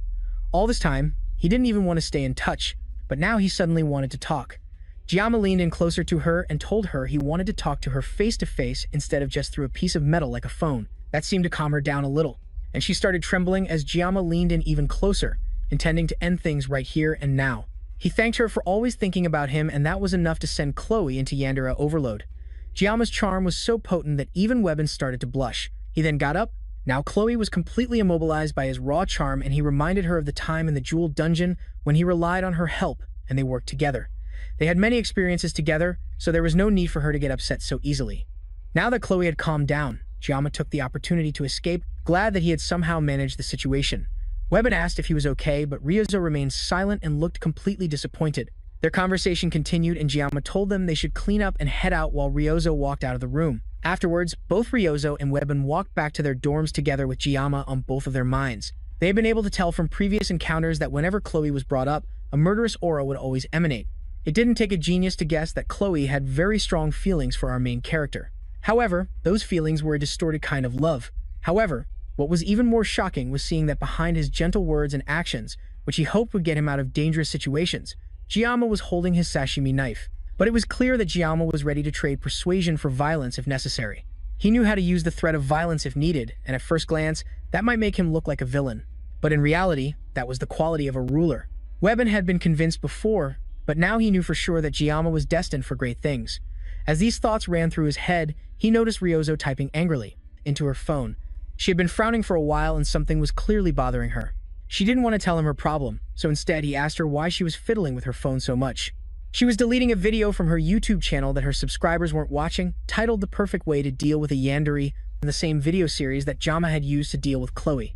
Webin didn't know that, anyway. The video was clearly a huge success with over 200,000 views, but she still intended to delete it, claiming she didn't need it anymore. Webin changed the subject and the two continued to chat as they walked through the campus. Elsewhere, at the Academy Library, Giamma was looking through a series of books with his classmates. Starting next Wednesday, there was a survival training on Wilderness Island, scheduled on Avalon Island to take place over 3 days and 2 nights. By its name, it sounded like a serious survival camp, but students could only form teams of 1 to 4 people. The school even posted an official notice with all the details for every student. The whole thing was more like a school event, similar to camping or a ski trip. Giamma was in the library picking out various survival guidebooks to get a better understanding of how to survive the training trip. Since it was called survival, the academy would evaluate each student's self-sufficiency, but the final results wouldn't affect their grades. Now, as he thought more about it, even for Giamma, a player of the game, the training event had left a lasting impression on him. It was a part of the main storyline, where the protagonist would obtain the hilt of Ban Meng, which was the protagonist's main weapon. During the island training, an incident would also occur, sparking feelings between Avon and Leon. He had really liked this event at the time, but now he wasn't envious anymore. Ever since entering the school and the endless dangers he had to endure, it had made him cynical about love. Because the academy elders were hunting him, and there was also the mysterious instructor. There were too many things for him to worry about to even think of starting a romance. No matter how beautiful she was, this wasn't a situation where he could afford to have feelings. Love could wait for his next life. In this life, as a swordsman, what he cared about more was the holy magic sword Ban Meng. Perhaps because he was a swordsman, but he really couldn't help but want it. As a former player, he already knew where Ban Meng was and what it could do. But finding the scattered pieces of Ban Meng was also a crucial part of the main story's narrative, and even if he knew where all the pieces were, he still couldn't get them. The condition to obtain Ban Meng, which chooses its own master, was to manifest the blessing of a miracle. That meant the weapon was designed exclusively for the protagonist. In comparison, Giamma only had a sashimi knife, so the gap in their power was just too vast. Instead of coveting the impossible, it was better to focus on learning what he really needed to know during the 3 days on the island. Due to the events that occurred on Scorpolite Island, the director had made a special request for the Sword Emperor to participate as a guest instructor leading the Wolf class. The world's strongest hero was supervising a group of students, first-year students on a camping trip. The main storyline had definitely changed a lot, but at least he could complete his goals safely thanks to that. Giamma went to the bookshelf to get another book that might have what he needed to know.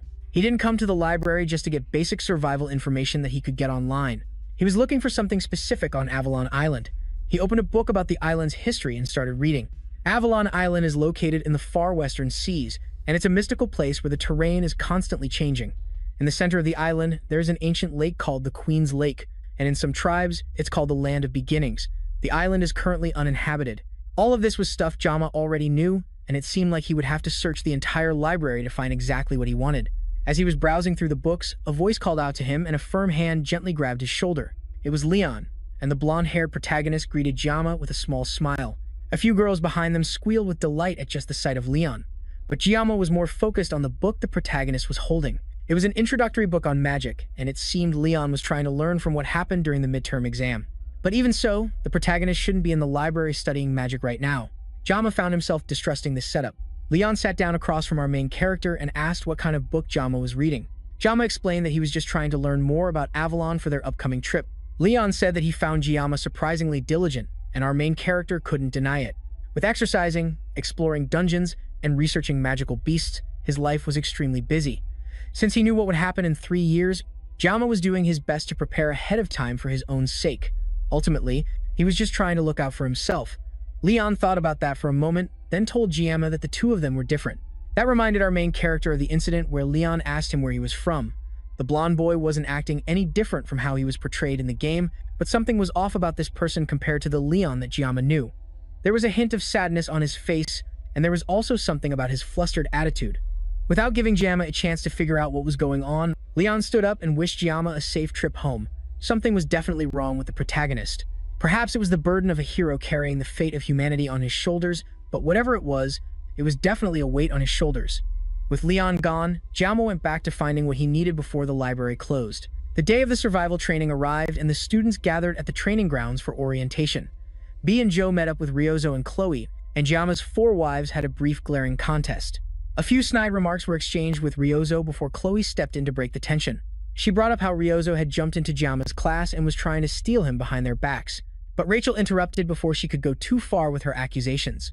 Rachel didn't stop and got even louder, bringing up how Ryozo not only went to a dungeon with Jiama, but also formed a club with him, and now she would probably spend 2 nights and 3 days on a survival island with him too. Ryozo stepped in and told them that Jiama said he wanted to do the training by himself. His excuse was that there were things he wanted to try out on his own, so he planned to conquer the entire island by himself. That got Jal excited, because it meant Jiama would be all alone for 3 days. Rachel came up with a little game for the 4 of them to play while scouting the island. Jiama only said he wanted to go alone, but there was no rule saying he couldn't be followed. So, Rachel devised a game called the Jal Game, which would give one lucky girl a chance to have some private time with Jiama. Avalon Island has constantly changing terrain, and even if they used a space gate to get to the island, they would all be dropped in random locations. It would be hard just to meet up and even harder to form a team, so the Jal Game would have a single rule. Whoever found Jiama first would win the game, and the other 3 had to give up. The girl who found Jiama would get the chance to have him all to herself. If they met each other, they could team up or split up as they chose. But they should never get in each other's way. All the girls agreed, but Avon blushed at the thought of having Jiama all to herself. She refused to join the game, but that was even better for the rest of them, as it meant there were fewer people to compete with. Meanwhile, Jiama, the man on all the ladies' minds, was struggling to stay awake because he had spent too long in the library the day before. He had recorded everything he needed to know on his phone and came prepared with 24 sashimi knives, as well as a hidden secret weapon. Media kept texting him like a mother, making sure he was well prepared for the island and even reminding him to bring underwear. It was as if she were his grandmother at school. However, before leaving, Jiama took a moment to observe the school and the teachers present on the training grounds. The characteristic he was looking for was a tall female instructor with purple hair and eyes. He didn't know what her intentions were, but if she was after him, the survival training on a deserted island would be the perfect opportunity to get rid of him. The mysterious nature of the island, where the terrain constantly changed, also made the cleanup easier. The same obviously applied to Jiama, but he wasn't comfortable using a knife on a person. That didn't mean he could just sit back and die. But the main problem was finding the teacher who fit the description. But the people here must have been dipped in food coloring at birth, because there was an astonishing number of women with purple hair and eyes. His thoughts were interrupted by Svid and Ayan passing by on their way across the training grounds. The Sword Emperor reminded Jiama that he had to keep working hard and achieve good results, but he also had to remember to get enough rest and enjoy the training. After a bit more small talk, the 2 of them left, but Aang spent a particularly long moment staring at Jiama before leaving with a huff. Jiama didn't think much of it and chuckled as he recalled the game's story that she would soon get a boyfriend. As he was watching her leave, he didn't notice Ryozo sneaking up on him with a mischievous glint in her eye. At least that's what she thought, until Jiama spun around and flicked her hard on the forehead. She cried and backed away, not expecting him to hit her so suddenly with such a powerful attack. She had only come to wish him luck for the training, but now she was so angry she wouldn't even look at him anymore. Jiama didn't really understand Ryo. He couldn't get much sleep these days because she was always hanging around him, and if you ignored her and didn't react, she would only get more restless and pace around like crazy. He didn't know what drew her attention so strongly, but Ryo was still technically a main heroine. He didn't want to get any closer to her than necessary. The spatial gate to Avalon Island opened, and the students were instructed to carefully pass through to the island for the test. Jiama stepped up to the gate, determined to make sure that this time he would find what he was looking for and get through this event quietly without any trouble. The gate transported him through, and he arrived at the sacred land of Avalon. Specifically, he arrived before the primordial tree, Joe. However, this was no time for sightseeing. There was a survival test to pass, and everyone was working hard, so there was no time for him to slack off. Fortunately for him, he had taken a picture of the island's map at the library. Afterwards, he marked the location where he could receive the blessing of rebirth after comparing it with his memories from when he played the game himself. The map looked quite familiar, and Jiama figured the blessing's location was near the lake in the center of the island. This meant he needed to get as close to the lakeshore of the World Tree as possible. Then, from there, he could pass through both the rocky area and the forest area. There were 3 days left of the island training, and the academy didn't just send them out to play. They had given the students a mission to find orbs hidden around the island. It was quite similar to a treasure hunt that normal schools organize during field trips, and the more orbs a student found, the better their final exam score would be. Apparently, the orbs could also be used as enhancement materials. This only made Jiama more interested in getting some for himself. Following one of the survival books he had read in the library, he drew the secret weapon he had brought especially for the test. It was a medium-sized machete that he found in the hiking section of a supermarket. It was typically used for clearing grass and chopping down trees, but most importantly, it was long enough that he wouldn't trigger the sword god's blessing. He bought this machete specifically for the training session, as he hoped to save the 50 seconds of his pain-free blessing to handle major things. As he was testing out the machete, a small rabbit poked its head out of a bush and looked at him curiously. Jama initially thought this was the perfect moment to gather some food, but his thoughts were shattered when the rabbit emerged from the bush, revealing itself to be a creature much larger than Jama. It was definitely a fearsome creature, but Jama had taken down a bull king, so a small rabbit should be a piece of cake. He wouldn't even need to activate the sword god's blessing to take down this monster. Elsewhere, Avon also encountered a rabbit that was much more normal size and cuter than the monster Jama met. Avon initially considered helping it find a safe place, but the rabbit bit her hand before running away. Avon gave chase and drew her sword, now determined to turn the cute rabbit into ingredients for her dinner. This was also a perfect opportunity for her, as she could use the rabbit to test the results of her special training. The rabbit ran faster and even turned back to smirk at her, as if looking down on her, and it reminded her of Jama, who also often hid his true abilities. She sped up to catch it, but the terrain suddenly changed, causing her to lose her balance and fall into a lake. The rabbit looked at her with a disappointed expression from above the water, and once again, she thought of Kang Jiyama. The boy who filled her mind was also struggling with a giant-sized rabbit. He had trained a lot to stay in shape, but even now, without the aid of his blessing, he could barely keep up with a simple rabbit. Jiyama fell to his knees and accepted defeat. It was better to starve to death than to waste more energy for nothing. He gave the rabbit a chance to leave, but before it went, it smiled mockingly at Jiyama again. That made Jiyama immediately change his mind and activate his blessing, and he took down the rabbit in an instant. Elsewhere, Rachel rushed through the forest, eager to find Jiyama before anyone else. She had been going in circles, but she could not get discouraged yet. After all, she was the one who came up with this game, and she had been bragging all day. She turned back and ran in another direction, hoping to save more time by just moving without thinking. Her voice was so loud that Ryozo, on another part of the island, could hear her as she ran through the forest. She was also eagerly searching for Jiyama, and she was determined not to be the loser if she was going to play this game with everyone. From the moment she landed somewhere on the beach of Avalon Island, she immediately worked on adjusting her aim for the unique environment. The only place on the island that never changed was the World Tree. And knowing Jiyama's personality and the fact that he wanted to be alone, she realized that he was likely heading towards the center of the island. It would be a hassle to search for him, but she did not want anyone else to get to him first. Chloe was also having a great time desperately searching for Jiyama. She barely paid attention to the monsters and animals trying to attack her as she dashed through the forest looking for him. She was one of the best scouts among all the first years, and on this island, she was confident that she could find him first and that he would only have eyes for her. She noticed someone in the distance and ran even faster, hoping it was her Jiyama. Meanwhile, Jiyama was resting by a campfire and roasting the rabbit he had killed earlier. He had spent all day skinning the monster, and now he did not have to worry about food anymore. He heard something running in the woods and immediately paid attention to it. It did not seem to be a wild animal, and Jiyama wondered if it could be someone targeting him. He could not let his guard down right now, especially when he knew there were people in the academy who wanted him dead. Fortunately, he had saved his blessing for a moment like this and was ready for a fight as the person got closer. Chloe dashed through the trees toward her target, but it turned out to be Jin Chul instead of Jiyama. The two immediately started arguing angrily as it seemed they kept bumping into each other. Meanwhile, Jiyama had to stop himself from nearly cutting Aben in half when she fell in front of him. They both froze and looked at each other, and the silence was only broken when Aben's stomach rumbled. Although she did not want to participate in the game, Aben somehow accidentally found Jiyama first. She observed his makeshift campsite and it seemed like Jiyama was doing very well for himself. He had a warm-looking fur coat and plenty of dried meat to ensure he would not go hungry, even during this survival test. It seemed Aben kept losing to him no matter what she did. It was embarrassing to think about, especially because of the previous incident of jumping into the lake. She was also very cold. Jiyama came up from behind her and gave her his fur coat to wear. The whole reason she found him was because she couldn't resist the smell of the food he was cooking, but the blanket he gave her was at least warm enough to calm her down. She had also sprained her ankle from before when she was chasing the rabbit. Jiyama didn't waste any time as soon as he noticed and went to bandage her ankle to take care of the wound before it got infected. After her wound was bandaged, he asked why she was wandering around alone. The game of tag immediately popped into her head, but obviously she couldn't tell him that. Instead, she told him that she felt more comfortable being alone. That made her somewhat similar to Jiyama. She remembered the fact that she had boldly told the girls she wouldn't participate in their game, but now that she was here with him, she couldn't resist the desire to win. She took out her phone and snapped a quick picture to show she had found Jiyama first. She sent it to their group chat. immediately confirming that she had won the game and the rest of them couldn't get near Jiama. Jiuzo and Joe flew into a rage as soon as they saw the picture. But what was done was done. Aim stared at her phone as Jiama offered her a piece of meat. There was an awkward moment between the two before Aim broke the silence. She asked him how he became so strong, and Jiama didn't have an immediate answer. Even though most of his fights barely lasted a minute, he still displayed an incredible amount of power. This had certainly caused quite a stir since he arrived at the academy.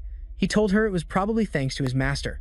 Ain could relate since she had spent 17 years of her life learning the sword from her grandfather. She was confident that she knew more about swords than anyone else. But Jiama's existence meant she realized there was still so much she needed to learn. She asked him the name of the clan where he learned his swordsmanship, but he didn't answer her question. Instead, he told her that he had realized long ago that being strong didn't always mean you would win. In the end, it was always the ones who never gave up until the very end who were the victors. Those who could endure would persevere and survive until the end, and those were the people Jiama considered strong. Ain stared at him for a moment but couldn't hold back her laughter. To her, Jiama's cliché line made him sound like an old man, and it reminded her of her grandfather. This also reminded her of the first time they spoke on the bench. This was their first real conversation since then. He offered her another piece of meat and Ain thanked him as she took it. She became so comfortable that she didn't even realize when she fell asleep and woke up the next morning. By then, Jiama was already gone and he had left all his food and supplies without a word. Her leg had also fully recovered thanks to his help the night before. Ain couldn't help but cry when she realized this was the first time she felt truly cared for by someone. No matter what happened in her life, she always had to face it alone. Even when she faced great obstacles, she eventually overcame them, but it was always alone. That was the duty of someone who carried the Nibung name. But now Kang Jiama had done all of this for her, while seemingly expecting nothing in return. All this time, she had been jealous and envious of people who showed kindness without expecting anything in return, and now he was doing this for her. With a new surge of energy, she picked up her sword and prepared to set off. Nothing would change for her, she just sat there crying. So she had to start moving. She proudly wore the coat that Jiama had given her and set off to continue her survival training. Meanwhile, Jiama made his way through the forest and his mind wandered to Aben. Even he thought she was really beautiful, but he also felt like Aben didn't like him very much. He wasn't too worried because he already knew that was Aben's personality. She had always been a distant and proud young woman. He ended up helping her due to their chance encounter, but it wasn't because he had feelings for her. She looked so pitiful that he couldn't bring himself to be cold to her. The main storyline might change a little now that he had interacted with her, but everything would surely be fine. Today was also the day Aben and Leon were supposed to start developing feelings for each other. At least he hoped that she wouldn't give the fur blanket to Leon. Regardless, he made it out of the forest after a few hours of walking, and now his focus was entirely on finding the blessing before the sunset. The blessing he was looking for was the blessing of regeneration, a guardian-level blessing, just one tier below the blessing of transference. It was designed to amplify the body's regenerative abilities, but the catch was that it could only be used on the person who possessed the blessing. This meant the blessing was basically just magical doping. However, since he had the blessing of transference, that restriction didn't apply to him, and he could also repair his sashimi knives. At first glance, the blessing seemed like a cheat, but the regeneration wasn't powerful enough to regrow lost limbs. It was just a blessing that accelerated the healing of wounds. The blessing was also considered a hidden reward in the game, so it didn't particularly affect Leon's growth, since Leon would eventually get stronger later and receive more buffs, so he had to secure this blessing at all costs. After a bit more walking, Jiama finally found what he had been looking for, the blessing of regeneration. It was also located right next to a giant orb from the test, and given how obvious its location was, it was practically a freebie. He came here for the blessing, but he also got an orb, which was a lucky bonus for him. He went to grab the orb and take a closer look, but suddenly someone blocked him from approaching the orb. It was Leon, and he already knew that Jiama wasn't here just to admire the world tree. Leon stared at Jiama, knowing full well that Jiama was here with other intentions in mind.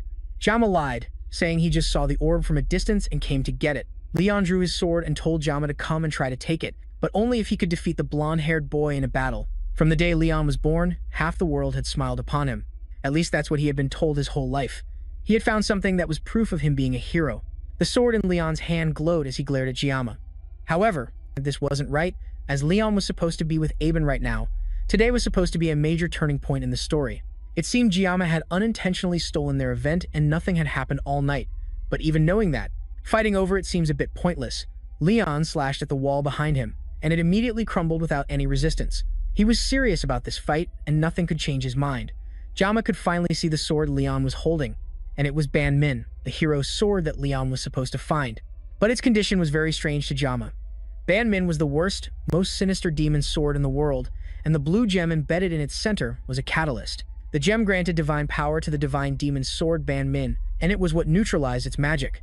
But since Ban Min itself was based on magical power, and even while it was being neutralized by the gem, it was still heavily influenced by the user's personality. That's why in the game, Ban Min could become a demon sword or a holy sword depending on the player's choices. Leon told Giamma to calm down and just treat this as a sparring match. However, Leon must have been crazy because he couldn't even use his inner world yet. There was no way he could defeat Giamma in their current state. Leon took a step forward, and it seemed like he was trying to use Giamma as a stepping stone to get stronger after obtaining Ban Min. Giamma could somewhat understand what Leon was thinking, but it was just a guess. One thing he was sure of was that the orb was just an excuse. Leon ran out of patience and rushed towards Giamma to start the fight. Elsewhere, Ryozo scratched her neck tiredly as she walked through the forest. At some point, she bumped into Weapon and the two were now walking together while she tried to find Giamma. Weapon didn't want to run into her, but the two were reluctantly walking together. He guessed that she was probably looking for Giamma, and she didn't deny it. By this point, it was obvious to Weapon that Ryozo had an interest in Giamma. Until a month ago, the only thing Ryozo did was doze off at the archery range. But now, whenever Kenji-Yama was mentioned, she started acting energetic and different. He also noticed that she had started doing extra things without being asked, even though she always hated doing complicated or tedious tasks. Ryozo suddenly stopped and turned to him with a blushing face and asked Weapon if her feelings for Giamma were too obvious. As the two were talking, a loud noise from the distance startled the birds in the trees. It seemed like an earthquake, but Ryozo could tell that this commotion was caused by Kenji-Yama. Giamma himself was facing a predicament. Leon was much stronger than Giamma had estimated, and the staff he held as a secret weapon had been broken in two. Leon didn't even think Giamma was fighting back and took it as our protagonist not respecting him at all. The truth was, Giamma couldn't react at all. He didn't expect Leon to actually swing Ban Min, but Giamma didn't want to get dragged into a fight when he didn't even know what was going on. He hesitated, because if he tried to use his blessing, he might have accidentally cut Leon, but if he didn't fight back, Leon could definitely slice Giamma's head off. Leon was the main character of Blessing of Miracle M, and he couldn't be underestimated. As the blonde hero walked towards Giamma, our protagonist had no choice but to draw his sashimi knife. He was about to face a monster. Doing so without at least using his blessing would be absurd. He needed to get rid of the naive thought that he could survive without using his blessing. He activates the sword god's blessing and engages in battle as Leon charges at him again. The two fight, but in the blink of an eye, Leon slices the first sashimi knife in half without much effort. Giamma quickly opens his bag and pulls out one of his several spare knives, then throws it at Leon. The blonde boy easily slashes through all the knives before they can reach him, then charges at Giamma again, cutting through several pillars behind him on the way. Giamma manages to dodge the attack and then turns to create some distance between them. Leon was definitely on a whole other level compared to the midterm exam, but even the main character's buff has its limits. Another huge slash from Ban Meng sends the terrain flying in different directions. Leon had used almost all of his energy in this battle, but through the destroyed landscape and dust, Giamma walks towards him, completely untouched. He asks Leon why he's going so far, and Leon pauses for a moment to think. The world had always told him that he would be the one to bring happiness to everyone, but now, ever since Giamma appeared, it seemed like everything he had tried to build no longer mattered. Now this whole battle was supposed to show Giamma who's who between them. Leon activates his sword again and gathers an even more devastating attack before swinging it at Giamma. Our protagonist charges towards Leon as the giant slash comes down on him, and the two clash. For a moment, as the energy from Ban Meng dissipates, a small piece of it breaks off. Leon stops moving for a moment and stares at his damaged sword. It seemed the destiny that Leon was supposed to have was now far beyond his reach. From where he stood, Giamma was the one who should have been chosen. As Giamma puts his knife away, the wind rustles around them, and when the dust settles, Leon is gone. It was an unexpected match for Giamma, but it seems he wants to use it as a way to help himself grow as a hero and solidify his strength. Giamma had no intention of losing to anyone. Whatever his motives were, Leon didn't even attack him in a way that would have allowed him to end the fight easily, and he had lost several sashimi knives in the battle. If Giamma had gone easy or made even a single mistake, he would have been dead. He had tried his best not to aim for Leon, but because of that, he ended up just dodging all over the place without really fighting back. Even so, Leon's growth was on a level befitting a protagonist. With that said, Giamma ended up chipping Ban Meng a little, but as long as it gets repaired and he collects more parts later, reaching its final form wouldn't be a problem. At least he didn't slash Leon himself. That would have been a whole other issue.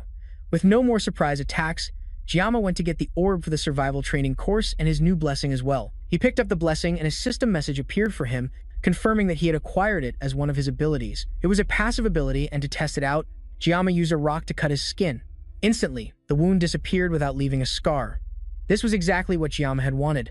all this time. Even so, getting this in the first place was very difficult. He returned to the forest and rested by a campfire as he gathered his thoughts. He was still in shock about the unexpected fight with Leon for no apparent reason. The only thing he could think of was that the fight happened because he had inadvertently stolen Leon's special time with Aben. But Leon even said that their battle was bound to happen sooner or later. Things were so tense, Chiyama couldn't even ask. But now, he was dying to know what the blonde protagonist meant. He already knew that Leon was an existence of this world, but that still didn't answer the question of who he was exactly, and even further, who brought Chiyama into this world in the first place was a whole other mystery. There was nothing he could do to find out, and now, all he could do was what he felt he needed to do. Even in his past life, he had a fiery personality. He had been holding it back a lot lately, but he could never ignore injustice. He used to get into a lot of fights with rude customers, but he never backed down no matter how tough they were. Perhaps it was Chiyama's strange sense of justice. At first, he tried not to interfere with the main storyline, but before he knew it, protecting himself had become the top priority. Although his actions were only to receive a blessing, it wasn't supposed to change the main plot. And yet today, he had to fight Leon. And now, he was also under the threat of assassination. His life was truly on the line, and if he continued down this path, he might end up having to cut down a real person instead of a monster. He still didn't want to do that, and his mind started to grow heavy as he realized that it might really come to that. As he was thinking to himself, Ryozo appeared behind him and taunted, encouraging him to stop talking to himself and just act naturally instead of overthinking. He turned towards her, but she was gone by the time he looked. It seemed to be just a hallucination, but he knew that if Ryozo were really there, that's probably what she would have said. He took a moment to think about what the others were doing, and in that brief moment, he realized that he was now thinking about his friends. The word sounded so cheesy, but right now, it brought him comfort. As the night passed, Chiyama finally fell asleep. Suddenly, the leaves in the bushes around him rustled silently as a dangerous group of people approached him with sharp objects in their hands. Their leader, Rei, nodded as a signal to start the attack, and two of his underlings threw shuriken towards Chiyama. He woke up instinctively and dodged the attacks, only getting minor cuts on his arm. Chiyama turned towards the Undertaker Association and immediately recognized their leader, Rayan. In the story, she eventually becomes the first half-demon Leon ever faces. Originally, she was the daughter of a nobleman, but after her family betrayed and cast her out, she became a contract killer. Her hatred grew over time, and she later became a villain who was defeated by Leon. In other words, she was a character destined for tragedy. Although her story was sad, Chiyama couldn't find any sympathy for a murderer who had abandoned her humanity. The group of assassins approached him as Chiyama cautiously tried to keep his distance. The men could immediately tell that Chiyama was no ordinary person. And even in a situation like this, when he was surrounded by powerful warriors, Chiyama had, with a look on his face as if he wanted to cut them all down. Jae-sen was the first to speak to him, and she asked him which organization he was from. Chiyama didn't answer, mainly because he didn't know what to say to that. Why would an assassin ask him such a question? Perhaps they thought he wasn't a student because he seemed too skilled. From what the other men were saying, it seemed this was the first time Jae-sen had taken an interest in someone they were about to kill. They knew he was the top first-year student, but they didn't think he would put up any resistance at all. Chiyama still didn't respond to their provocations and instead simply observed them. Then he realized that since these people had come for him, whoever sent them had to be at least an elder within the academy. That shocked them all, as they didn't expect Chiyama to be investigating them. He knew that the Undertakers Association was just a bunch of butchers who killed for money, and the more he spoke about them, the angrier they got. Chiyama walked right up to Jae-sen, stood directly in front of her and looked down on her, as if to mock her. One of the underlings finally couldn't stand the disrespect and turned to attack Chiyama, but in an instant, our protagonist activated the blessing of the sword god and quickly dealt with the fodder character. The man mocked Chiyama for just running around and dodging as his head slid off his neck, which had been cleanly cut by Chiyama. Just like that, he died before he could even realize he had been attacked. With this, Chiyama had finally cut down a person somewhere other than the Academy's subspace. As the group panicked and tried to figure out what to do, Chiyama's assimilation rate began to skyrocket from 12 to 88. In another reality, Chef Kim checked his phone and saw that it was past midnight. He decided it was time to quickly find what he was looking for and call it a day. He was searching for his humanity, but he couldn't seem to find it anywhere. As he searched in the refrigerator, he saw some juice boxes spelling out the words "Blessing of the Sword God." As he looked at the strangely arranged boxes, he transformed back into Kang Ji-yoon. But he still couldn't find what he was looking for. He saw some more juice boxes, and they seemed to be spelling out a message for him. The message told him to cut down everything regardless of what it was, and as soon as he read it, a brilliant red light poured out from the refrigerator, engulfing him and bringing him back to reality. His left eye began to darken as a crazed look appeared on his face, and it was clear that Chiyama was ready to eliminate anything and anyone in his way. The other thugs didn't realize they were already dead and tried to rush at him to take him down. But Jiyama didn't waste a second as he met them halfway and cut down 3 of them with a single clean slash. Another pair of assassins approached him with their swords drawn, and our protagonist easily leaped over their attacks, twisting in mid-air before slashing at their backs, killing them with ease. The men tried to encourage each other not to be taken down by a kid and rushed to attack him all at once. Meanwhile, Jae-sen, their leader, watched from behind as blood, guts, and body parts flew everywhere. As she watched her men get mercilessly slaughtered, she began to question if the person they were up against was really a student. He was clearly on a completely different level than all of them combined, and at this rate, they would all be wiped out. The thug closest to her screamed in fear, calling out to his captain, asking her what to do. But before Jen could even process what he said, Jama quickly appeared beside him and ended his life with one swift move. The kid who was supposed to be an easy target for them was just a quick kill they would forget by the end of the week. But now, all of her men were dead and it was very likely she would be next. Now she understood why the old man had promised such a ridiculous amount of money for what was supposed to be a quick and easy kill. That crazy old man had set them up with someone who was clearly no longer human. He had to be a half-demon disguised as a student. Jiyama's attention turned to her, and before Jen could back away, her back was against a tree as Jiyama pinned her, holding her completely still with a knife to her throat. Jiyama had managed to end this whole thing quickly with 9 seconds left of his painless blessing. His entire time for the day had been used up because of Leon and this group of undertakers, and it was all in self-defense. But Jiyama still wished he wouldn't have to use it again. Fighting humans was a completely different feeling from fighting demons. Although he didn't like what he just did, his opponents were butchers who were after his life. So there was no reason to show mercy and he didn't have any regrets. Now, the only one left to deal with was Jen, and she had clearly lost all will to fight. He tied her hands to a tree, keeping her immobile. Then, he began his interrogation by asking her who sent her. However, even in this situation, Jen was a professional, and she wasn't going to let Jama intimidate her. But Jama wasn't going to give up easily either. This was finally his chance to find out who was after his life. All he had to do was figure out how to get the information out of her. Jama leaned in close and asked if she was stupid. After all of her subordinates had turned into fertilizer for the forest, and there was a high chance she would be next if she decided to keep messing with Jama. Jen couldn't take it anymore and gritted her teeth in anger, convinced that Jama was a demon. But now, even she could understand why the elder had ordered a hit on him. She had tried to look into Jama before the mission, but all of his personal records had been erased, including his relatives and parents. That made Jama pause in confusion, and the rest of Jen's rant fell on deaf ears. He didn't know what she meant by his family records being erased. He tried to remember his relatives and parents, but suddenly realized that he couldn't even remember his family's faces. He desperately demanded she explain while unsheathing his sashimi Thai knife. Initially, he was going to find out the name of the person who hired the mercenary group, and then he would let her go peacefully. But now that she had revealed something so disturbing, it seemed he had no choice but to take this more seriously. He told her straight up that if she didn't cooperate with him, she would lose an arm, a leg, and any other limb that Jiyama wanted, as long as she could still talk in the end. He didn't care how maimed she would be. Suddenly, the area was flooded with an immense magical pressure, pushing both Jiyama and Jen down. Jiyama turned back and saw that the blood from the corpses seemed to be rising into the air and heading towards Zay. Suddenly, Zay's stern expression turned into one of absolute horror as she saw the blood gathering around her body. Elsewhere, Six was taking advantage of the break to go fishing with his brand new fishing rod. He hadn't caught a single one since he started, but it was still nice to enjoy the rare peace and quiet. A disturbance in the water made him briefly think that he was about to catch one, but instead, fish were thrown into the air as if something terrible was shaking the very island. He could immediately tell that something was wrong. There was a terrifying amount of magical power in the air, equivalent to a demon commander.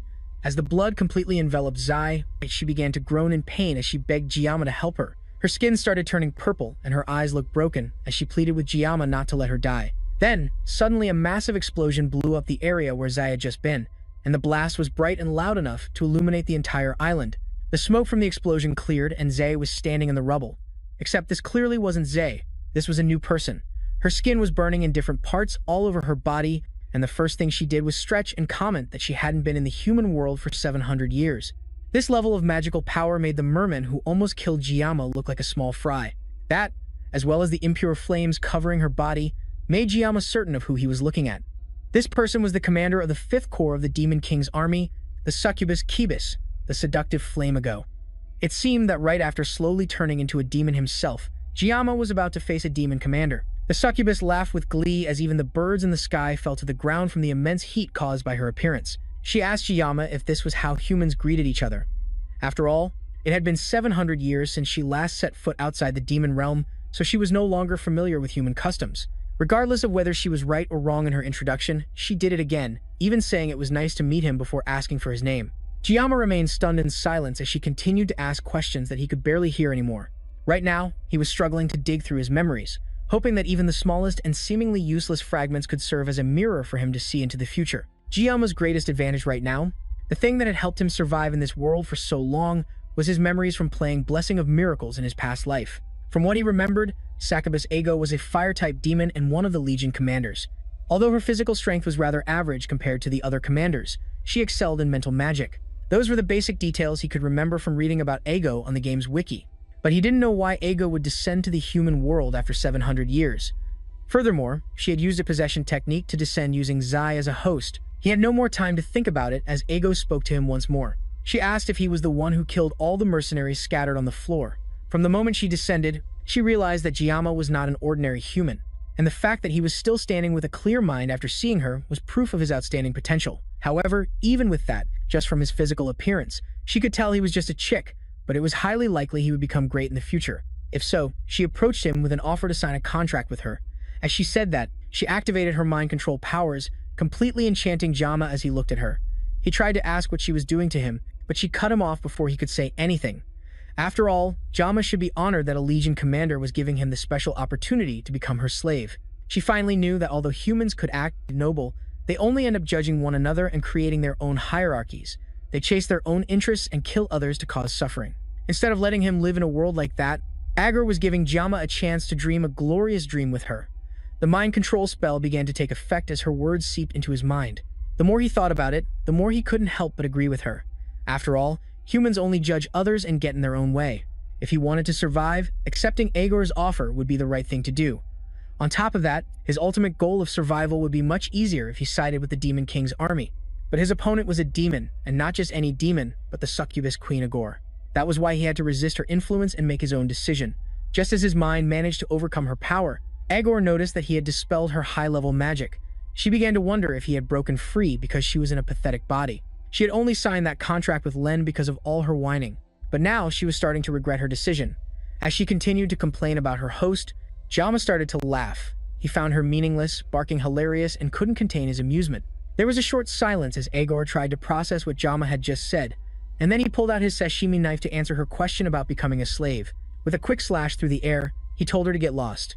Agor smirked at his insolence as flames began to gather around them. Giamma sliced through the flames she casually sent his way, and she even yawned while he tried to dodge her attacks. But our main character wasn't even moving at full speed yet. He managed to move fast enough to slash at her, forcing her to dodge and jump away while laughing maniacally. The more they fought, the more she began to want him, even though her offer to make him her slave was only said half-jokingly. She decided to see just how far his abilities could really go and unleashed more of her power at once, sending multiple fireballs at him. Giamma cut through all of them with ease, passing through the wall of fire, straight for Agor. His ever-brilliant skills only made her more and more impressed with him. As he closed in on her, she was forced to turn and run while he relentlessly gave chase. Giamma had clearly surpassed human limits, while she, on the other hand, was adapting too slowly. Even though it had been a few minutes since she was exposed, our main character managed to catch up to her and turned to bury his knife in her back. This time, Agor was genuinely worried that Giamma was so fast he could catch up to her in a flash. The two of them collided, creating a massive explosion that destroyed the ground around them. When the smoke cleared, Agor stood over Giamma, easily catching the knife he was about to stab her with just a moment ago. She commented on his hot-headed personality and asked if he was in a hurry. He didn't need to go anywhere because Agor had all the time in the world for him. However, Giamma was in a great hurry and knew there was no time to waste. With all his might, he sliced through her grip, freeing his hand and lunging in to attack again. His body began to glow with an aura as he pushed himself even harder to settle this battle. There was no time to waste, and the clock was slowly ticking down until his painless blessing ended, leaving him completely vulnerable. Agor noticed that he was somehow even faster, despite already surpassing what a human should be capable of. The two continued to clash, sending bright sparks flying everywhere as the seconds passed. Their battle grew ever brighter until finally, his painless blessing wore off, leaving Giamma completely exhausted as he panted, barely able to stand while she towered over him. Meanwhile, Agor had nothing to show for the brutal fight but a severely torn hand that was covered in flames.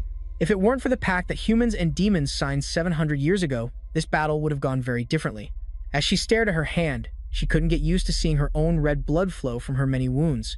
It almost felt as if she had become human, and just like that, she used her flames to completely heal her arm, leaving it good as new. She approached Jama, who could barely stand up straight anymore, and told him it would be a waste to let him remain just a human.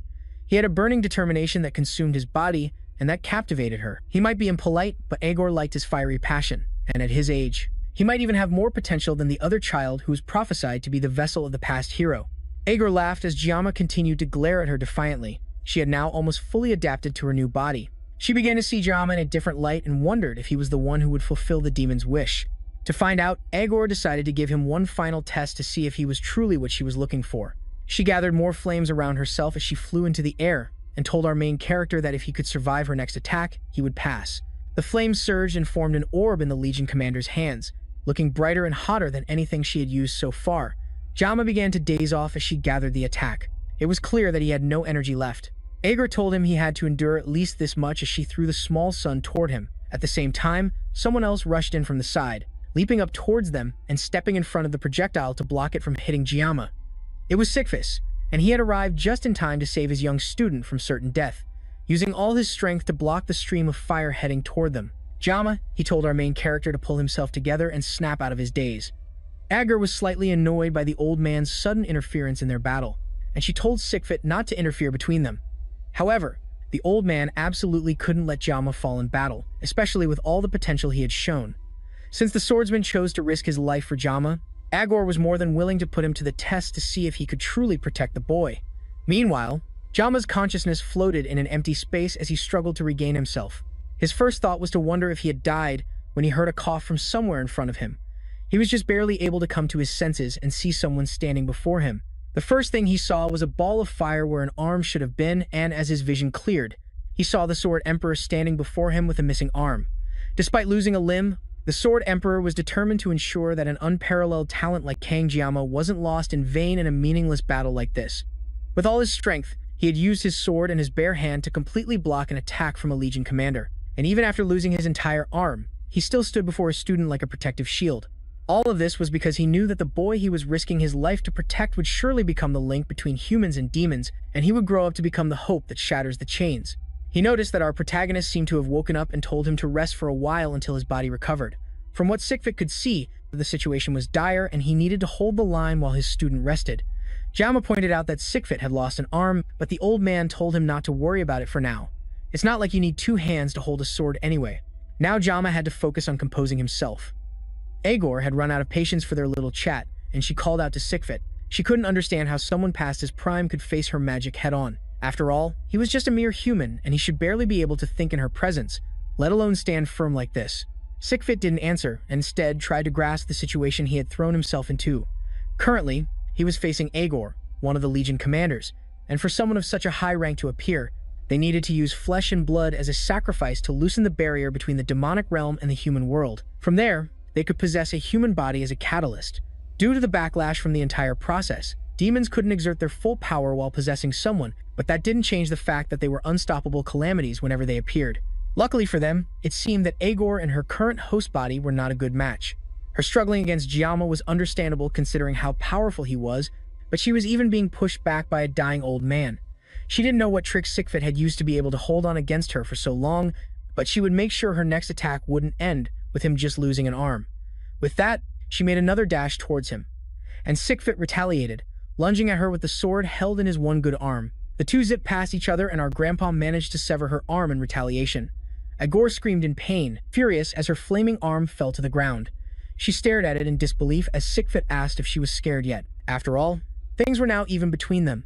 That only made her angrier, and she charged into attack again, creating massive flames that covered the entire area.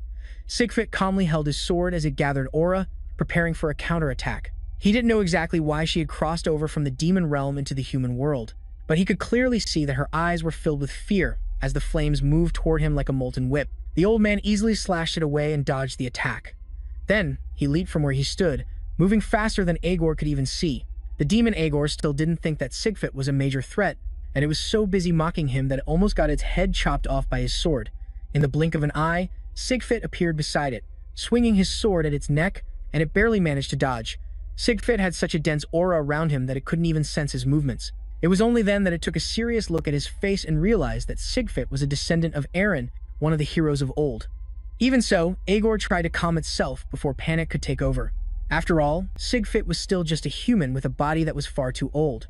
There was no reason for it to be so concerned over someone like this. It flew into the sky to create some distance, then summoned a barrage of flaming spears overhead. Descendant of Aaron or not, there was no way a frail body like Sigfit's could dodge this next attack. The spears filled the sky, and the heat was so intense that even the clouds began to dissipate. It cackled like a maniac as both the Proctor and Sigfit realized that this next blow would be incredibly difficult to dodge.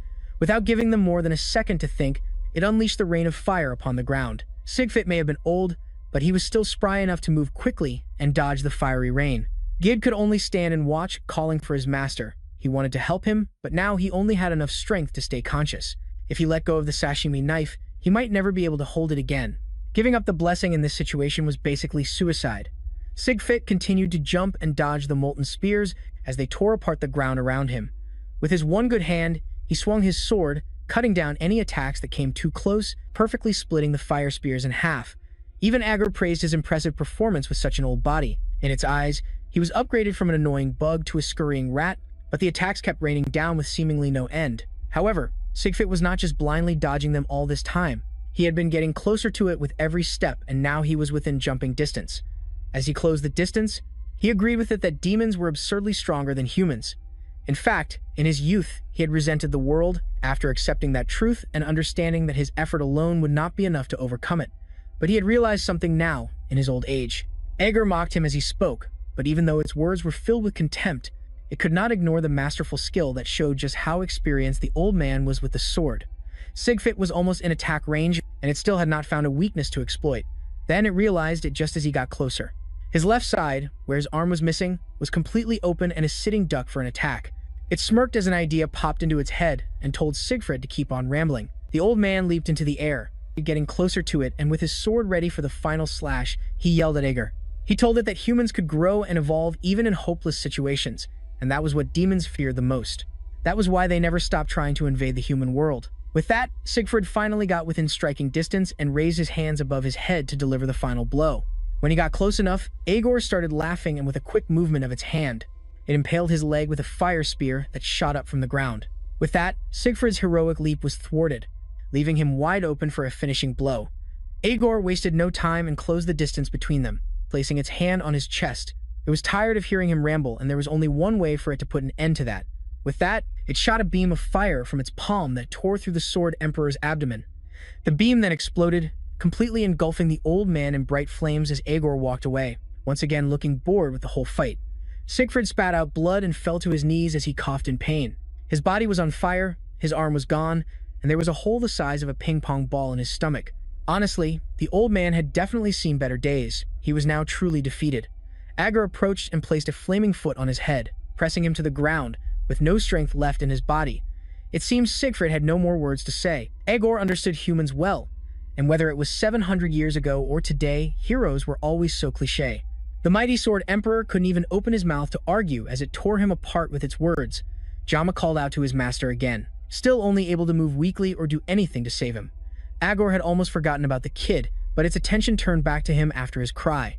For the first time since they met, it called him by name and approached him to continue their conversation from before. Now that the matter of the trespasser had been dealt with, it was time for it to tell him the results of the test it had given him earlier.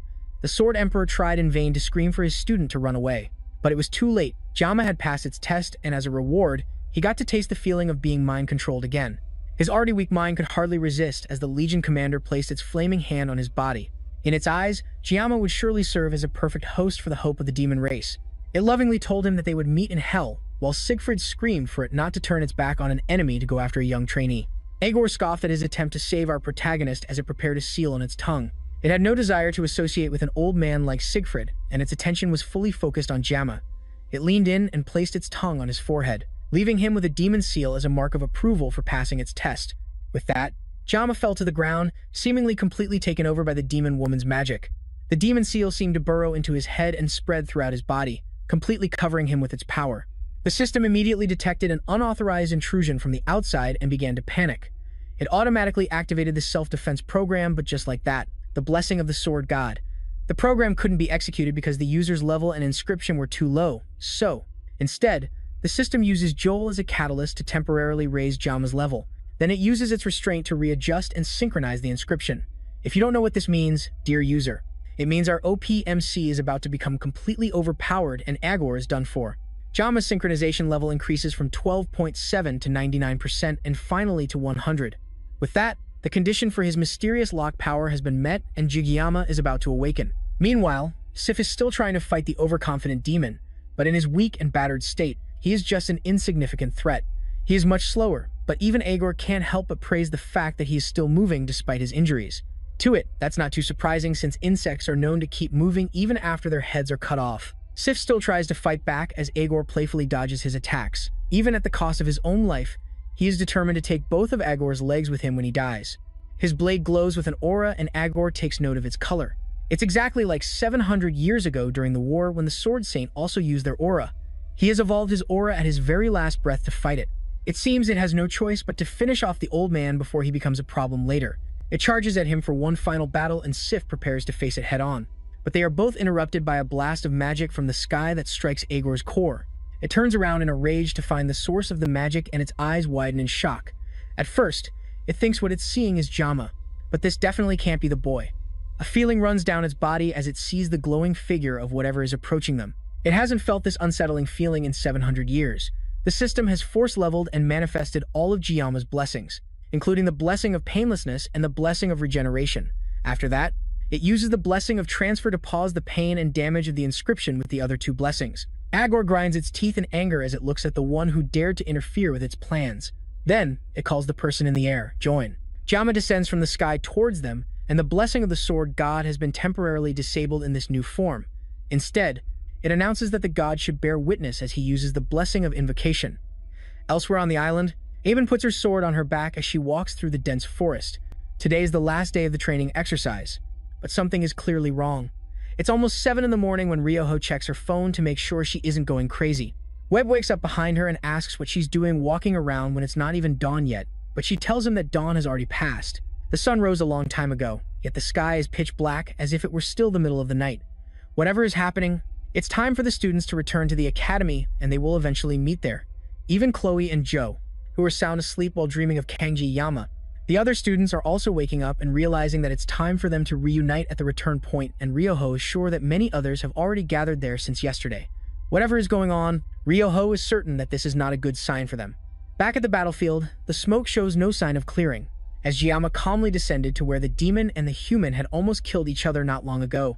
Agor still couldn't believe that Joaquin had suddenly appeared out of thin air. And for the first time during the entire battle, the fear that Sixfit had seen in its eyes was now clearly written on its face. But when our main character's feet touched the ground, while crackling with electricity, Agor finally had a chance to get a good look at the person who had appeared before them. It wasn't the Joaquin it had feared for 700 years, but instead the Jiyama it had just been toying with about 5 minutes ago. Now that it got a good look at him, it realized how careless it was to think this was Joaquin.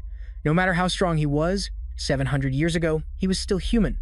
So, there was no way he could still be alive. But that didn't change the feeling of terror that washed over it as Jiyama approached. And at this point, even its judgment began to falter. And where was Sixfit in all this chaos? He was basking in the light of a new god.